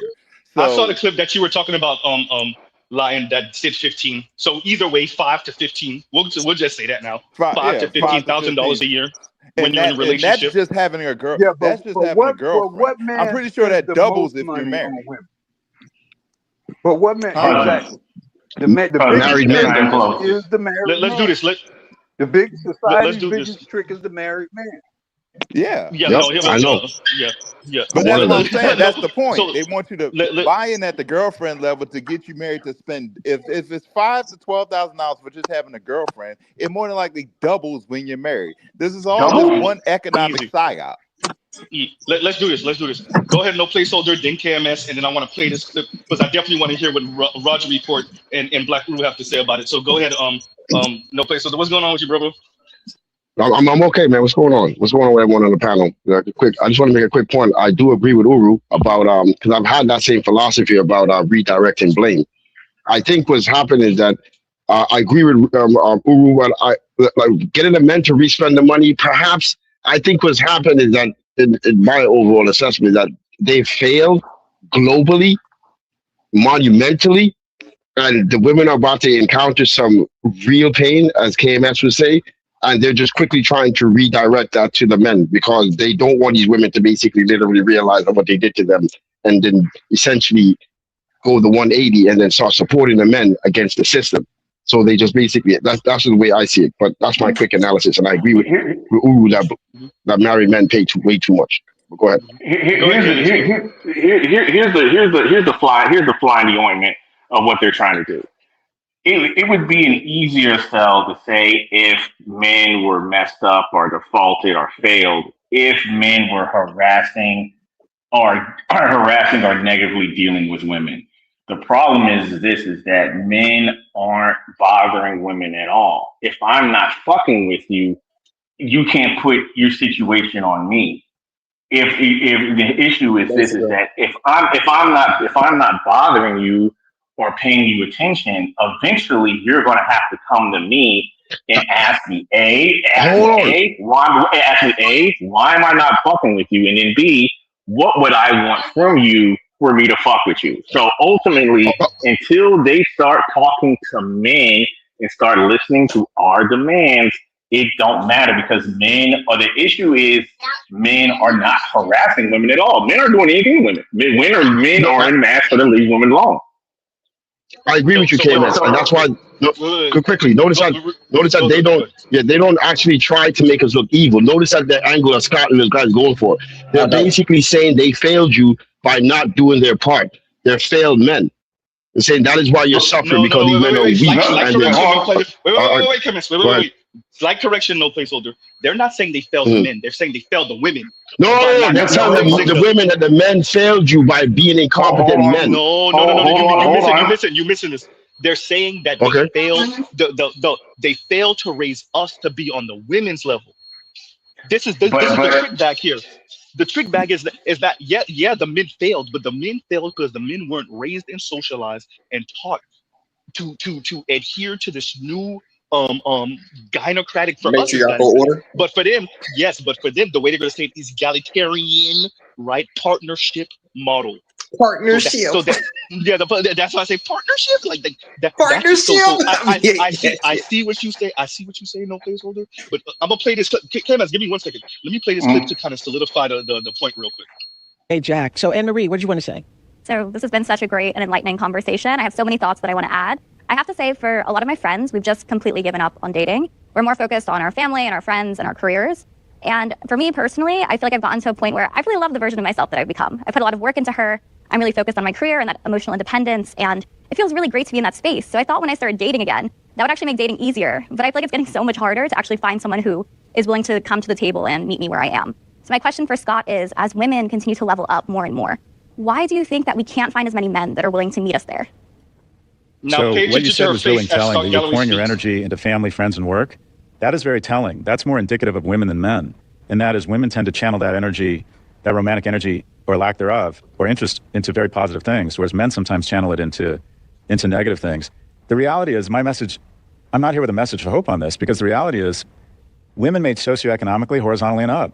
Women, generally speaking, and this isn't true for everybody, but generally speaking, women who graduated from college don't want to date men who didn't graduate from college. Not always, but generally speaking. It's the high heels effect. And again, this is an uncomfortable conversation.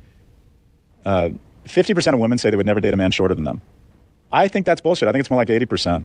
I think women instinctively want a dude they feel that could physically protect them. And the problem is, or the issue is, and it's both a wonderful thing, but something that's created knock-on effects in mating, is that women metaphorically are getting taller every year, and men appear to be getting shorter. I'm saying metaphorically. And the divorce rates have skyrocketed, and 70% of divorce filings are from women. And it's because, and it's actually for some good reasons. Women no longer feel like they're economically indentured servants. They have their own game, and their ascent economically has not been matched by men's ascent emotionally and logistically. So women wake up and say, okay, I'm making more money than you. You're not pulling your weight at home, and you're kind of not there for me. You're not really noticing me. And so a lot of women are doing the math and exiting the relationship. What I would say is, what you're feeling, quite frankly, I think is what a lot of women are feeling. And a lot of women say there are no good men to date, or there are no men to date. No, there just aren't that many men they'd want to date.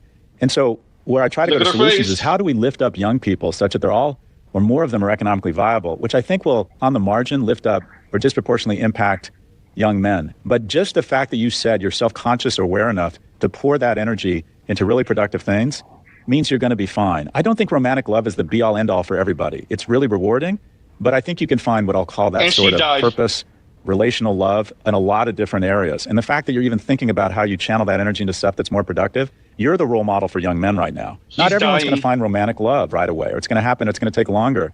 But how do you transfer it into more productive means that make you a better person, a better citizen, a better sister, a better daughter? So anyways, there's a long-winded way of saying, right on. You're being a productive human. You're going to be happy regardless if you find that or not. Smile. And I just wish more men would take your lead and say, all right, maybe things aren't working out for me romantically. I'm going to continue to work on myself. I'm going to pour that energy into other relationships. Yeah, that's what Brandon did. That's what he said at the very beginning. Okay, so we have another question. Before you back go, wait. Camus, you got it. Everybody listen. I want to organize this. Camus, you got it. Then Raj, then no placeholder, then Black Uru, and then whoever want to go after Black Uru, y'all call dibs. Because I'm going to ask the question. So go ahead, Camus, and then go Raj. Oh, okay. I'll try to say it as concisely as possible. In the age of egalitarianism, what is a man? A man is whoever he wants to be. I don't have to be better than you. I don't have to be a CEO of a Fortune 500 company. Hold on. I don't have to be better for you. I don't have to pour into you. And more importantly, I don't have to be better to you. I don't have to open doors for you. I can call you a bonehead. I can call you stupid. I can say you got your shit together. Because in the age of egalitarianism, all bets are off. So if you want to roll this back, you're going to have to come back to me and ask me what I want. Otherwise, I'm going to do whatever I want. Because if it's just a performative gesture, and it's not a role or, God forbid, a duty. Being a man can just be me riding my bike. And me riding my bike, having a job that pays just enough to support me. And that's it. And that's where we are as society. Once again, if I'm not fucking with you, you're going to have to come to me and ask me, why am I not fucking with you? And what do you need to do so I can fuck with you? They're going to have to come back to us. And that's all I got to say. Look, so let me so say quickly. this to everybody in the chat, real quick, no pleasure. Look, I hear y'all on the weight thing, and it does matter because it's a very glaring example that she doesn't care what men think or feel. True. But I want y'all to think about it, about what she said and what Scott Galloway said back to her, right? So that, to me, that is very pivotal. Yes, the weight is glaring, duh. But also what she said, how she expressed herself, and then her facial expression when Scott Galloway gave her back what he thought she wanted to hear, right? That she clearly didn't. Just be mindful of that, because that's very important to this. Go ahead, Mr. Yes. So quickly, I'm going to talk about something different, because in that same video, previously they showed a clip of that same guy Brandon at the very end, the same Brandon, right? And he himself indicated that he had a situation where he had to basically overcome, where he was in a relationship, it didn't go the way he wanted to, and basically then he went through this entire process of building himself up, go through therapy, working out, and all this stuff. Notice how Scott Galloway watched that mother effing video and then said that men are not channeling the lack of sexual energy, lack of romantic into positive things. He just heard Brandon say that he channels his lack of sexual energy into positive things. Yep. Yes, he heard him say that, and then he just literally came on the show like 3 seconds later on saying that they don't do that. You know what I'm saying? Even after, and remember, Oprah said it too. Oprah's like, yeah, like Brandon said. Yep. Yeah, exactly. But prior to that, he was saying the men are not doing that. That's what I'm trying to say. They have an agenda. I'm sorry, I don't mean to be loud, but they have an agenda, and the objective is essentially to make it so. Because, for example, another thing he said in that same point he was making about lifting up the men or young people economically. The money the girls are making, you know how they're making it stop. You know how the girls are making the money. You know why they're making the money. So essentially, what do you mean lifting up young people economically? You can easily put a general formula together to push the boys ahead of the girls, but they don't want to do that because they know that essentially, if I'm saying, they don't want the men to have economic power over the women. They don't want the men to make more than the women, and that is an objective behind it. So essentially, that go back to my original point. They want to create this world where it's a bunch of incompetent men. They're failing you.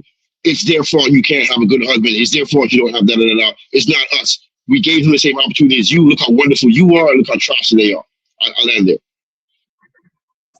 Go ahead, Raj. All right, well, when it comes to this clip in particular, the man said, let me see how stupid she is. She asked, where can I get a man? And she factored nothing in.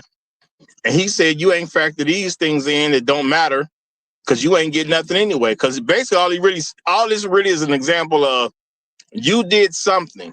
And what women don't want to deal with, the fact is the more they do, the more men have been eliminated. Everybody started at zero. Every dime she makes, another man is discounted. Because when she make $1 and he makes zero, the dude who makes zero is out of there from a long-term marriage perspective for the average white woman. Because she looking for long-term stability, somebody who may take care of her and all this other stuff. So she worked up to get to whatever place she is, and every man that's not there, don't, you know what I'm saying, he don't count. And now the men are there, well, you got to be a lot better off because those men want better women. And number one, I mean, she a little hefty for a white girl, especially if she want a white man to be talking about what a man is. I'm just saying she a little hefty for that, especially if she making some money. So let's say she makes $75,000 a year. You know, she's been to college and all that type of stuff. So everybody who makes $75,000 and less, they already out. So now the people who make $75,000 and better, they want better looking women. I don't have no answer for you, is what he basically told her. He just did it in a real slick way. I don't have no answer for you. It's best you watch some TV. It's best you go watch some movies. It's best you learn how to knit. Because ain't no man, there is no man for you. That's what he basically said. And he just said it in a way that she just didn't know how to react. She definitely didn't like the answer, but she didn't know how to properly respond because he said, we ain't got nothing for you. I ain't got nothing for you. Goddamn, Roger. I swear to God. I swear to God. Wait. Roger knew I was going to unmute to ask him to say the shit. He said, I've got nothing for you. That's exactly what Scott Galloway said. That's exactly what he said. And to couple that, to add on to what Roger said, as a man who does make upwards of 75,000, yeah, that's gonna be a no. That's an automatic no. First of all, and one thing nobody pointed out, Hold up, Mr. 6'3", you supposed to be her fallback plan. If she can't get her the chisel chin Brad, she's supposed to come over here. This is every white woman's dream, right? They always think they're gonna get them a tall nigga because they couldn't get the white dude of their dreams, so they're gonna get them a chocolate dude of their dreams. No, because actually on paper I make more money than the average white dude. So therefore, but you're not white though, so you gotta remember that though. That's fine. It don't matter. At the end of the day, to shout out to KMS, it is what I say. So if you're not the better woman, then that's not my problem. Well, that's definitely true. First of all, in other words, Lion said, "I've got nothing for you neither." First of all, you 27 years old and you already look like you a single mom. How you 27? She looks about 38. No, she's 27 years old. No, she's 27. She's 27. No, but you didn't see it. Damn, you didn't see in the clip. In the clip, it showed her name and her age. She's 27 years old, looking like that. She's 27. 38. Damn, Zulu, look, y'all killing her dreams, y'all. You know, they always feel like they could fall back over here. Y'all killing her fallback dreams, God. Nah. New rules over. As the saying goes, the tide raises all ships. Yeah. Damn, I can't get my Negro. Nope. They'll be not over here. Hey, go holler at Roscoe around the corner. I think that's really what it is, bro. They mad that they're emergency Negroes and it's not gonna be there to back them up. Like really? No, because our wages in case of emergency break. Wait. In case of emergency break glass Negroes. Get Tyrone. Well, you have to understand that yesterday's price is not today's price. And with tariffs and inflation, hey man, the price of mandingos has also went up. Because what did I say before? Wait, Lion and KMN. Mandingo used to be free. How you gonna go up on free? Nah. Today's price is not yesterday's price. And I never another way. I don't want to dance with none of these hoes. Hey, I promise you I'm gonna get the clip. No, but on top of that, but when you also factor in, like, not to mention, like, our wages have gone up in the last fiscal year, in the last quarter, as far as black men wages has gone up. So no, there is no Miss Magical Negro like that's going to accept you just because you say so, just because you couldn't get it from Brad. No. Not to mention, and on top of that, I'm reiterating again, if it's going to cost me $5,000 to $12,000, no matter the venue, and for you as my girlfriend, and these prices going to be the prices, no matter the venue, hell no, I'm not about to be outside with you. Go ahead.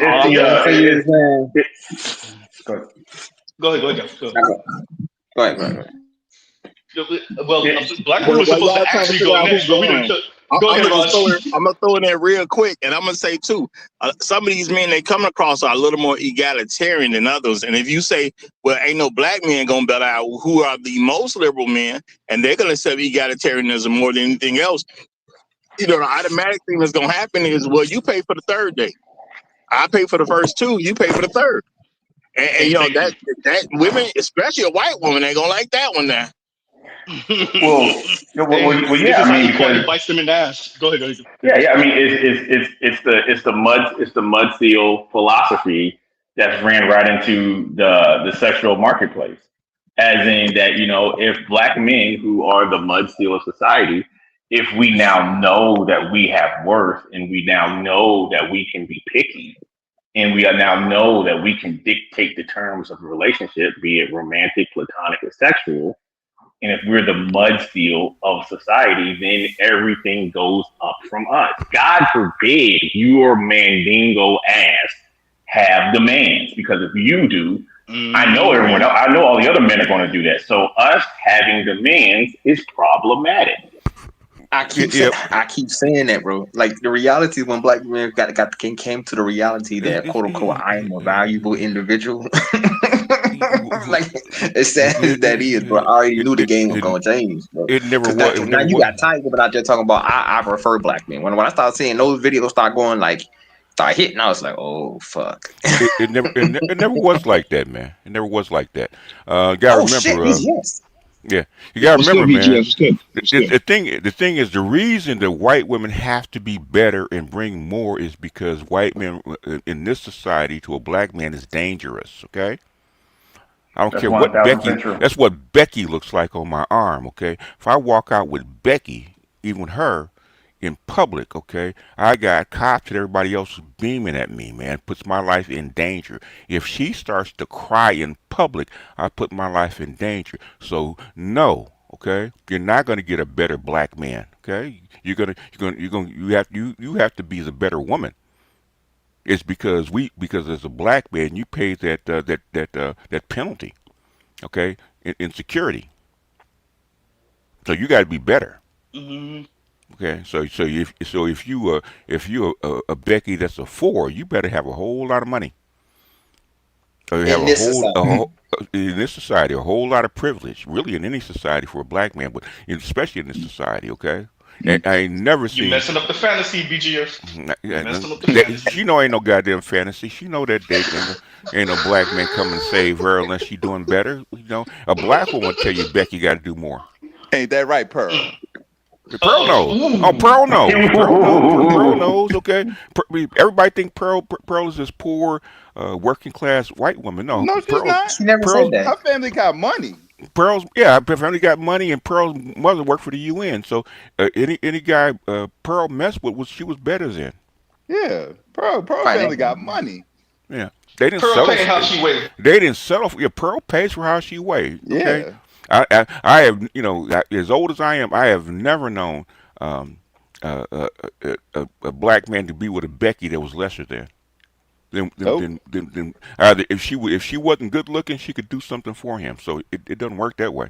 Nah. Oh yeah, facts. I don't know why she's looking at black dudes. It don't work that way. You better go over there with working class Brad. Yeah, but holler the dude in the turtleneck. That's the white dude in the turtleneck. Talk to him in the turtleneck. He'll take it.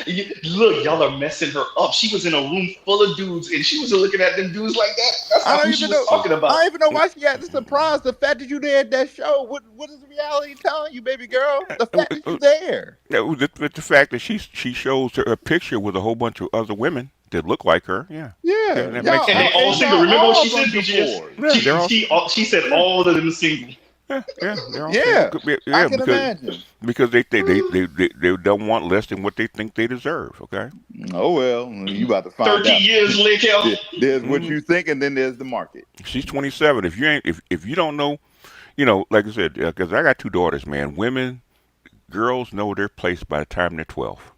Mm-hmm. They know the pecking order of where they rank by the time they're 12. So I think I can get something better. Okay. You got to remember the Bezos and Gates stuff that they married their 5s is because them 5s had skills. Yeah, go ahead. Wait a minute. You said wait a minute. No, they had skills. You over here saying that they know they wait a minute, BGS. You said they know they lane, they know they level by the time 12, but they don't accept it, BGS. This is them. Yeah, that will not that will not. And, there's something that the Earth, Wind and Fire song way back in the day, man. It was called "Life Is Fair, but It's So Uncool." Here you go once again. That will not. I just want to stress this. Life you went up there to say to Oprah and to Scott Galloway. That will not. Go ahead, BGS, I'm sorry, your 12-year-old. Go ahead. That was the look on her face though when she was sitting there. Well, when Scott Galloway started talking, that was the look on her face. He ain't got nothing for you. Yeah, ain't got nothing for you. And to BGS's point, Bezos and Gates' ladies got in the game early. Mm-hmm. Oh yeah. These chicks are wanting Triple Crown winners at the rose ceremony. Yeah. There's a reason that Mackenzie Bezos was driving him to investors meetings and stuff like. She was setting it up and driving him, and basically he hired her. He hired her at Goldman Sachs. He was a VP at Goldman Sachs. He hired her. So they were in deep from the beginning. Yes. And they to her credit, they built Amazon together. If you're old enough to recall, they built Amazon together. She wasn't just some chick. She was shooting in the gym with. She's rolling out the towels and bringing in the Gatorade. Yeah. That's why you weren't mad when they split, but I know she's mad as hell because Amazon tripled it the next 3 months after they. The way Mackenzie Bezos handing out them billions, she don't care. Yeah, she got away with $46 billion. Why would you be mad? Yeah, she did. Hey, Lion, if you need a loan right now, if you need a loan for black people, that's where you understand. At that level, with that kind of money, everything that happened there was orchestrated. Every part of that, because you got shareholders, whatever. There was no bullshit going on there. No, too much was on the line. She was ready to go. He was ready for her to go because apparently he wanted this other woman. Let's just do this shit as tightly as possible. Yeah, she probably got tired. You've been faking a funk for 10, 11 years because that chick that he married, his second wife, he was with her for 10 years before they got divorced. Yeah, Lauren Sanchez. Yes. Yeah. Dirty Sanchez. Look, and BGS sister, the heavyset redhead lady. I'm tired of this, Grandpa. That's too damn bad. Yeah. And that's BGS to Amory while she was speaking to Scott Galloway. Yeah, the thing that's funny about that whole thing with Scott Galloway, I mean, she's coming through with the whole like finish line mentality. Yeah. And now you mad when men give you the finish line treatment. It's because he's couching in a certain way that if you follow my program, I'm going to give you the men that you want. Okay, so that's what he's selling to them. Low key. So that's what they're reading from him. Let me tell y'all. Huh? Okay. Well, you've been around salesmen, man. They don't tell you exactly what you're getting. Okay. They give you a vision. Let me play what Roger Report had to say to the young lady. Hey, niggas get shot every day, B. You be alright, nigga. You tough, right? And that's the Roger Report to the young lady. I remember when I said that. All I heard, I heard Galloway say, "You ain't getting no man, but it's all their fault." That's what I heard. That's what you're. Yes, that's what you. That's the way he puts it. That's the way he puts it. And if you follow my improvement plan that I have for society, we can get you the man that you want.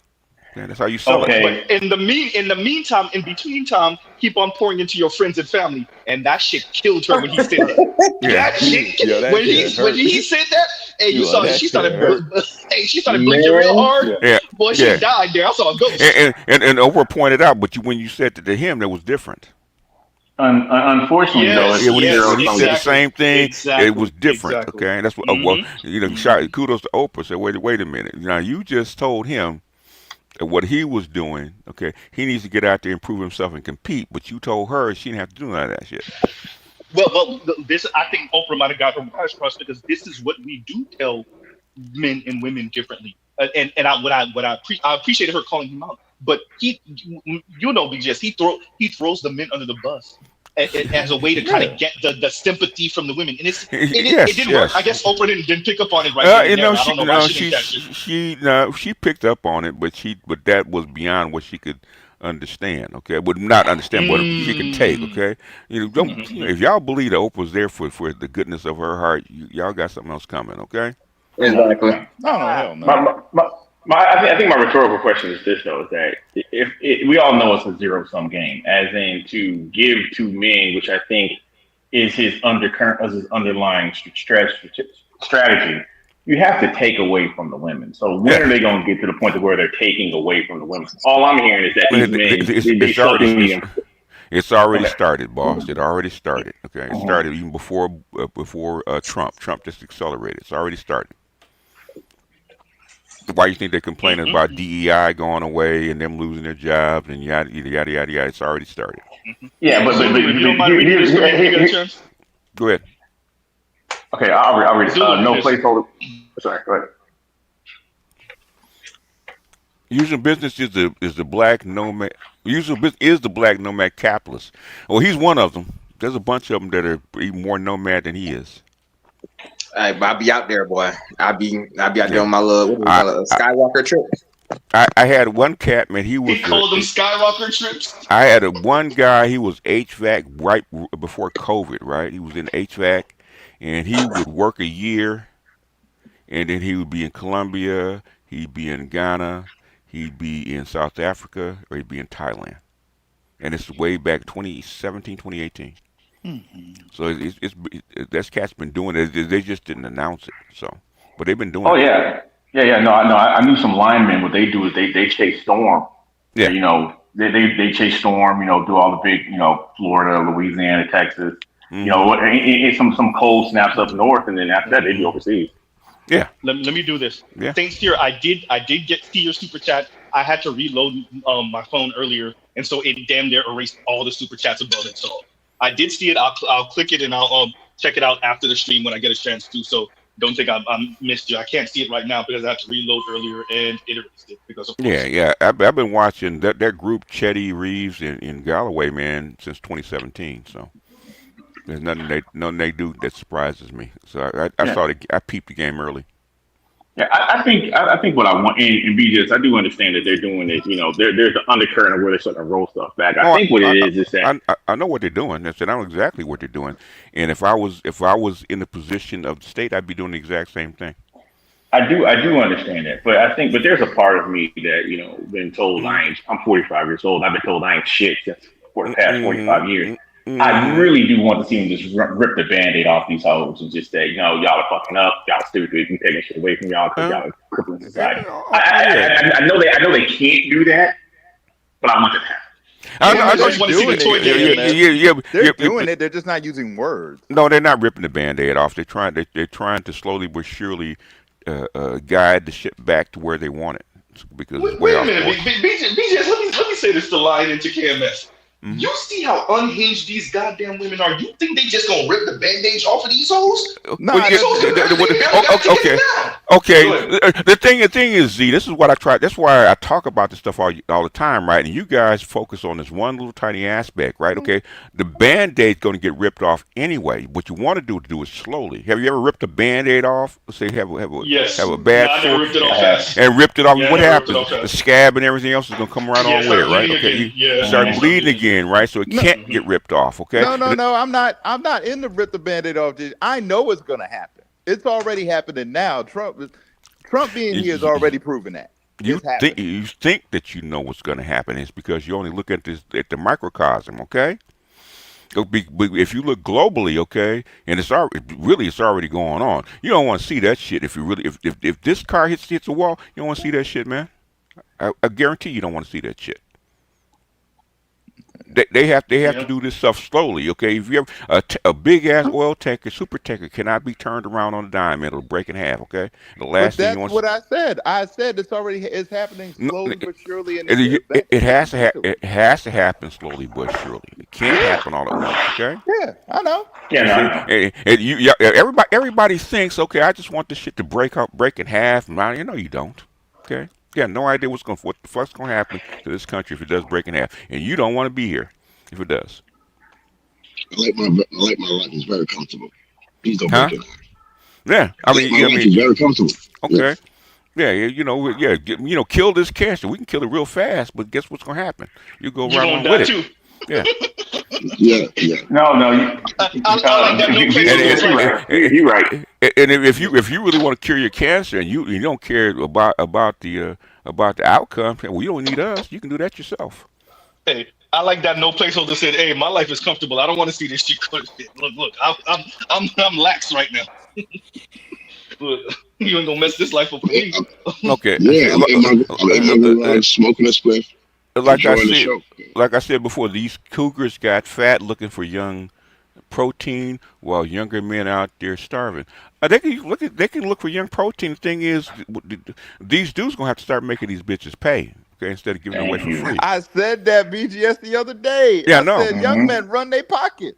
Yeah, run their pockets. Yeah. Yeah. Because if the shoe was on the other foot, it's called equality, right? Guess what the young woman's gonna They do? would definitely do it to you. Yeah, and what Exactly. the thing you put a young woman on a payment plan because you know you're gonna have to pay. Okay. Yeah.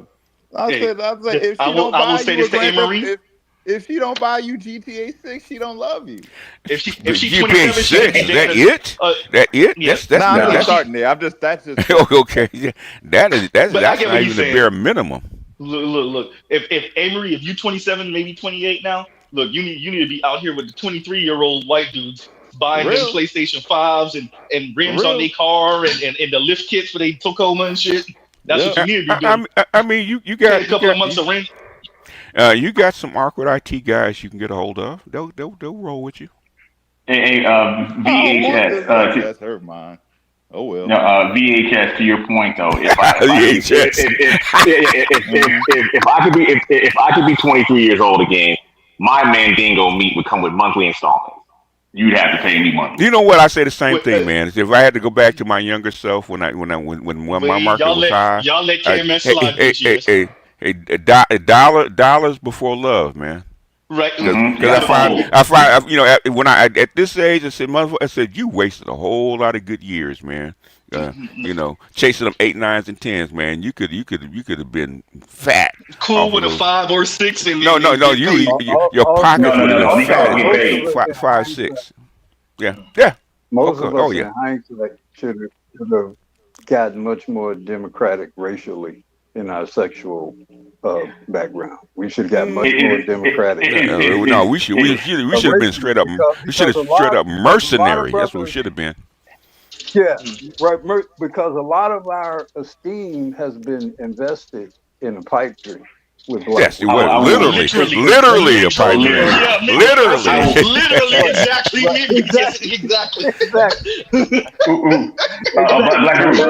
Chicken Mama gave me my Nigerian. Wait a minute, I gotta call dibs. Because I can't let KMS slide on this. Seeing that y'all over here saying stupid on my channel. KMS, how much would Amory have to pay a young KMS, a 24-year-old KMS? How much does Amory have to pay? Start with them student loans. She would have to bring me a dowry of 2 women that I deal with in preps for her. That's how we start off. Hey KMS, I got it for you, man. Okay, she got to bring her rich daddy for you. Exactly. I mean, yeah, but it's funny. But to Black Uru and VHS's point, me and my dad had this conversation about 10 years ago, and I asked him, "Hey, man, if you was in like either your senior in high school or blah, blah, blah, I didn't even get a chance to finish the statement. He'd been like, everybody, I'd have ran through everybody. I'm talking about teachers, people's moms, the bus driver." No one would have been spared. And he said the same thing, and they would have paid. Yeah. Wait. My grandson get mad at me sometimes when I say what I've done in high school. But go ahead. I want Black Uru to read this because I think he'll get a good chuckle off of this. Black Uru, if you don't mind reading this for me, please and thank you. Okay. Thanks. Was it Mike? It's Leon. Michael Malice. Yeah. Oh, it's Leon. Okay, Mike Malice. Thanks, Leon. Z ranked last place in AP reading super chat class. Oh, that is true. That is true. That's true. That's true. Look. If that's a trophy, then that means I got a gold trophy. Look, I get you. Man, you're super chat. As a person who super chats often, your super chatting reading is deplorable. Yeah. My grandson gets mad at me sometimes. He says, "Grandpa, if you go back to high school, who would you marry?" I said, "Maxine Waters' daughter." That would have definitely been the move. I say what? We could have seen Oh yeah. BGS in the background when she said reclaiming my time. Reclaiming BGS my would have been time. standing behind her. I said yes, mama. Yeah, go ahead, tell him, baby. Go ahead and tell him. That's right, baby. No, BGS, the brother in the back. Yeah. Yeah. So BGS, so I should really stay with this Nigerian sugar mama I got then, basically. So what? So I got a Nigerian sugar mama, so I can basically just put on a retainer then, basically. If she paying you, she got you on retainer. Go to the negotiation. Go to the table, man. Go to the table. If you got a sugar mama, she's sugar mama, man. Hit this thing, hey, but you see me in Nigeria, boy. You see me in Edo State, boy. You know. Well, the thing is, if you got a Nigerian sugar mama, it's not just sex. You gotta be out with her. She gotta show you off. Oh yeah, that's what it is, bro. When I told her how much I live, she was like, "Oh my god, that's so amazing." I was like, "Oh yeah." Look at what I can do. It's essentially what you are. You're the look at what I can do. Yeah. I got me a young American. Okay. Yeah. Sorry. She's like, I'm gonna cook you some okra soup when you get here. I was like, oh shit, okay then. Uwe can tell you, boy, when you like that, right? Okay, and the woman shows you off. Okay, watch it, listen to him talk. It brings up their status. She like, you can see evil. I'll be like, yeah. She like, Uwe knows what I'm talking about. You just gotta be willing to get your show pony on. Uwe knows what I'm talking about. In certain circles, she'll show you off is because it brings her class status up. Value. Yeah. Just make sure you pay. Am I wrong, Uru? Oh no, for sure. Yeah. Man. You're kind of a trinket.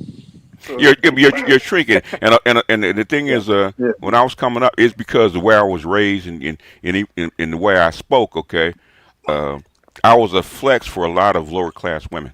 Okay, I got him on discount. Okay, look what I got. I just found him all by himself by his loneliness. He was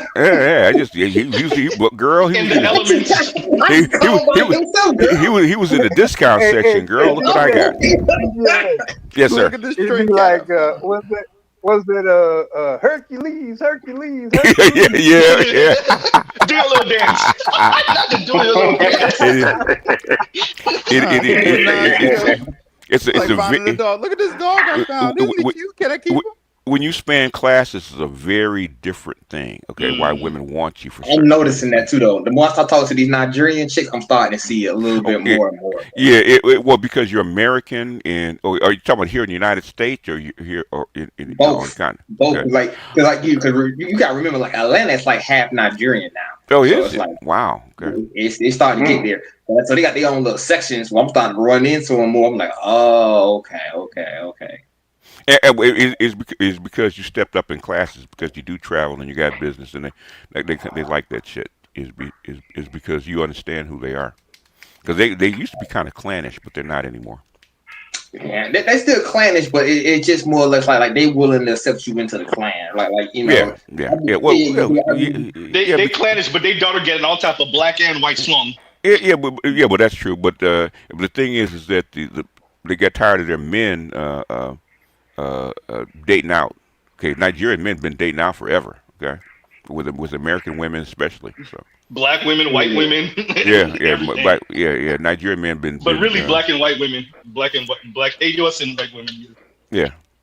So that's been the case. Okay, like here in L.A., all my sister's friends, they all had at least one Nigerian boyfriend. Hey man, all I'm about to say, you see me down there in Texas, bro. You know what happened, bro. You know. Oh yeah. I can't let this joke go. You know what happened to it, bro. Yeah. Zulu, I can't let this joke go. You gonna be out there without Onyeka? You gonna save her? Yeah, my grandson. Hey boy, them big old titties she had, boy. Stop playing with me, boy. Wait, no, Onyeka. You know who I'm talking about? Onyeka is the Danish deception chick. The little talking about the grapevine chick. Oh yeah, boy. You gonna say? No, yeah. You gotta remember, I don't know, bro. I don't know if I can follow up behind the white dude, bro. Hold on. You said Texas. You know who else is in Texas too, right? Yeah. Yanni's in Texas. Yeah. Go ahead, help out with that health premium. No, he gonna have to fight better you for that. He gonna have to fight better you for that. Yanni got to bring some money. Yanni brings money to the table, man. I told you how you supposed to handle those who've been with them white dudes. That's a scenario. That's a scenario of vengeance. That's what I call that. You have to do something serious. You gonna have to. And you tell them about it while you're doing it. Hey, are you getting clever? Me and KMS would, if she been with white dudes, she been out there. Okay, you better start using their connections for some hookups, baby. Yeah. You're gonna have to. You got to bring tribute. You got to bring tribute. Yeah, you got. Yeah. Oh, you want you. I'm gonna treat you just like a white woman. Okay. Exactly. But you have to be in my presence. Yeah, you got to pay. Punitive damages up front. Yeah, you got to pay. It's not. This ain't free. You can't come back over here free, especially if you got a mixed child. No! Hey, no! I'm leaving her out there. You don't get rejected over there and come back over here for free. No, don't work that way, baby. But there is no deal for the mixed kid. The mixed kid, you over now that part is tough. That part. It happens all the time, man. It happens all the time. It happens all the time, man. Nah. How you think they wind up in the black neighborhood? They end up in the black neighborhood. That's true, but nah. Oh man, I because you can only afford to live in my neighborhood. Maybe it's the LA thing or California thing, but you don't see too many brothers out there. Definitely gotta be LA shit. White men's kids. You don't see. It's been a thing for a while. I'm 35 years old. I ain't never seen that shit in Atlanta or Georgia or Florida. I've seen a lot. You don't see too much of it. It happens. It happens every once in a while. As a matter of fact, there was a white dude that the girls from the breakdown of women's perspective. There was a white dude they interviewed a few years ago, and he had a mixed son with a black girl who had an older older son was fully black. So he followed up behind a black man and had a mixed kid from this black girl. So it happens every once in a while. It does happen. There was a. There used to be. I didn't know what they were at the time, but there was a. I thought they were white, but they were mixed in the neighborhood. So it happens all the time. Wait a minute, are you telling me you knew the DeBarge family? I'm joking. Go ahead. They weren't. They were mixed, but thing is, but she didn't marry nobody else. Okay, those are all his kids. Nah, for me to look past a mixed kid, this shit gonna have to be exceptional. Yes. It can't be for me at that point. You gotta be like Halle Berry. You gotta be Halle Berry caliber. She got Oprah caliber, so she gotta have she gotta have something. Okay. She gonna have to be a rare beauty with rare connection. Yeah. Most times you get chicks like that. If you're gonna deal with chicks like this, they got connections and they can do something for you. Exactly. So I can't see me doing that. At that point, I can just go get me any other woman. I can get me a Mexican woman at that point. Yeah, and same reason you have a white woman is because she got connections. Okay, a white woman can do things for you that a black woman can't. Yeah, because I'm like, I can't fall around the way. Don't like shit. Can't mess to tell you, Becky didn't get it. Keisha got a discount. Becky don't get shit for free. Okay, Becky got. I mean, I could, as a person that went to a predominantly white college, I played sports there. Yeah. The reason why I did marry my wife, my soon-to-be wife, my wife now, is that I wanted black children. But go ahead. But I'm sorry, Peter. Oh yeah, because your wife got a discount. Becky wasn't gonna get that discount. Oh yeah. No, she got a discount because I was looking to have black children. Yeah. But if I wanted a white woman, where I was at. That's why our race is so upside down, right? Our women will give Brad the discount, okay, but they expect a discount from us. Exactly. Oh, exactly. Like I seen that shit, I was like, I'm not doing that shit, bro. Shout out to once again, Onyeka. Shout out to all the sisters who Brad doing something nasty, treacherous, right? But if you don't mind reading this for me, please, and thank you, BGS. think you'll like this one too. Okay, Chef Nut Butter Biscuits. What's on the menu, Chef? Who will be the first to tell females on national TV that at least two gens have to fade away due to their ideology and make room for the next gens? If there's chaos, then so be it. And we can rebuild. I don't know. I don't know. Go study the fall of the Soviet Union for 10 years. Okay, are you willing to go through that?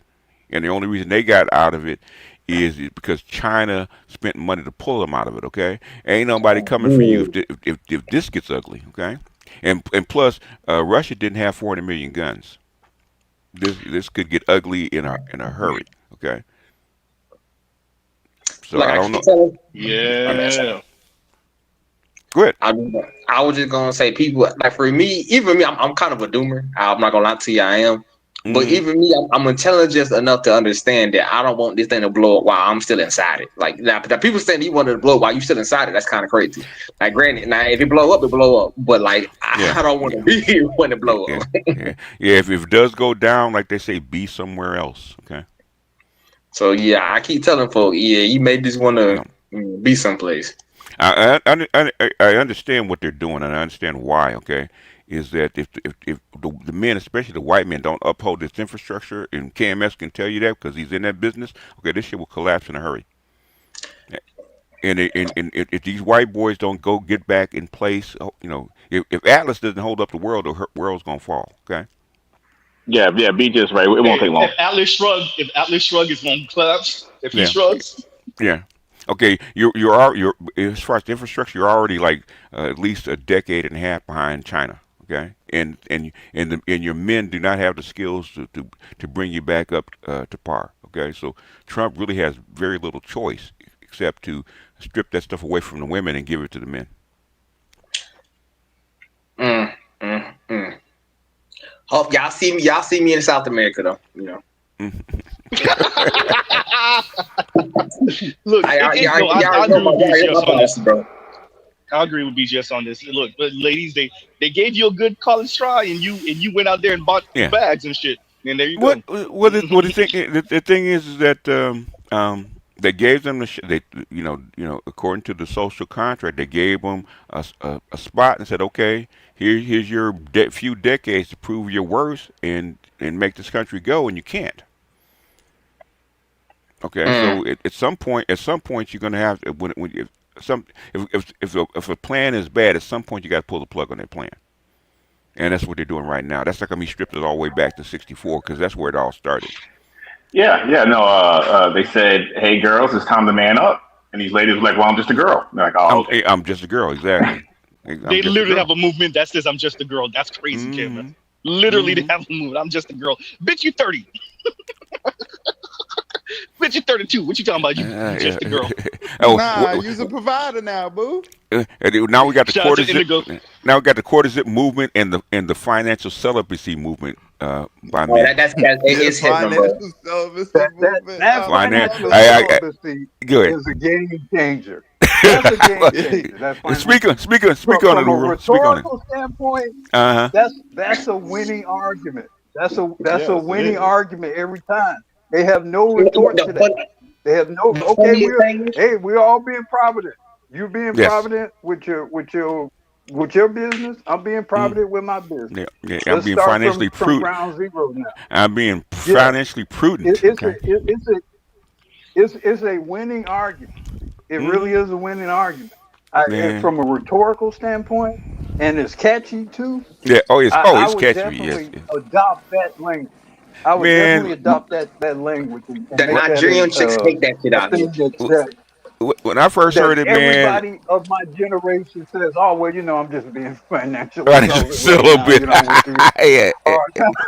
I'm in my financial celibacy mood right now. A little bit. Yeah, I was a financial 304. And now I had to Hey, AZ, clip that, okay? I'm gonna clip it. Clip that. Hey, we have an AA meeting, right? Okay. Not a financial 304. Hey, who stands up and says, Forget. I need help. Who stands up and says, "I need help. I was a financial 304."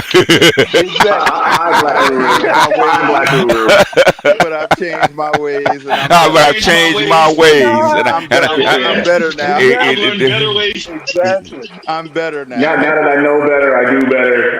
My wallet, my I would like choice. to direct everyone, real quick, chemist. I would like to My direct wallet, everyone my choice. That's another good right. My wallet, my choice. My wallet, and that comes up with financial. My wallet, my choice. Yeah. My wallet, I would like to direct everyone to Louis' name. Louis think he's slick coming in here with the he hims. Him. Pronouns. No, he says he him impregnating person. That's hysterical. Yeah, but no. Hey, Louis, you got that good hair, man. You can do that all day long. Gil Gammy says, wait, I gotta read this one. I'm sorry for cutting you off, chemist. Gil Gammy says, I'm a born again 800 credit score nigga. Damn. You like OJ? I'm not black. I know black. I know black. We know black. I get what? Why? You have an 800 credit card? No, man. You might be right, man. You ain't black. Nah, just tell them you rebalancing your checkbook. No. I mean, I understand it. In my former life, man, I was just throwing this money around, and that's unacceptable. You was a financial hoe. I was just a financial. I mean, I was just out in the streets, just buying shit, paying for shit. But now I've seen the light. Now that I know better, I do better. I'm gonna close my wallet for marriage. Mm-hmm. I mean, how many bodies your wallet got on it? Oh my goodness! I can't even count. That's a good. Yeah, that's a funny one. I see. We got to come in.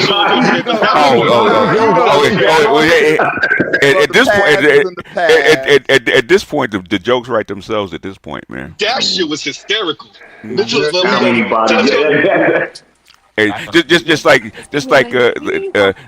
Just like what do you that clip where it says your bills ain't got his dick name on it. Your bills don't got that girl pussy name on it. Yeah. Oh, Telescope says 12-step financial whole program. Oh, Z. That's a show, Z. That you write this stuff down. These are shows. That's a show. I got it. But write these down, Z. Give me about. No, I'm not even due Friday. Give me by Tuesday. I got the show coming. Give me by Tuesday. Hey, the first step is acceptance. You were a spending slut. And now you know that. You was out here giving it out willy-nilly. You was out here with the wallet open. Look, you gotta be your wallet is your temple, and you have to protect your temple. You can't be giving the dollars out willy-nilly. Cover your wallet up, sir. I used to spend $200 on the first date. Oh, you know what? I've spent over $400 on a date and didn't get no cake. We all have sinned. Wait, time out. You spent $400 on a date for a woman you ain't fucking? No, it happened once. I did pipe later, but I didn't pipe that night. No. Yeah, wait a minute. Time out. You spent $400 on a date. Over $400. You ain't fucking. Yes, this is back in like 2012. This was forever ago. It'll be good. He's changed his ways. Z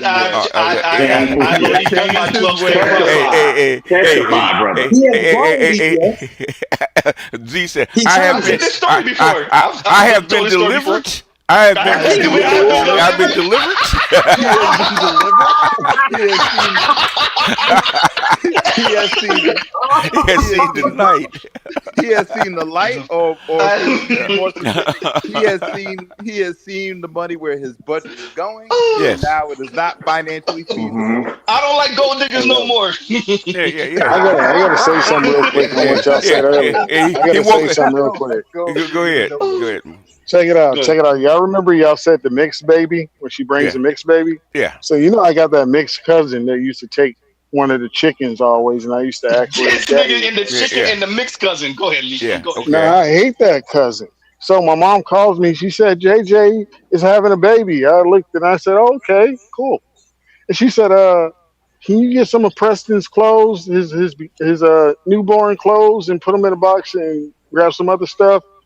And I looked at her and I started just mean mugging my mom. I started mean mugging her. She was like, what? I said, where's his white daddy?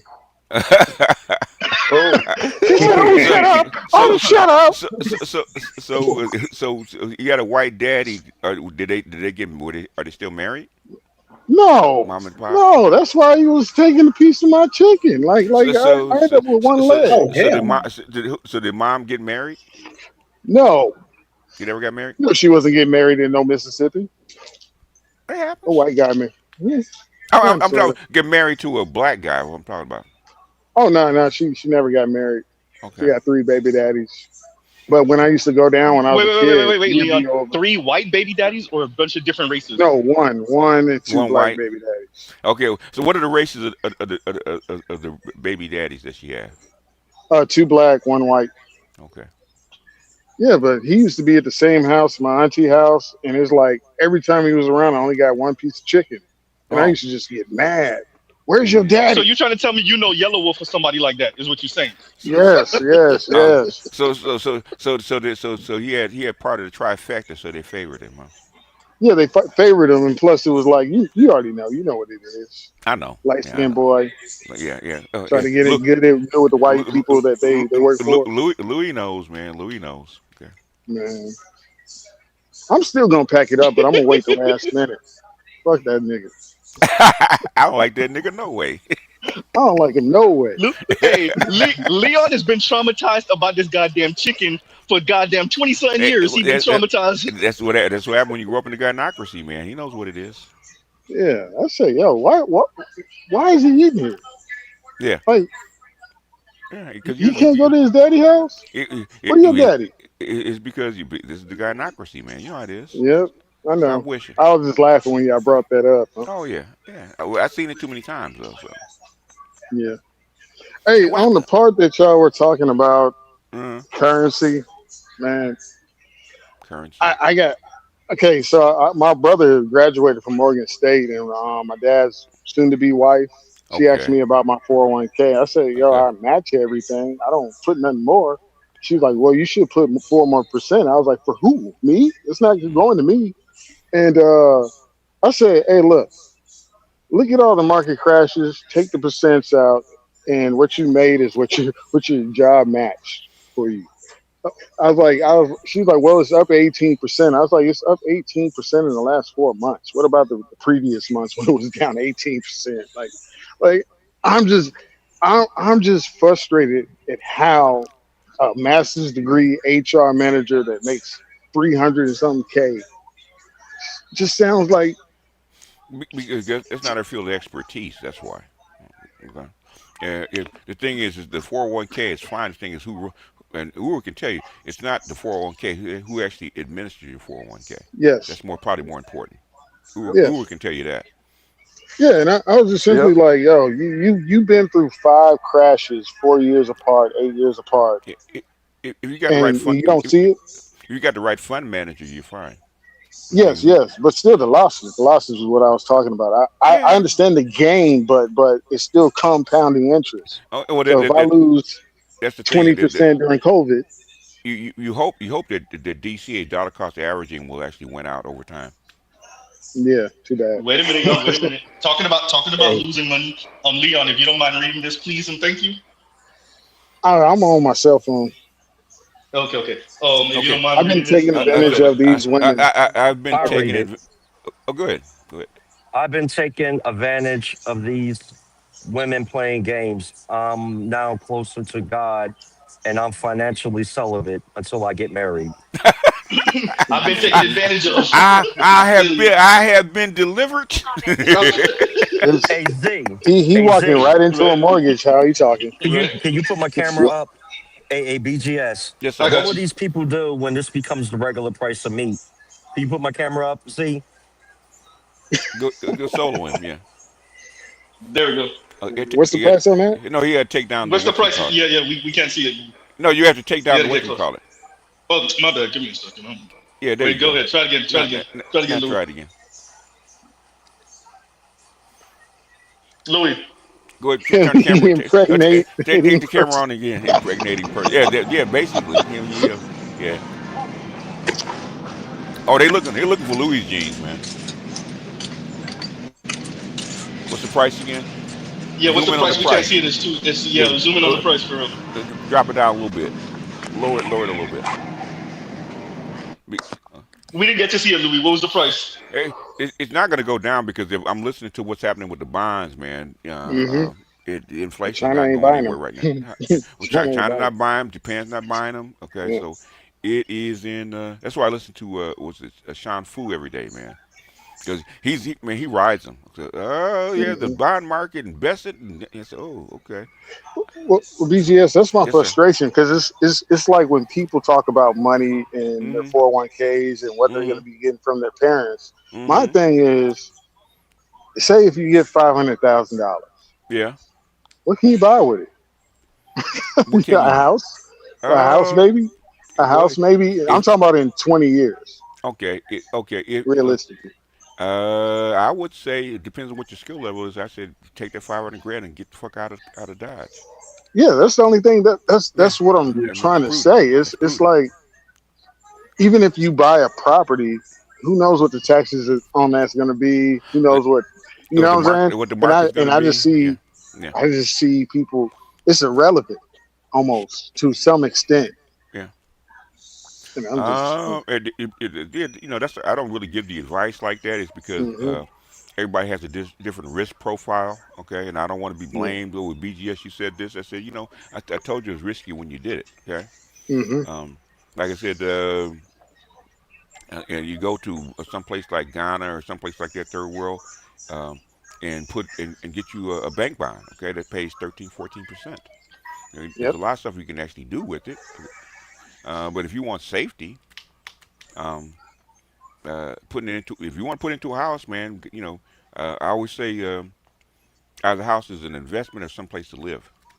yes. And I'm And if saying no. I look at houses as the place to live now. yeah, like you talk about investments in 20 years, a house. Like, the cost before even getting a return will be what? Nothing. Yeah, and that's what I'm looking at. It's like it's cool to hear that there's a wealth transfer and this majority is going to 5% of the population. And people are like, well, I'm gonna have something. What are you gonna have? Especially how economies move.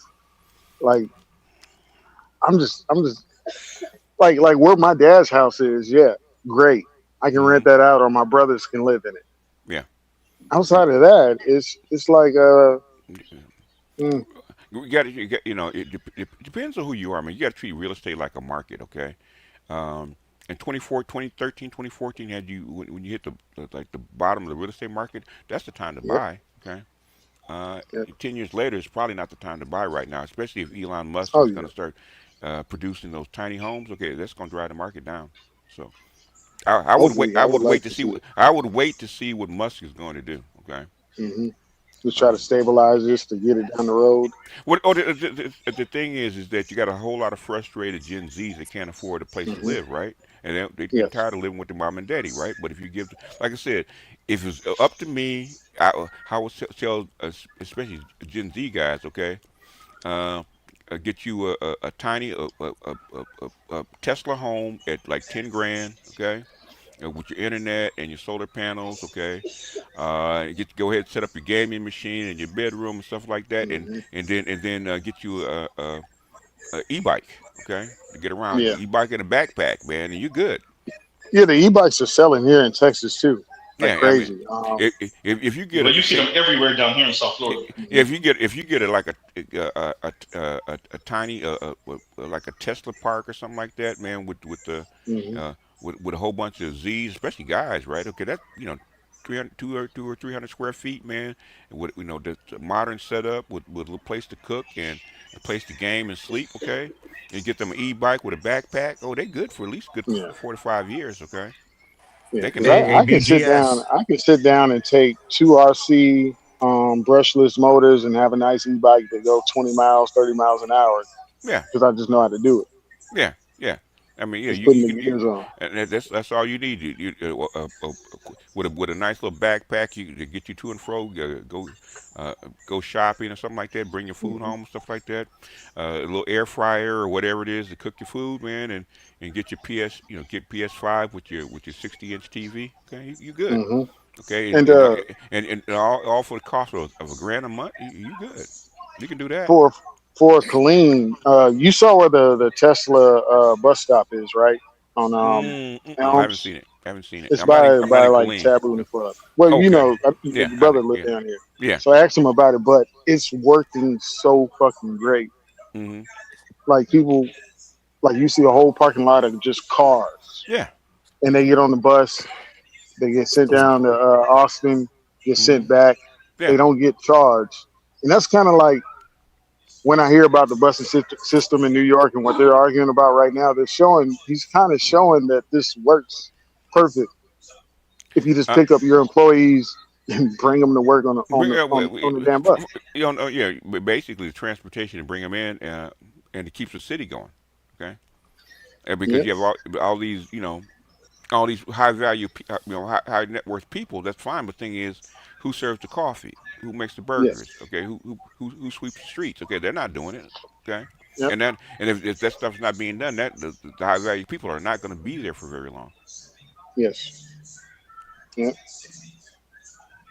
So you got to have some way of bringing in workers, right? And Colleen is, not too far. It's a little cheaper, and it's a decent place to live. Yeah, I would do it.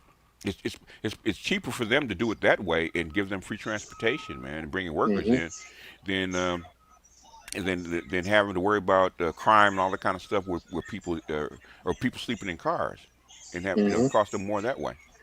When you get some time, ask your brother about it, because I don't stay in Kalinistan. I'm too bougie. You are now civilized. Let me do this. Bruce only. Oh, did he drop out? He dropped out. Right when I was about to say something. Okay. Anyway, go ahead, y'all. He's probably listening. Yeah. He literally just dropped down. I was about to. That's what I was asking you about to play the Oprah Winfrey. I still haven't had time to view the male side when he was speaking. That's what I was asking you about. I'm like, no. So he spoke. Okay. So I'll cover that. I'll cover that in the upcoming days because he spoke first, and he went through a bad breakup. Yeah. And he was speaking about how he started to do exactly what we tell the ladies to do, which is invest in his friends, go out. Yeah. So he was saying that's what he did, and that's why when after A. Marie spoke, Oprah was like, oh yeah, just like what Brandon just did. Yeah, right? But just said, yep. Because she brought it up because the way Scott Galloway frames it is that the men are toxic, or they have the potential to be toxic when they're not in a relationship with women, as if women are the civilizing force. No, what he said to the white guy, okay, you have to man up and be better, okay. You have to suffer through. You got to pull yourself up, right? Because would you have sex with you? Yeah, would you have sex with you? Exactly. Okay? That's some gay shit. That's the beauty in it, because his wife was literally right there. They were perfect for each other. In other words, if you were a woman, would you have sex with you? Yeah. That's what he's saying. So, okay. And when he was I don't know where the gay stuff came in, man. Because you missed that, Bruce Wayne. But wait. Let me defend my position. Okay, go ahead. If I was a man, would I want to have sex with myself? No. Why? Because I don't. Wait a minute. That's what the magic is. You got to explain that shit, man. You're not doing a good job right now. I'm going to. Okay. If I was a man, would I want to have sex with myself? No, because obviously I'm not attracted to men. Bruce Wayne, can I explain this to you? Okay, guys. Let him land. Let him land. Let him dig his own hole, man. Keep on, Bruce. What else? What else you got? But if I was a woman, would I want to necessarily have sex with a man who like me? I don't know, because the mind of a woman is strange. It's not necessarily logical. You know what I'm saying? I can see myself as a quote unquote good man. Okay, I work out. I travel. I know how to read. I take a shower every day. I wear a nice perfume. And then this can't understand normal thinking, go out there and have sex with a guy who's worse than me. So you're going to look at the situation from a logical standpoint and say, okay, this guy, he's doing everything right. But this guy, he's a bum. He stinks. He's not taking a shower. He's this and that and the third. And this itch is laying down up under him. Why? Because most of the time it's not necessarily logical. That's why I said this point of view from the get-go is flawed. To say that would you want to have sex with yourself if you was a woman? I said no, I would never, because the mind of the woman is not necessarily logical. That's why I said that's some. No. Okay. Bruce. No, hold on, Bruce, are you Jamaican? All right. Before you bury him, Bruce, are you Jamaican? Bruce, No. can I ask you one question, Bruce? I'm just asking. Have you been drinking? No, I'm not. Why? Okay, you're not drunk. All right, never mind. Go ahead. So VHS can come out. Yeah. Don't mind. Okay. I said okay, nigga. Okay. Go ahead. We grow up studying what women want in a man. Okay. Mm-hmm. For the women that you want, you know what she wants. Okay. Can you deliver? We know what she wants. Okay. We know what she wants. You may know what she wants That's all it means. from 12 o'clock to 2 p.m. But after 4 p.m., you don't know what she wants. Even the 12 o'clock guys knows what she wants because he's learned how to spot that. Okay, you know what she wants. That's all it means. You study girls since you were 5 years old. You know. You can see what she attracts because you're around the same kind of women. Women are in categories. Okay. When you dive into a category, you know what she wants in that category. Do you fit it? What a lot of guys do is they try to jump out of their category, and they say a guy that chick that will take a dude off the street or a thug or a criminal, something like that. Okay, you jumping into another category. So the kind of guy that she wants is not of your class. Okay, so you trying to bring what's his name Carlton Banks down to the Philly hood. Okay, they don't want those kind of guys. So if you want to fit the aesthetic, you got to fit the aesthetic. You know what she wants. That's why Carlton Banks and the bad bitch starter kit chick should not be together. Is what especially a white guy. Okay, for the kind of women that you want. Okay, you have to be that guy. Okay, which is what Kevin would say. Okay. For the kind of women that you want, you got to be this, and so same thing for a woman, right? Women know that in a heartbeat. Okay, if you were a man, would you want to have sex with you? Women face that all the time. That's why they have all the butt lifts and the hair and the makeup, stuff like that. They know. I would like to direct everybody's eyes to the screen real quick. I'd have told them the same thing. Okay. It's more like it's easier to accept somebody saying, "Would you marry yourself?" Yeah, instead of having sex. If basically, that's when you look into yourself and you say, you start noticing, "Oh, I'm unavailable. I'm this. I'm that. I'm this. I'm that." And there's things I have to improve is because that attracts the women that I want. Yes. No. It's just a metaphor, brother. And all he was doing was doing the whole. What we do with boys and men, where we toughen them up, we toughen the man up, especially in front of the girls and the women, to show the girls and the women that we align with him, we understand. And look, I'm being tough with him. You see, constructive criticism. That's fine if you're gonna be red pill and you're gonna be consistent with the red pill, but then you want them to be emotionally available and shit like that. Okay, that's two different things. Okay. If you're gonna punch them in the chest, BGS, I've been telling you that this shit ain't supposed to make sense. No, it's because they're not selling it to you. Who they selling it to? I want to answer the question though, but if they ask would I marry myself or would I have sex with myself, I would say maybe, but I know that bitch is cheating. I gotta go. That's a good outro. When I was younger, I said, "Hell yeah, I'd have sex with myself." Shit, I'm a catch, motherfucker. Well, the question, that's exactly how I would answer it. I'm like, yes. Hell yeah. What you mean? that a trick And Captain Obvious Hey, says, hey, hey, hey! You must not know about me. You don't know. You must not know. let me read this. You must not Captain know. Obvious says, You know you talking to a financial hoe? That's a song. I That's am, a song. I am undervalued. What you talking about? Hey. You like, Captain Obvious I says, should be charging you premium. Okay, go ahead, read it. Yeah, Captain Obvious says Mawa, and he says men equals men against wallet abuse. Oh man, hey, Z, this is gonna be a classic. This a whole stream. Oh yeah, for real. This is a whole because stream. the jokes will keep on coming, man. Yeah, men against wallet abuse. Hey, the ladies ain't gonna like this. I'm telling you. Hey, no, I'm just saying they're not gonna like this. This whole thing, I will make a whole series about this. Oh yeah, you whole series. Oh man, you can do 5. You can do 5 years on this, man. Easy. Or I mean, if they don't like it, Q Ed. I got you.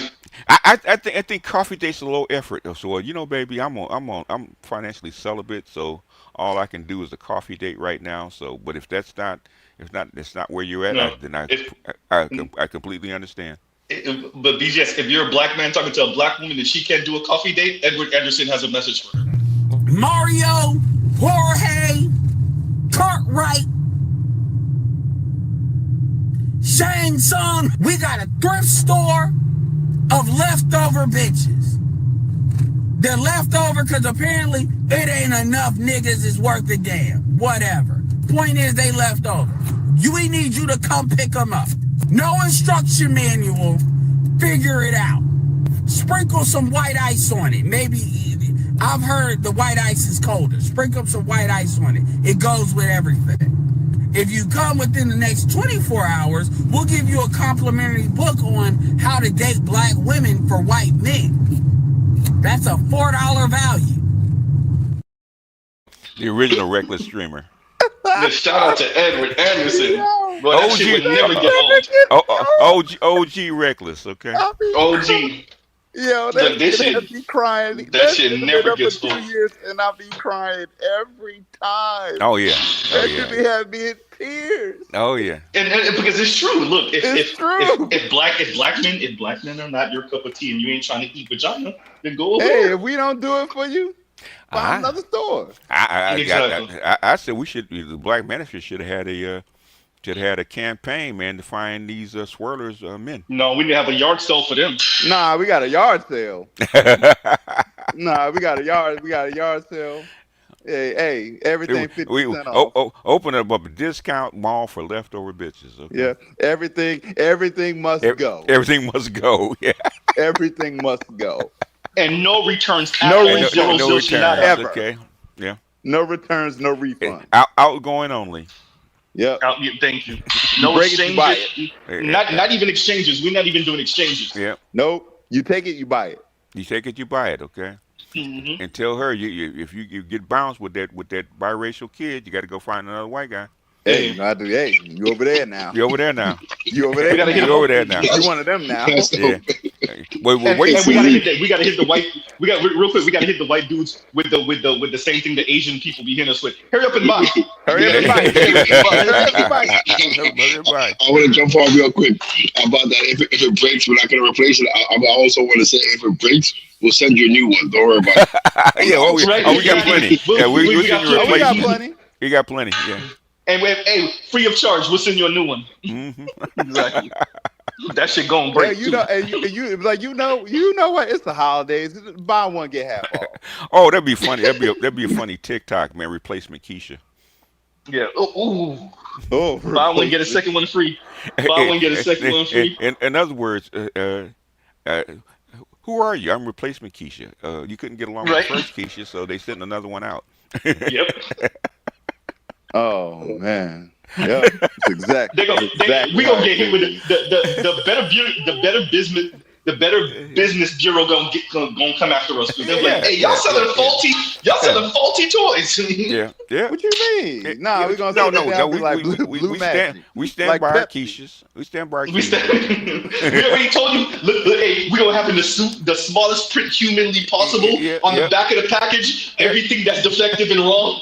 And we told him what's wrong with it. We told him, look. No refunds, replacements We told only. you no refunds. We told you no refunds, no returns. Replacements only. Okay, we'll send you out a replacement. Do Mr. not, C, you're running a bad business. Hey, do not return Keisha to the factory. Okay. Exactly. No. Trust where it, we're at right as now, is all we're cells at end final. of life. We will send you a new one. We're at end of life. Do not return to factory. We will send you a We do new not one. have the replacement pieces. We do not have the replacement pieces. So we on a whole new product. So that got to go. That got to go. Right. We on a whole new product. That got to go. If it gets damaged, file a claim. If discarded, or throw it in the garbage, we'll send you a new one. We got a whole bunch of open box Keishas right out there. Okay. Oh yeah, no warranty. no warranty. Oh no! Instead of the 1 year, you get a 90-day warranty on this open box Keisha. Okay. And if it don't work, if it don't work, you can't send it back to us. You got to send it back to the manufacturer. Yeah. Send it back to the manufacturer. Send it back. Yeah. You get here's the mailing address. Here you go. Mm-hmm. Go. Goodbye and good luck. Good. Oh man! No, they've been talking so much shit. Might as well go ahead then. Yeah, but if you get her pregnant, you bought it. You're pregnant. You bought it. You're pregnant. Anything you bought it. Anything you do, you bought it. Once you buy it, it's gone. Once you buy it, it's gone. That's it. Once no if you get her returns, pregnant, you get her pregnant, you can't return her. No, basically, you gotta put her up on eBay. Yep. Yep. Sprinkle some white ice on it. Mm-hmm. Sprinkle some white ice on it. You gotta put in a reseller's market BGS. Man. A reseller's market for Keishas, huh? Mm-hmm. Hey man, we either sell that or Keisha like and then there's a resale market. There's a resale market. You're gonna leave them. Either that or they're gonna get left on the lot. Leave them on the lot. Leave them on the lot. Yeah, I heard that. Yep, just like ain't that right, Anne Marie? Oh man, yeah, she definitely left on the lot. Yeah, she on the lot. Yeah.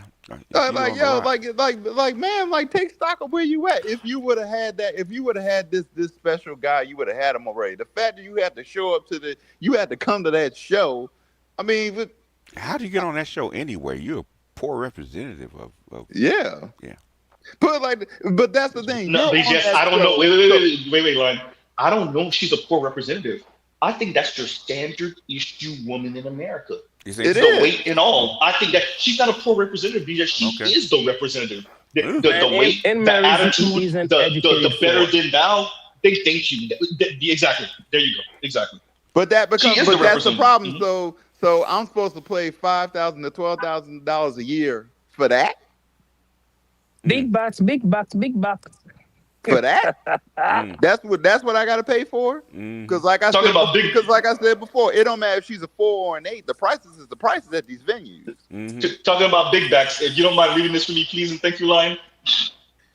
What do you say? Yo, shout out to Blue Socks. Damn, I gotta zoom in. Taking a break from prepping a gumbo, some sweet potato fries, and some sweet potato cheesecake. Salute to the panel in chat. That's not Tunnel. That sounds good. Talking about big backs. But that sound really good. Sweet potato cheesecake. God damn. That's hilarious. Hey man, y'all got any room at that table? Any room at the table? You see what I'm saying? For real. Hey man, what you drinking? I'll bring it. She's the table. Yeah, literally. You sitting here dressed like a damn leprechaun. What you mean where your man? Where you mean, man?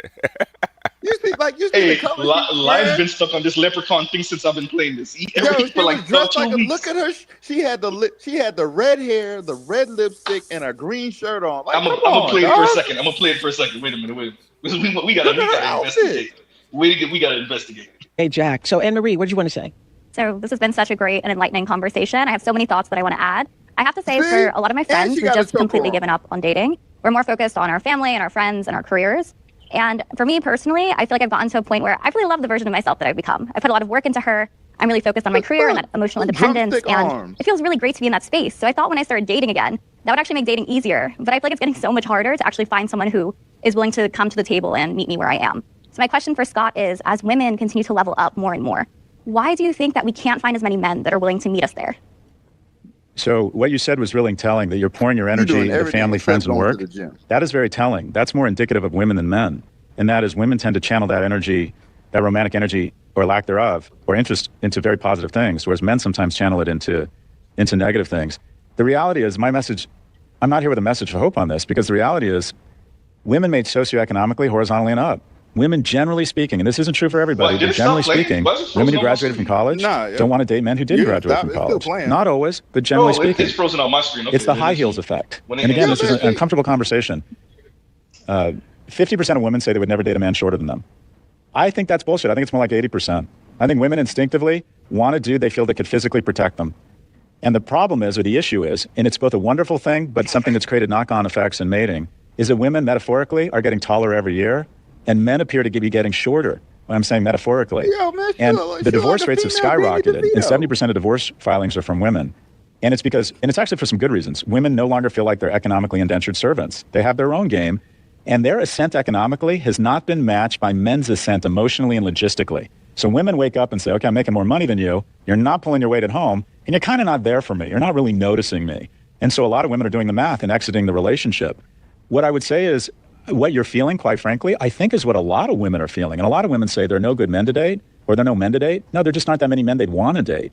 And so where I try to go to solutions is, how do we lift up young people such that they're all, or more of them, are economically viable, which I think will, on the margin, lift up or disproportionately impact young men. But just the fact that you said you're self-conscious or aware enough to pour that energy into really productive things means you're going to be fine. I don't think romantic love is the be-all, end-all for everybody. It's really rewarding, but I think you can find what I'll call that sort of purpose, relational love. That's crazy. There we go. It was frozen screen on my phone. Yeah. I was roasting her the whole time. Like, yo, you look I definitely am right now. You look like Dane DeVito's twin sister. Stop. What do you mean? Where your man at? What you mean? What are you talking about, man? Look, you got it. But they promised me. Yeah, okay, so wait. BGS is right, and you're right about their interpretation. But she can still get us on a technicality because she never said, "Where's my man?" She didn't say that. We know that's what she said, but that's not what she said. That is what she said. But she did say that. We know that. But she can get us on a technicality, but she never used those words. She wouldn't be. She is saying she already saying it by being there. She's already saying that's fact. Yeah. You saying it by being there. And her being there, the way she looks and the group that she's with, okay, that's the target audience, not the men. Yeah. Oh no, that's super facts. That's super facts. In other words, what I think Pearl calls them mids. Okay, the attack of the mids. She's a mid. She's a mid. Yeah. Mm-hmm. She's a mid. She a mid because she can't optimize her program to the best of her ability. Baby, you gotta go to the gym. Yeah, the gym's not gonna help her. She's not gonna help her face. Okay, she's a mid. Nah, it ain't. God that face damn, card. BGS. Yeah, that face card. Yeah, that face card ain't working. I can't stand these Kelly. He did the worst. Nah, he's right though. That face card. That face card. Listen, New York, you too. Face card looking like Miles Morales Spider-Man mask. No, she that 5 ain't foot. Work. She's 5'3" and 200 pounds, man. 200 pounds. Like you wearing a white. Like you wear. Like I'm mad. You with a face like Queen Elizabeth. She got the nerve to wear a white dress. I feel bad for that dress. I do too. Hey. I cannot let that slide, okay? Okay, let me do this because KMS is daring me. I got before I let you finish, because KMS just dared me. And KMS says, Z, the punctuality of your super chat reading sucks. What's that? 5-6 exclamation points. He says, I dare you to read this on time. And I read it 3 minutes late. Okay, that's on time. Yes, on time. 3 minutes. There we go. We said super chats plus or minus 10. Plus or minus 10 minutes. Okay. That's the BGS. BGS said, look, hear ye. BGS says I gotta read it within 10 minutes. So from now on, the goal is to read it within 10 minutes. Not an hour later like I usually be doing. Minutes? Anyway, within 10 minutes. That's gonna be hard, BGS. That's hard for you. I'll be moving. Yeah, you're right. You and Ed, reckless, man. Yeah. That's super. The cold part about it though, when you in retrospect, when you look at what Scott Galloway said, it's kind of, it was the more PG version of what Kevin would have said to her. Yeah, exactly. Kevin would have said the same thing. Yeah. He said it more direct, but Kevin would have said the same thing in a more direct way. In a more direct way. Oh, what they're doing is they're trying to give white women and feminist men red pill light. Yep, that's A exactly soft what and it is. gentler. They can't defeat it, so they're trying to give them a red pill light, which what we used to call it the purple pill. Yeah, that's a purple pill. They're trying to make all these people purple pill.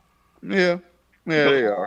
Hold up, MS Delta. What you trying to tell us? And MS Delta says, and thank you for the super chat. This is on time, KMS. You see that? On time. And MS Delta says, "Hi, family. It's getting serious out here. Even the Becky's trying to catch a brother." Oh man, Oh yeah, what happened? right now the music's just slowing. Were it to stop, that would be infinitely worse. Okay. Okay, because I thought I'm KMS just had a gonna story keep to it a tell. I buck. thought I I'm thought KMS was going to tell us that a Becky tried to move on him. That's what I thought. Yes, somebody just sent me an article that says Detroit is $300 million behind in child support collections. God damn. May I introduce the term to you guys? Go ahead. Go ahead. I was going to introduce the term to you guys. You ever heard the term slump buster? Slut buster? Slump buster. Slump buster. Oh, slump buster. So Oh, yeah. Yeah. Major League Baseball. Mark Grayson talked about that term. It was like if you're going through a slump as a Major League Baseball player, you go take a gnarly chick and you drop the hammer on her, and that's what Anne Marie is. She's a slump buster. Slump buster. Yeah. She's at 2 a.m. Yeah. But this is your average woman. To Z's point, this is your average woman. This is what they want you to pay $5,000, $12,000 a year to be in a relationship with. She reminds me of guys. she makes you think of a bloated. I cannot let you slide like that, man. You cannot be dissing Mama Bear like that. Come on, man. Hey, man, you I have know that I choose the bear. Hey, everybody has a role in the ecosystem. Okay. Hey, man. I choose the bear. You know that, right? I thought of a bloated version of Lily. Right, and bears need love too. You know what I'm saying? You know how what the commercials say? We know we can count on you to do what Scruffy said. Yeah. We used to call that our emergency card. Okay. Yeah, man. I mean, that's a 2 a.m. Like all these 2 all these 2 a.m.s crying because they can't optimize hypergamy. Make it out. Yeah. Of course. But feminism said equity and equality. We shouldn't settle for less because we're for. Hey, I don't know what to tell you, dog. Attack of the mids, man. Like Pearl said. That's exactly what it is. Ooh, that's a stream. That's a stream. That's a stream. Put it in the book. Write it down. In the book. Pearl has so many videos about white mids, man. The attack of the white mids, man. Attack of the mids is perfect. Attack of the mids is perfect. Y'all heard it first on Z's channel, brought to you by BGS. Attack of the mids. Put it in the book. Write it in stone. Write it down. Attack of the mids. That's exactly what this is. And start with her cut. Okay, talking to Scott Galloway. Attack of the mids. But she's 27, BGS, and look at her. She's 27. You would have thought she's in her 30s. She been okay. The thing is, and this is the best version of her, man. Imagine what she was like at 13. Oh God, with pimples and all that kind of stuff. Because she's a ginger too. And that's her glow up. That's supposed to be a glow up. That's her glow. This is her glow up. I've been celibate and I've been working on myself, and this is your glow up. And this is the best you can do. That's the best you can do. Yeah, that's her peak right there. You dress like you guys are so mean. You're so mean. We're cruel, man. How they say it? We're not mean. We're cruel. No, but here's the thing. We're punishing her. We're being honest. You can talk about men lacking the money or having the money all you want. Okay, the more you emphasize the money, the more I'm going to emphasize on looks. I'm joking. Yeah. Okay. Yeah. We're going to emphasize on looks. Okay. She's a bloated Lily. Remember Lily from the T-Mobile commercials? Yes. Imagine if Lily was bloated, right? You know. Yeah. Didn't have the nice jugs, you know, right? You shape like my. Ate too many Cheetos. Yeah, Lily weighs 120 pounds. Okay. Yeah. 80 pounds less than her. Yeah, but she's 27, looking like that. She's 27 years old. Did you go to school with white girls, man? Yeah. Okay. Yeah, that milk. Imagine her with braces and pimples at 13. Okay, and she's fat. Yeah. That's quite a few of those. That's not food weight. She's built like that. Okay. Oh God, poor bastard. Southern brothers call her funny. The Alabama brothers I know call her funny built. Yeah. Yeah. And they, She's funny though. have the nerve to be racist. Yeah, Come what on. is in Atlanta they call it a rambling wreck from Georgia Tech. Okay. Look, I need Bruce on Wayne to go handle that.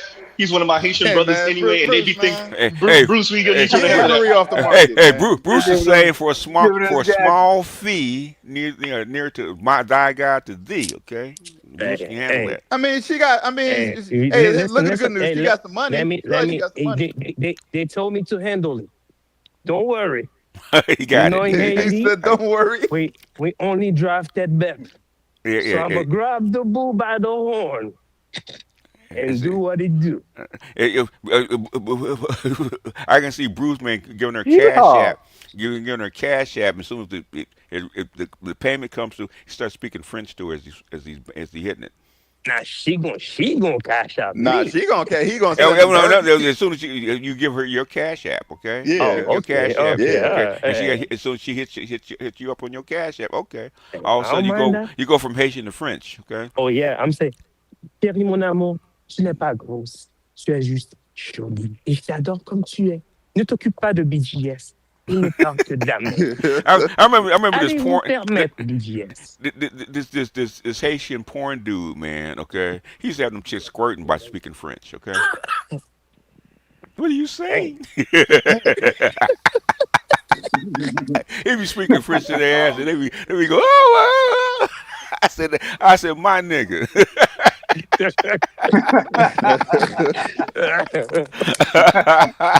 Hey, these are the take one for the team king. Tonight on Geysers, go to Tonight on Geysers. Squirt queens. Oh my! Y'all will take Eddie. TLC said, "Don't go chasing the waterfalls." Go ahead, y'all. Yeah, literally. I don't trust y'all. Splash Waterfalls by Ludacris, right? That's a good song too. That's a great song reference. Oh, they about to throw some game. Ain't but one in the same. Cupid's the one to blame. Yes, sir. Man, hey, listen. That's a 2 a.m. That's a midnight run. Yeah, midnight creeper. Yeah, 12 to 5. Yeah, like you know what? That's the like you know what? It's a tough job, but somebody's got to do it. And there's dudes out there that the 12 to 5 dudes for those educated fours. Got lots of Because they're getting laid. 89s. That's the thing. She getting laid, probably. No, not her. She's white, so maybe not her. Oh yeah. White dudes have standards. Yeah.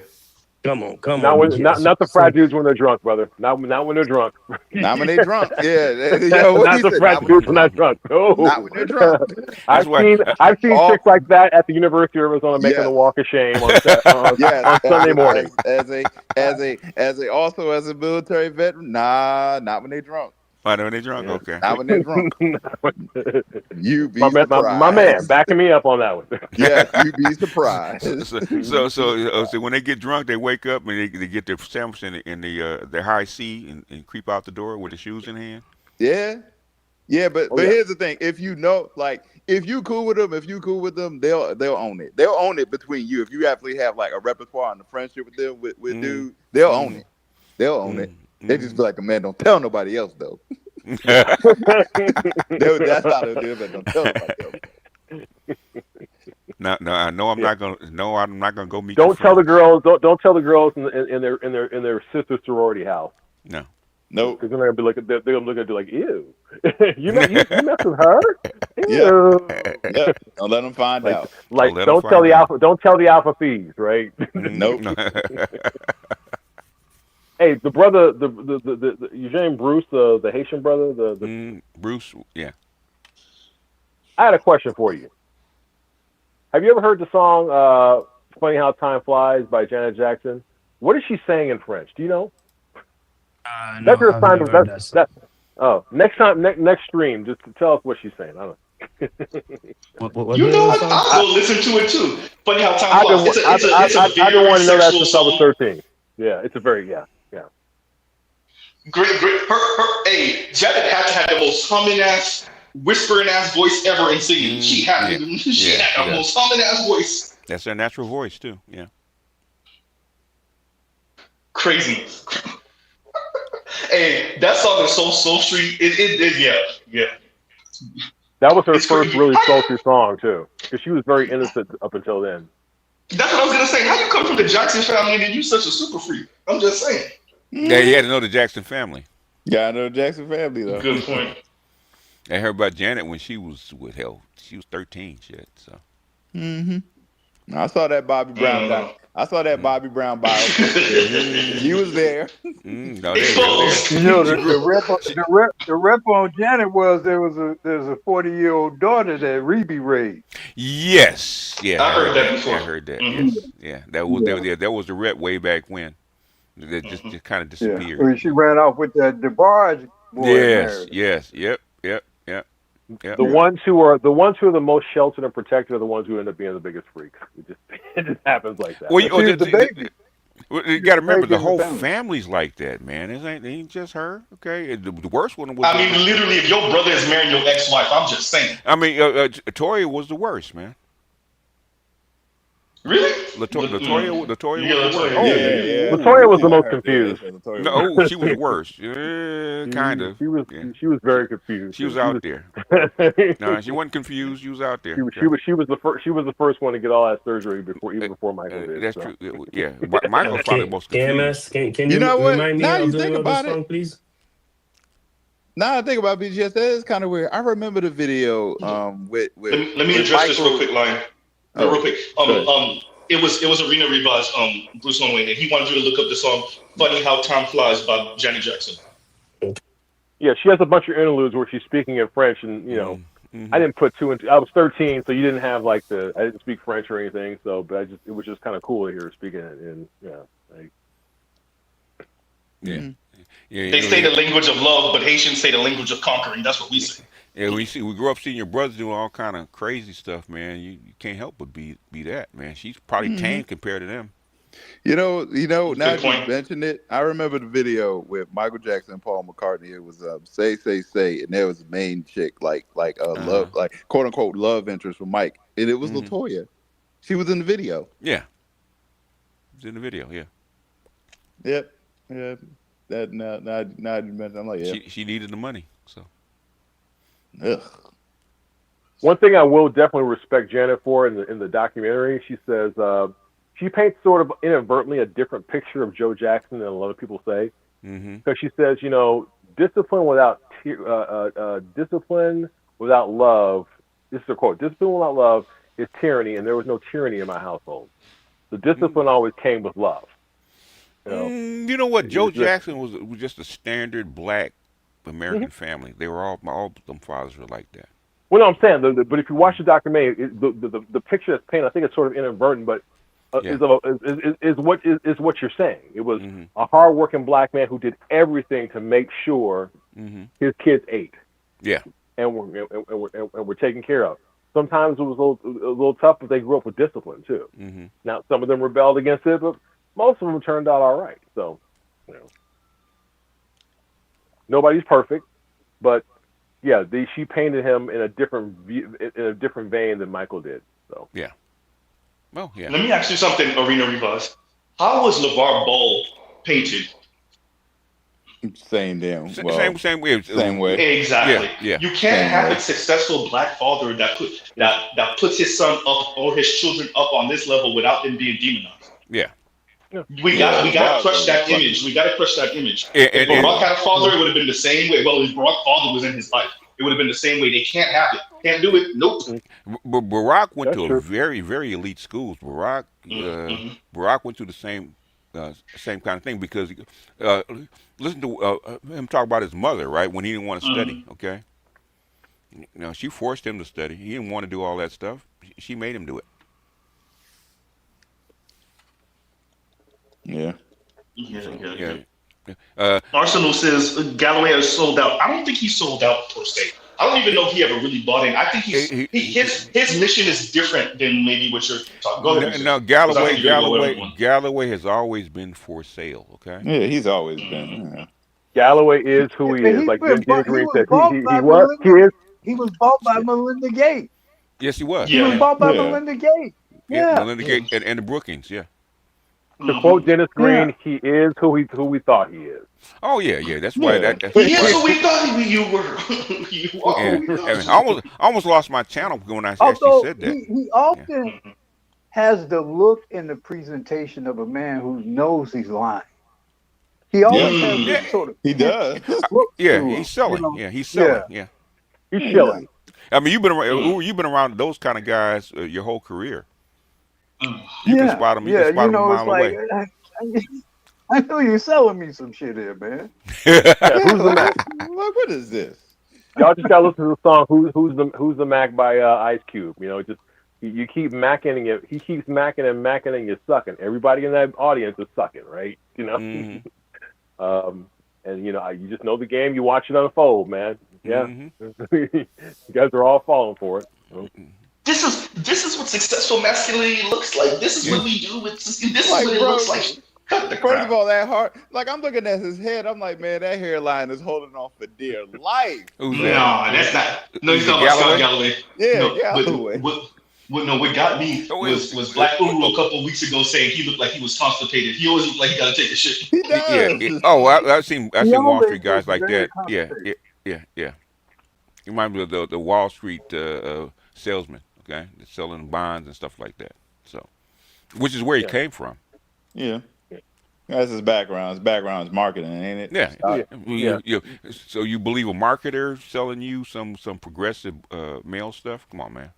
Yeah. The difference between Jeremy said this. He says this kind of alludes to what Jeremy said about the problem with modern feminism is that the biggest problem is that it still allows the women to be mercenary, right? Yes. That's what Scott Galloway does. Is he wants men to improve, but he doesn't want. He'll speak sort of speak the language of gender transition for men, but women don't have to transition at all, and that's kind of the difference between him and. That's kind of the difference between him and a guy like Farrell.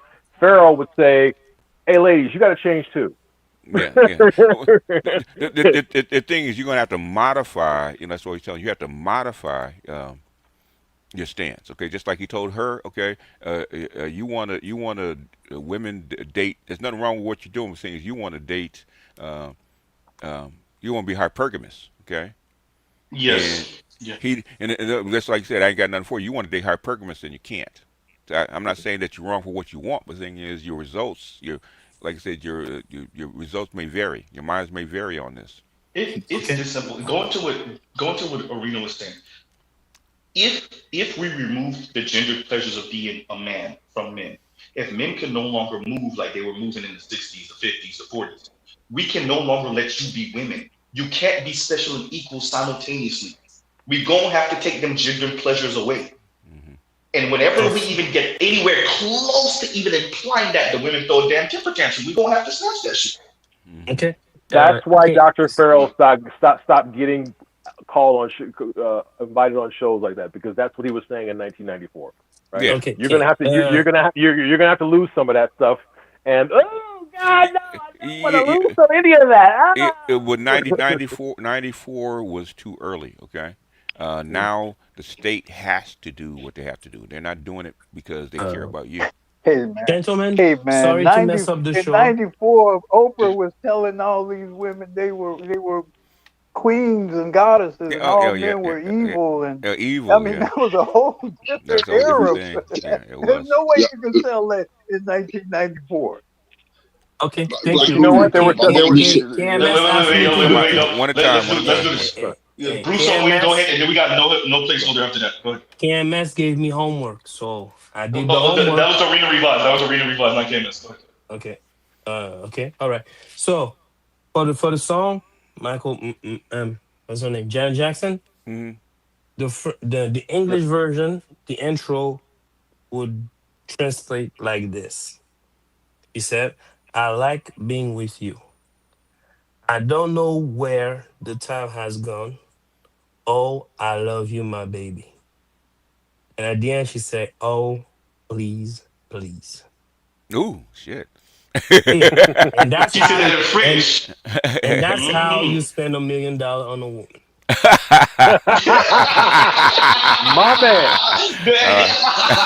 Well, damn. So much for financial celibacy. My man. Hey, what did I always say? Look, if these niggas, Black Rule is even funnier. He said you only one blowjob away. I say you get a sensual phone call and he gonna be laying on his stomach kicking his feet up. He get one sensual phone. He don't even gotta have the triple X fun. If it's even a sensual phone call, he on his stomach laying on the phone with his feet kicked up, waving his feet in the air. That's how easy it is to get men. Men, we make this shit too easy. We make this shit way too easy. Go ahead. Bruce, my man. I appreciate you, my man. You're welcome, man. If Janet was talking like that to the average Negro, then well, Janet can do it, but what's her name? Anne Marie couldn't do it. No, not with that attitude, but BGS. No, not with that body. Not with that body either.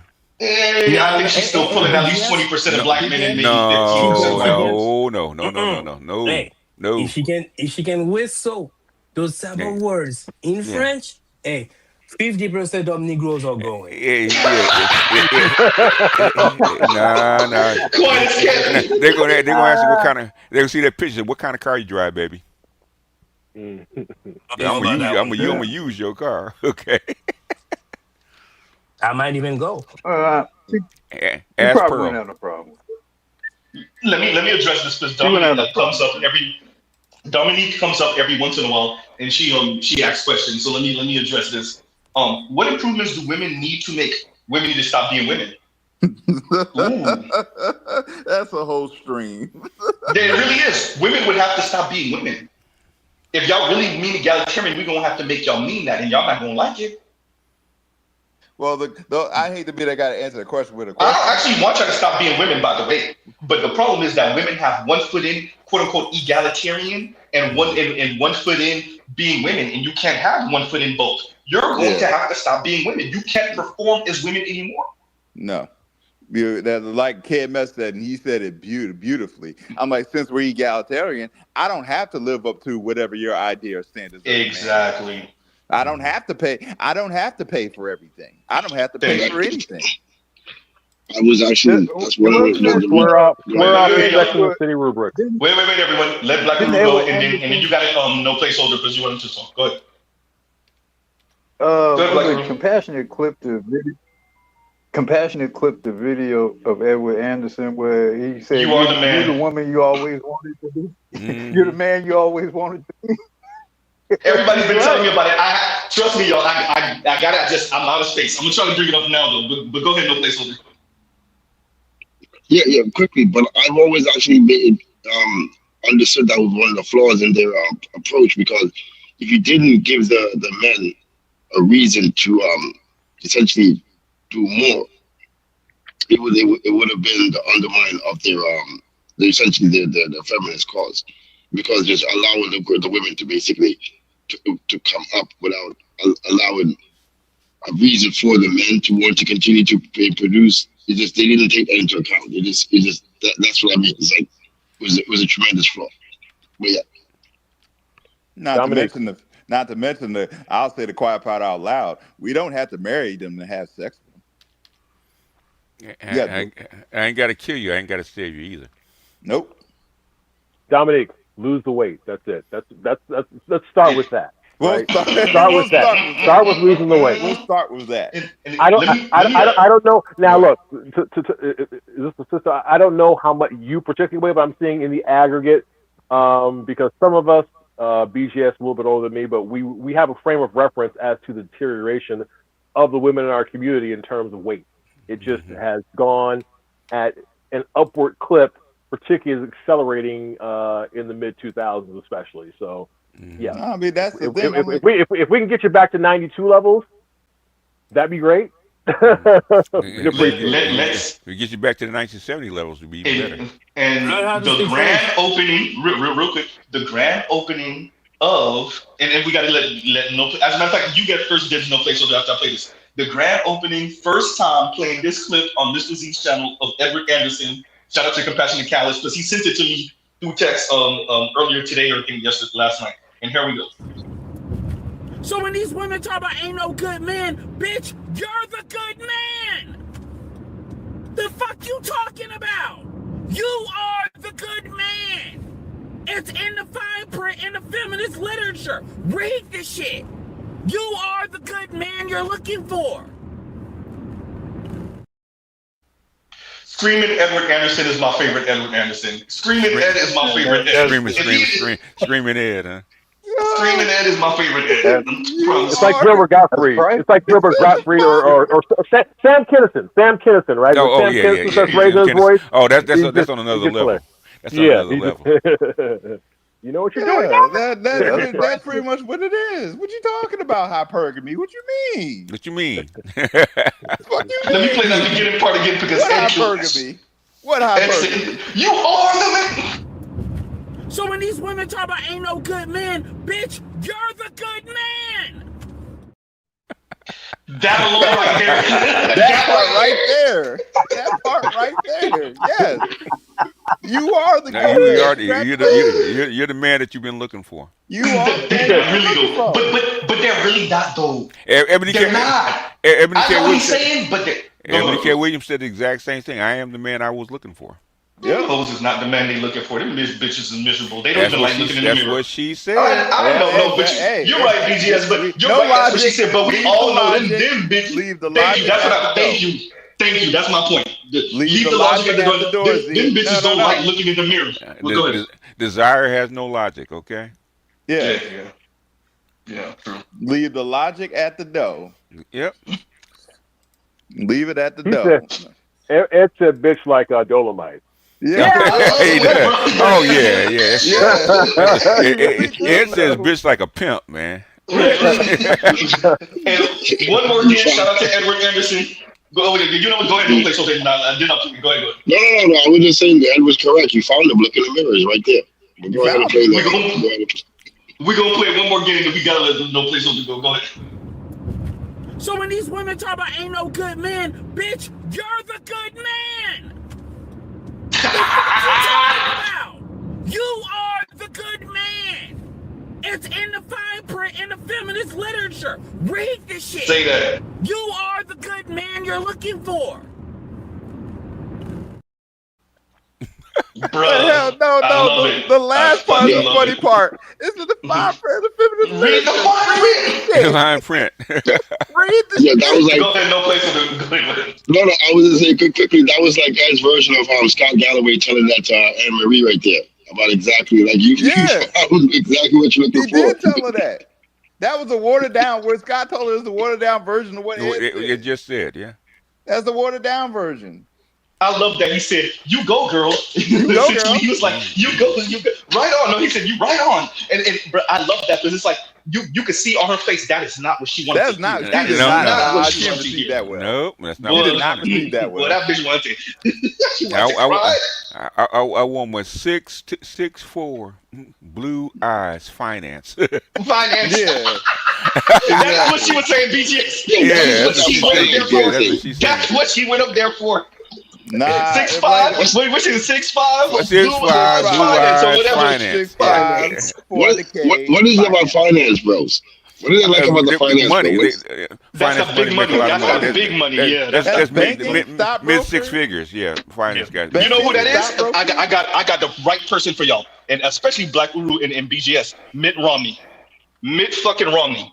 Yeah, that's who they want, a young. Have you seen Mitt Romney's sons? I swear to God, it's Mitt Romney or one of his sons. That's who she want to be with, somebody like that. J.D. Vance is the hot guy. The white sweater wearing. It's blue eyes. Yeah. If it's a square jaw, without the beard, I don't know. BGS. Yeah, go. Neither Mitt Romney nor J.D. Vance would have anything to do with her. Even if she were fit, they would have her background. Well, especially now, Romney was a Mormon. Yeah, Mormon. He would have anything to do with her. Yeah. No, yeah, old school Mormon too. Yep. Yeah. Not with them. I seen Mitt Romney's wife. She's still slim. I'm just saying. Mm-hmm. Yeah. I mean, I lived in Arizona with a lot of Mormons. Like they're all Mormon women into their 40s. They're like Macedonian women. They're slim, good looking, and they all are well put together. Very few of them. The extreme ones of the small sectarian ones, like the ones you see that get arrested and have these cults in those small outlying areas. Yeah, those are the ones get a little bit chubby. But the general ones on the corporate level, no, that's how that's how they look. Yeah. Most Mormon women are Plus heavily vegan. all the feminist stuff. That shit's not gonna fly with no Mormon. Nope. Not at all. At all. Not at all. But I told you, man, she gonna holler at dude in the turtleneck. But I want to say something to you, because just something a few hours ago, getting back to the original topic. It's just funny because we're talking about men of finance, and to Uru's point and to BGS's point, those men definitely wouldn't have anything to do with her, but it had to do more with class and background. That's why they find somebody like Nick, who I did some research. He's a registered nurse. A registered nurse, but he has that square jaw. He has those eyes. Matthew Lawrence has the same thing. He's a struggle actor, but he has a. You could picture him wearing a Brooks Brothers suit and working for Bain Capital if he came from a different background. So you have somebody who has that presentation of white projection of power and affluence, but he doesn't really have it like that. Yeah. You could see him in a boardroom. You could see a guy like Nick in a boardroom. Yeah. But he doesn't have anything like that. But you can have you can dress him up. You can dress him up and show him off to your girlfriend. I mean, look, Alondra is a logistics specialist. Those people make a ton of money, right? But she's got her boy toy. And she got paid for it. She pays for it. And she's got paid for it. And the way, like I said, when I say I watch the game, I see the game and I watch it unfold. It's the same playbook with Halle Berry, Gabrielle Aubrey, a male model, one of the top male models, but he was a male model nonetheless. So he wasn't making $1 million. I saw a comment from you. Yeah. So she's she's got the pretty boy, Olivier Rodriguez, all those guys, the same play over and over again. With the square jaw, tall white guy, which presents power. Arena Revised. In other words, BGS, real quick. It's what Ibuki told us. It's what Gothic Ibuki told us. The brother with the dress, the African brother. The one when he said all those black women would walk into the restaurant. They walk into the restaurant with a black guy, the black guy paying. They walk into the restaurant with the white guy, the black woman's paying. It's what he told us. That's all Arena said. Yep, exactly. That's why when a black guy, they hate when a black guy walks in with a white woman. Is because the roles are reversed. Yeah, when you see these sisters, when you see these black women with black men, and they're flexing on the gram or on TikTok, it's these scenes of affluence or bourgeois fantasy. Clinking glasses together, sitting on a yacht, standing in front of a nice car, right, with the brother, right, as just another accessory. But if you notice with Nick and Alondria, it's all these domestic scenes. Why? Because he can't flex. Yeah. Right? She's the flex for him. Yeah. Yep. Yep. She is. Yep. It's all indoors. It's all indoor scenes. Hey, white chocolate. Easy there. Yeah. That's how come black woman has to pay for a white guy. Okay. Whereas it's the reverse for us. That's why they hate us when we do it. Yeah, it has that video that TV playing. I'm like, well, I need black men to realize how hard it is for black women overseas. That's trash. And if she knew how they make white chocolate, she wouldn't call it white chocolate. Oh man. Yeah. As soon as you mention the white, that's how come they can't stand when Pearl is. They thought Pearl was in this fear, man. That's like it's like throwing garlic at a vampire, man. Shout out to Lion. Men in Germany are treated way differently than black women in Germany. Black men are appreciated in Germany. Black men are put in a cultural sense, in a societal sense, you are seen as interesting, whereas black women are seen as lesser. An experience, a novelty in which you can approach voyeuristically, and it's dehumanizing. I was a member at Soho House, and I remember seeing a black man sitting there, and there was all these white women around him glorifying him, gawking at the fact that he was existing. And I think Black men need to acknowledge that their lived experience in Germany is disproportional to that of a Black woman in Germany. They can't stand when the moves don't apply. Oh, pobrecita. Miss Brandt, give me a violin. Damn. In Spanish, they say pobrecita, poor baby. You need to acknowledge your privilege because we don't get it, but you don't acknowledge yours. You don't acknowledge it. Hey Z, you need to go get those violin sound effects, man. What happened? I really do, because it's acknowledge it, and this, I always say this with that, and find somehow to transfer that to me. Find some way to transfer that, right. To give me a piece of that. To give me a piece of that. What's she really saying? That's what her real gripe is. You don't deserve that. Yeah, go ahead. Before you go, because I gotta say what she really saying is.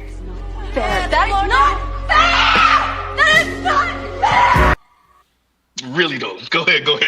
Oh well. So I got a quick story just to give some of the sisters in the chat, like Dominic and others, who have good faith questions about what you're competing with. So I got a homeboy. He's a younger brother. He's in his late 20s. He's building. He's in cybersecurity, and he's doing a lot of different things. So he met a girl. So he came from the South. He played college football. He ran track. He's got dreads and locks, right? You know the type, right? But he's very well educated, very smart guy. Obviously, being in cybersecurity and all that stuff. So he has a top flight clearance. So when he applied for a job at Microsoft to go into one of their coding programs, he met this young lady, right? Now the young lady he met, she was raised in America, but her mother was born and raised in the Soviet Union. And so she spoke with an accent, and so she was sort of raised very, very, very, very, very, very Russian. So that's the backdrop. So I remember him and I having a conversation. He liked everything that we like as Black men, the big booties, the curves, and everything. And he just kind of met Katya, and she just kind of cast a spell on him. Let me give you a story of what happened when he went to go visit her mother down in Colorado, right? Because she had known about him for a while. She loved him. She loved the hell out of him, right?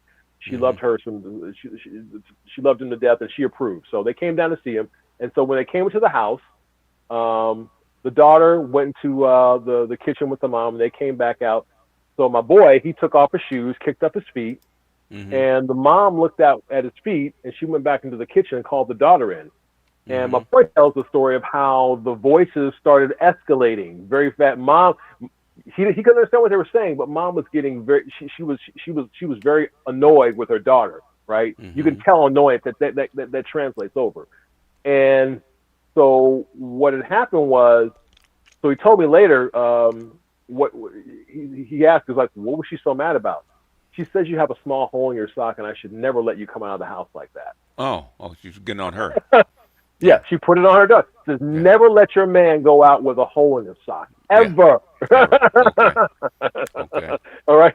So she was, as I'm saying, this is a mother who still has that Soviet household, you know, take care of your man type, that Eastern European thing. And she was raised with that. So, yeah. And I was like, wow. Some guys don't want to go 50-50. Yeah. Exactly. Yeah. And by the way, I mean, they're making bags together. I mean, I'm not going to reveal any names, obviously, because this is we don't want people getting doxxed or whatnot. But still, it's just you know who's listening. But I mean, they are making. She's on Instagram. Doing, but not doing sexual stuff. It's like she's promoting her technology and their companies and things like that. And then her DJ, I mean, he's glowed her up all the way, man. She's been on his program for the past 6 or 7 years, and she got boobs when he wanted to get boobs. I mean, everything. And she put her elbow in it, like Paul Pierce says. Yeah. He allowed her. She allowed him. She submitted early, and but also it also goes back to the mothers and the women being there to correct the women, which is what we don't have anymore. Yeah, they're not trained. Yeah, That's what I tell guys about why like some people come to me. I've been on here said all women are alike. I said no, they're not. No, they're not. They're not all alike. Okay, they try to get you to get back and start dating black women again. But I said they're all the same. No, they're not. That was the case, then why did they get mad about black men dating white women if they're all the same? They're not all the same. Women have common natures. It's just how like you said how you were trained. Yes. And what you see and what is modeled for you. Yes. Yeah. Like my black daughters can't stand their Latina sister-in-law. Sometimes is because well, she does too much for him and she does everything that he says. Yada yada yada. They don't like that. And BGS in the corner like, and the problem is? And the problem is they look at me. I said, I like her. Yeah. She's good. Of course you do, goddamn chauvinist. You know that don't do nothing but send them over, right? Oh, yeah. Exactly. I know. Exactly. Yeah, they got that sour look on their face. They make that sound. They be like, yeah. Why would I want a woman that's not good for my son? Okay. Exactly. Yeah. And let me read this from Otis. And Otis Big O says, nobody came to see you, Otis. Ain't nobody came to see you, Otis. And Otis in the background, like I know, and Otis says, when Eddie yells, he be 100% serious, but it's the funniest thing you'll hear. Salute really to the panel, and thank you, brother. That's a rant. When he yells like that, that's a rant. Okay. Yeah, it's a rant. And we're gonna play it one more again for you. One more again. There you go. And shout out to Edward Anderson. So when these women talk about ain't no good man, bitch, you're the good man. What are you talking about? You are the good man. It's in the fine print in the feminist literature. Read the shit. You are the good man you're looking for. Yo, it's shout out to Compassion and Callous. Shout out. The last part is in the feminist literature. Read the shit. That's the part that says. But this is what we're read, especially in the Black Manosphere. This is the thing that we keep on coming back to. The ladies don't want to lose the gendered pleasures of being a woman, not a female, a woman. They want to be able to practice upper middle class and above white womanhood, but they want to be able to practice womanhood. But they also want egalitarian. They want both simultaneously. These chicks don't work together, especially not at the same time, but they want both. And no one's telling no bitch you don't get both, except for me and Ed, of course, and BGS and the rest of the Black Manosphere. But BGS, there's a word for that. What Z just said is a new word for that. I need you to start using it. Feminarchy. Feminarchy. Feminarchy. Patriarchy about feminist feminarchy. Yeah, basically that's what you have. Yeah. Mm-hmm. They want feminarchy. State-run feminarchy. Yeah. Yeah. Yes. Exactly. State-run feminarchy. Yep. Yeah. State-sanctioned feminarchy. State-run feminarchy. Yeah. The attack of the force. I mean, all jokes aside, I want you to appreciate. Attacking the mids. Yeah. Attacking the mids and state. For real. When I hear him Foster speak low key. Lion, I think that's what she's saying, though. Yes, that's what she's saying. Of course she's saying that, yeah. That's what she's saying. Duh. They want feminarchy. Yeah. Yep. They all want feminarchy. Yeah. Serious, though. On some real shit. Like, you think I was joking when I said that? Like, no, that's what they want. They want feminarchy. Educated. Good luck on that. Good luck on that. That's what Galloway was saying. Okay, what you talk about is what you call hypergamy, okay? Was it in Vogue? Was it in Vogue that said never gonna get it? That was in Vogue, right? Never gonna get it. Never gonna get it. Yeah, exactly. Alexa, play in Vogue, please. Nah. Well, that's the problem they run into. I'm like, y'all want hypergamy, but you completely forget what the men want. You cannot optimize hypergamy without the men that you want saying yes. It's not gonna work. Now, of course, hypergamy. Shit, ain't no forgetting. They just don't give a damn. Hypergamy by feminist specifications. Yeah. Well, but they get reminded you ain't getting around that, baby. You could try. You can disregard it all you want. That's why they used to call in the Kevin. They're looking for a shortcut. Yeah. And Kevin tell him every time. And Nope. I ain't got nothing for you. I got nothing for you. Roger said it in a more vulgar way, but Kevin would say the same. Same thing, different verbiage. That's all. Yeah, I ain't got nothing for you. I ain't got nothing for you. Scott said it too, Dad. Keep doing what you're doing. Yeah, because You I do ain't what got you nothing for doing. you. Yeah, Hang in there, baby. Yeah, because you want to go up, and you don't have the ability to go up. Okay, you ain't got the ability. Next year for Kevin's deceased date, I didn't do it this year. I didn't do it last year. I'm gonna do a stream speaking about how crucial those, and I might even clip a couple of the interviews to emphasize that this wasn't just Kevin talking. This wasn't some pop culture bullshit. Nope. How important it was to tease out what 50 years of this bullshit, what it showed, because these are people's granddaughters at this point, right? And listening to them speak, and you got to see in real time, oh, none of that shit y'all was talking about is real. They're educated, yeah. They air quotes, educated, yeah. They might have a couple of dollars, most of them don't.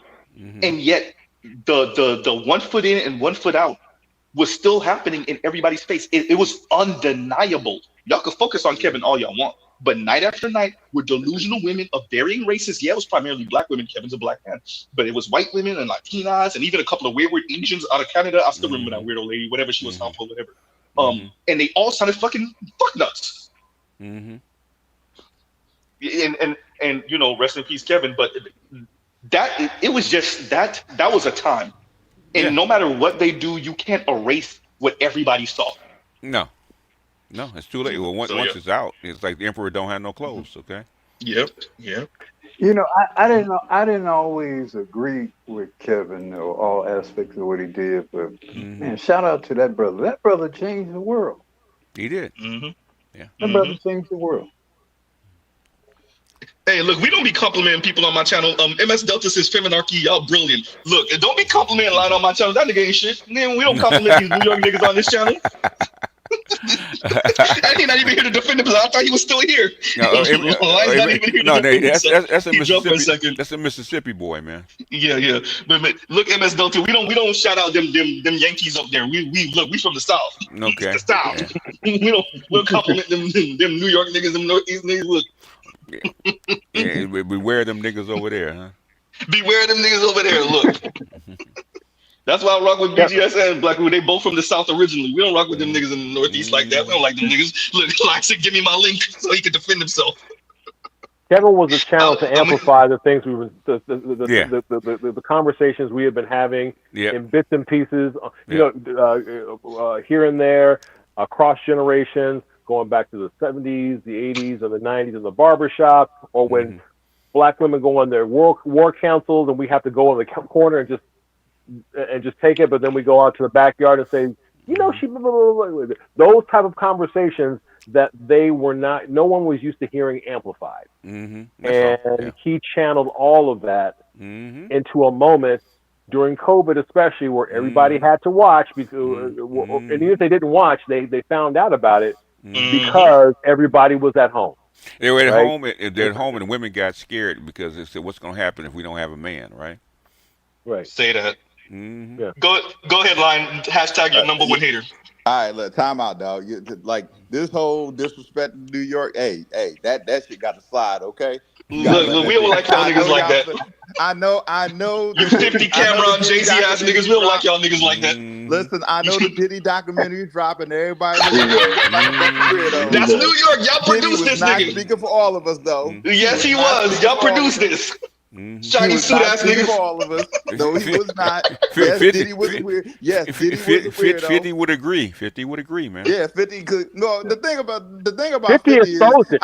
50 is the first one to expose it. Yeah, 50 would agree. Yeah, but the thing about 50 is 50 on some power like conniving stuff too. He's King Petty over there in New York. That's King Petty. Like it works on it's twofolded, right? Because Diddy was on some shit before that thing dropped. So Diddy was about to make a major purchase because he already owned Revolt and he was trying to make another thing. And then he was trying to go political. That's what and then here come the Cassie thing, and then not to mention then Diddy gonna cap, and then here come 50 capitalized on it because keep in mind Diddy only got 4 years. That's not a lot of time.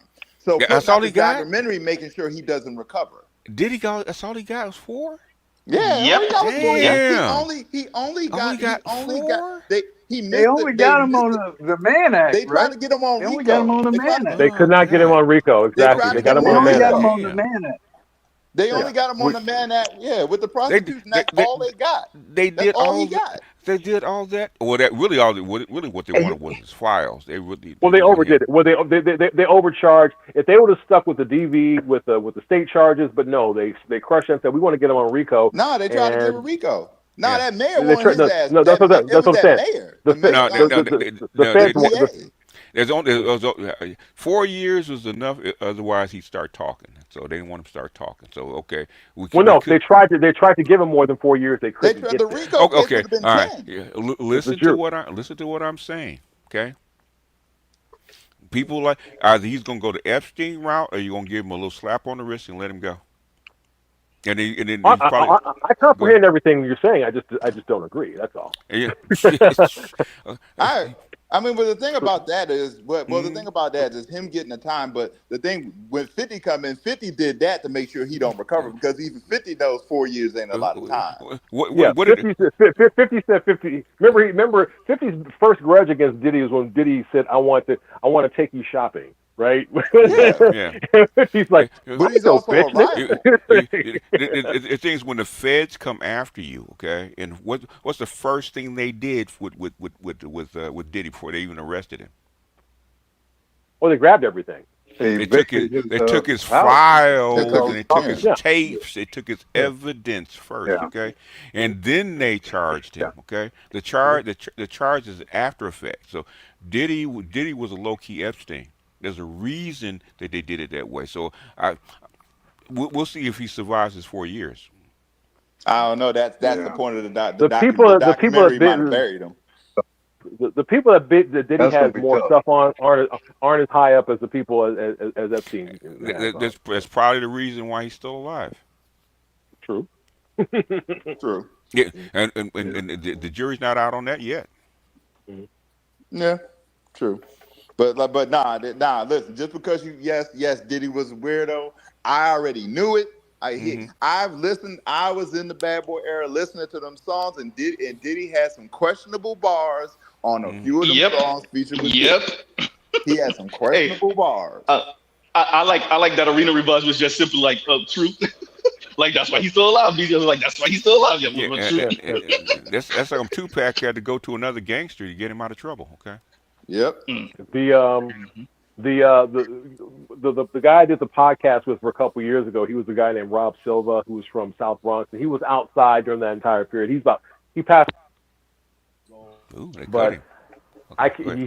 he was like he was saying things like on the podcast. He was like, and that criminal Sean Combs, right? When he was going through some of his reviews of different artists, and he would say that he would make sure he would say that every single time about Diddy. So the folks from New York, Diddy's daddy was a gangster. California. Okay. What you think it was? Diddy's his daddy dad. was a gangster. Yeah. I saw the old picture, and I was like, oh, no, that explains everything. Yeah. When you saw the picture, didn't they mention in the documentary his rolling with his mama while she was making drops? Didn't they allude to that? They allude to it because they would because there was somebody there was some other guy they had speaking that was narrating, was talking about his mother, because I think they were talking about his mother, and she would make these quote unquote drops, and she'd be like, wait in the car. And he said the one thing he would notice when they were kids is no one would come mess with the car. Yeah. The mob owned gangster rap, man, back from like the late '80s to the well, they probably still do. They own gangster rap. Yeah. You couldn't be in gangster rap and not be associated with the mob, man. Yeah, that's the thing. But no, listen, Diddy is a one-off, a one weirdo one-off. This does not mean you get to run roughshod on all New York natives. He was not speaking for all of us. Yeah, he should have done what Russell Simmons did. But he had all y'all caught up, though. He sure as hell had all y'all caught up. Y'all let him be king of the city over there. Hey, that was when the music was fine. But like I said, when he wasn't on the track, you enjoyed it a lot more. It's just that when he was on the track, that's when it got weird. Well, yeah, because he wasn't supposed to be on. He's a kingpin, man. Kingpin ain't Yeah, supposed to be on the track. Okay, yeah, but you know yeah. how he is. Yeah, I know. All I in the mean, yeah, video. what's his name was right. He trying to be all up in the video. It All All in that. the studio. He was All right. in I the mean, video. it'd be he like called Suge, that right. but Suge like called that Suge right. Knight trying In to fact, rap, I man. think Yeah. Suge Knight ended up being like one of the heroes in that documentary. Yeah, yeah. Well, because Suge Knight rescued Tupac. Yeah, Yeah, Yeah. got him out of New York. yeah. Yeah. Yeah. Yeah, he ended up being one of the heroes. But another Yeah, thing, And Diddy's then there's problem. something Diddy's Diddy's in the life problem was is that way. he documentary. didn't move They like Jay said Prince. one Didn't of the speak guy to was it. going to. Didn't they say in the documentary that one of the guys was going to? They shot some guy, killed some guy who was with Suge, Mm-hmm. and was gonna shoot Suge, but he Mm-hmm. used Diddy as a shield. Didn't they allude to that in that documentary? That I I don't That didn't it see was a that. know. I hit. don't I was know. never hearing that. That I don't know. Yeah, I was it hearing was that. a I hit. don't know. But Yeah, the main thing they were trying to say is that Diddy orchestrated the whole thing. Like supposedly Diddy, like when yeah. it was all done, like Diddy called him direct and said, "Hey man, is it done?" Like on some Yeah, mob shit. yeah. Both sides were mob. Come out of Yeah. New York mob, man. The Nah, thing but here's the is, thing: when the payout came, mm-hmm. he gave the money. It was a whole team, but Diddy only paid the main guy, Mm-hmm. and the rest of the team didn't get paid.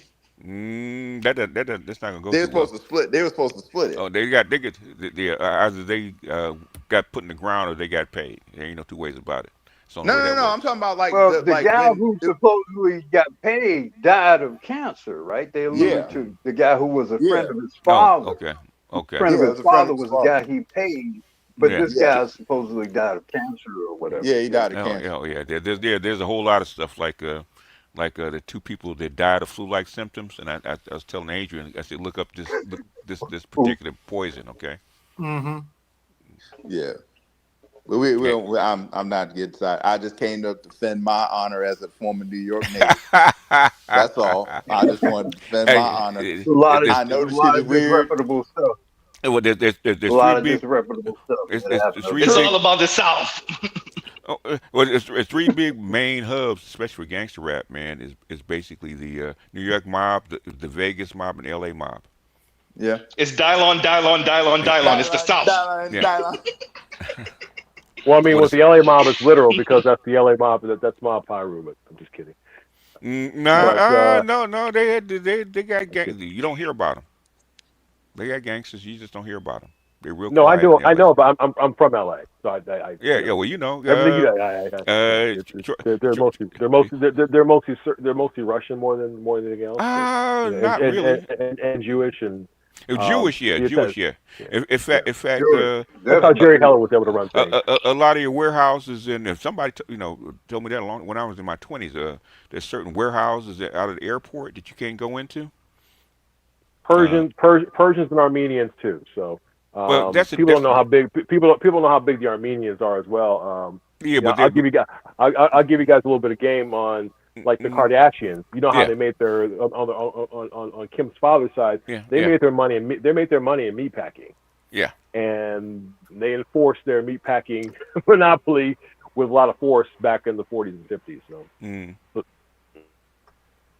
yeah, there's they're not. I mean, you have factions. You got Chinese factions. You got Japanese factions. You got all.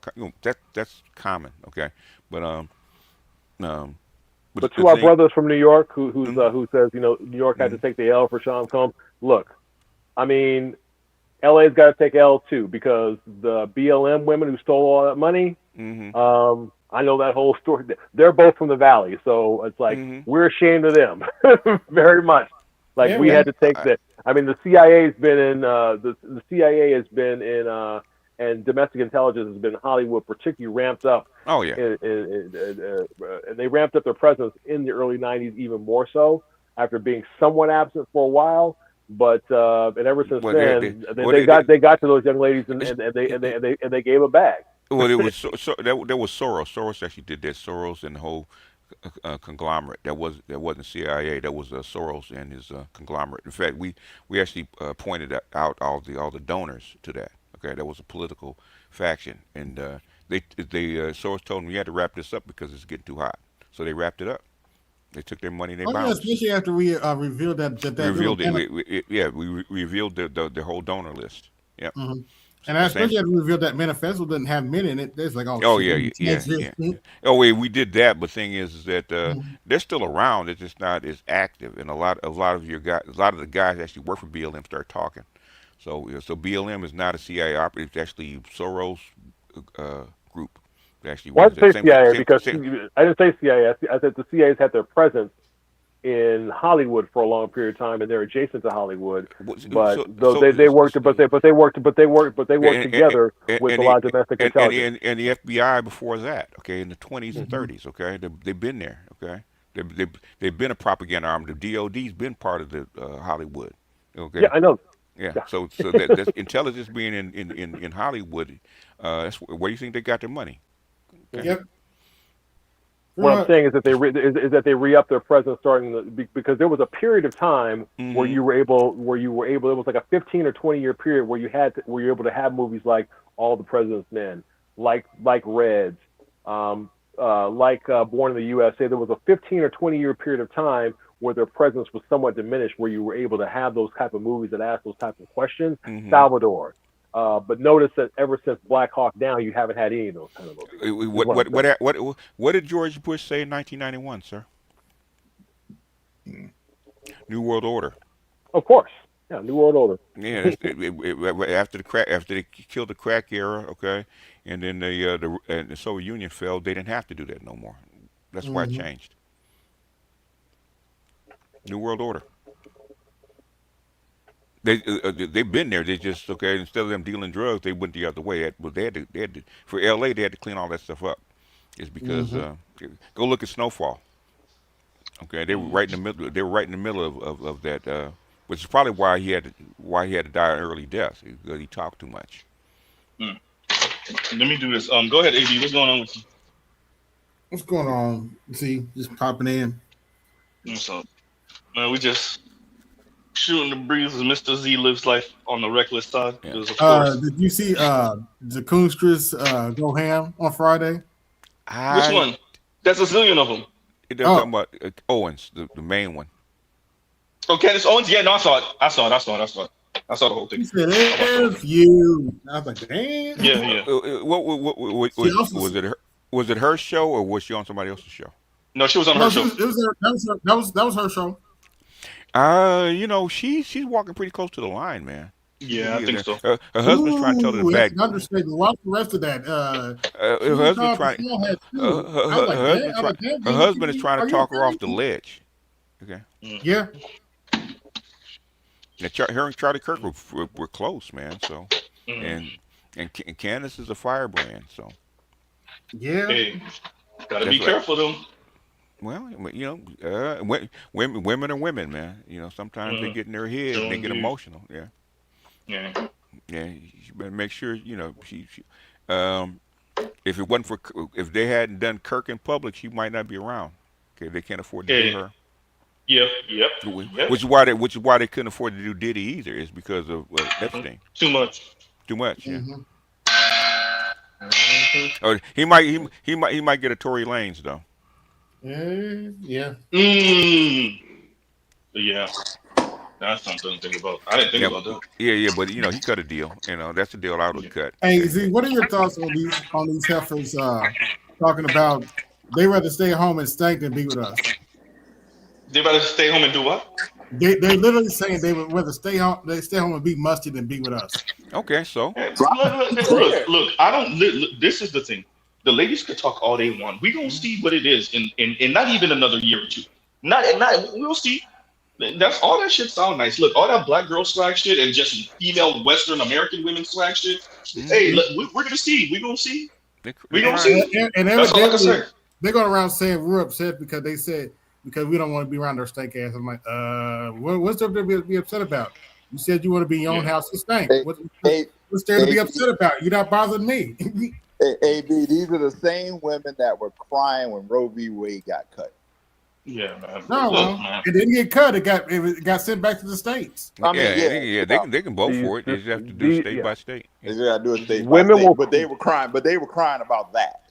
Yeah. With enough pressure, women Yeah, as a well, group, we with gonna enough find. I mean, pressure. hey, I don't even understand. Hey, only 24% y'all own a gun. Y'all might want to step that up. Yeah, they can have a gun. They can sleep in a car with their gun. Yeah. I see what you did Under there, baby. pressure, women will crack. Yeah, they Under can. pressure, Only they will 24% of crack. women. Only 24% of women own a gun. Hey, Yeah. there's men of that Look, scary. AB, at the end of the day, what we appreciate is that the women are most of them, the vast majority of them are selling wolf tickets. They really not about that life. They Nope, just they're talk. not. They talking Nope. because shit is comfortable. Shit is still too comfortable for them to really realize what the shit is. And y'all listening to them. That's the biggest thing. Oh yeah, no, I'm definitely reviewing their crazy ass videos. With that, I know most of them don't really mean that shit. Like I told you, a handful of them will be in that under that bridge. I really mean that, but most of them ain't gonna do it. They can't do it. They will crack. No, we just gonna run the this with. No, they'll crack eventually. They're already cracking. Okay. Yeah, I mean, the best example, the only reason we listening is that when shit does crack, we gonna be like, "What were you saying? Play the tape." What were you saying? Winter is here, and we don't have a man. BGS. Yes, sir. You might want to go sue Priscilla. She's stealing your shit. Oh, Rolo steals it. Okay. Pearl steals it. So. Talking about we need to have a separation of boys and girls in school. Oh yeah. I've been saying it forever. That shit. Yeah. Oh God! Like I know exactly where you got that. Stop it. Yeah. It was Conjufu before me. So. Yeah, with Conjufu. Yeah. And Moynihan before that. So. Which they can't stand Moynihan, so because you didn't understand what he was saying. Yeah, but like you said, they're still trying to claim that we're so lonely. Oh, I'm so lonely. The women that were trying to browbeat us for Trump last year, browbeat black men for Trump last year, are now celebrating a woman who's sleeping with a Trump. You know what I tell people who are against Trump? Mm-hmm. You know what I tell people who are against Trump? This is what I'm going to start to tell them. Yes, I voted for a 34-count convicted felon, and somehow, some way, you knuckleheads still found a way to lose to him. But let me say, Arena Revive, they're not going to be consistent. So the ladies that's all I'm trying to say, because they're all over Nicolandria because it's a white dude with a dark skinned black woman, and that's all they need to know. And he quote unquote loving on her in public. Listen to how cringe they sound. This shit, it's weird. It's really weird. But yeah, so there's a reason why when there's a criminal conspiracy, there's a reason why cops are always looking for the woman who's the most involved. If they find out, if the detectives find out from the B cops that there was a woman involved, they start twirling their mustache and they start laughing like Muttley, because you know what? They're going to go right to her and say, do you have any kids? No. So you're 21 right now, right?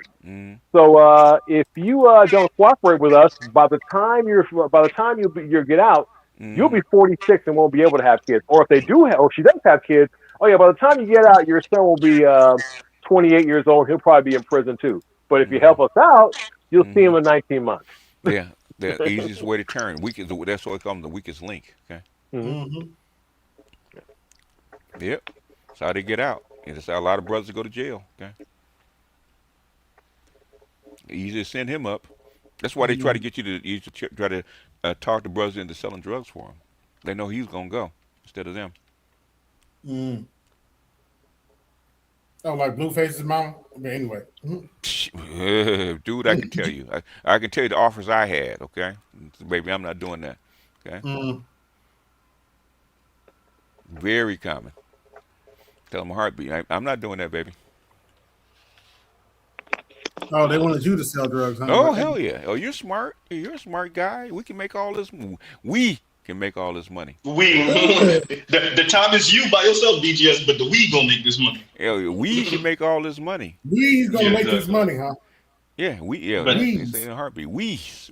Let me do this, y'all, because we have to end out. We can no longer continue Rick. Okay.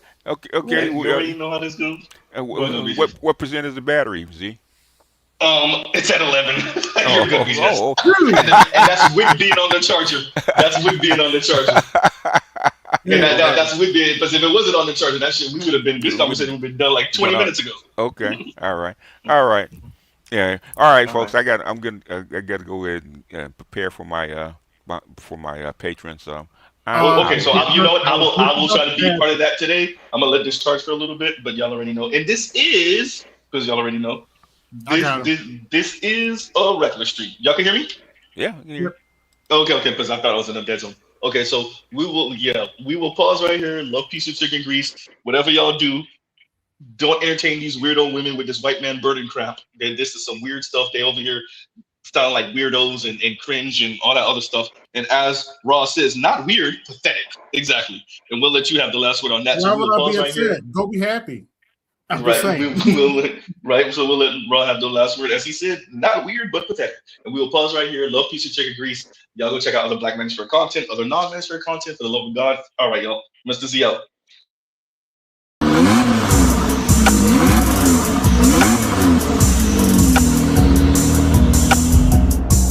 You are now listening to Mr. Z Blackneffect.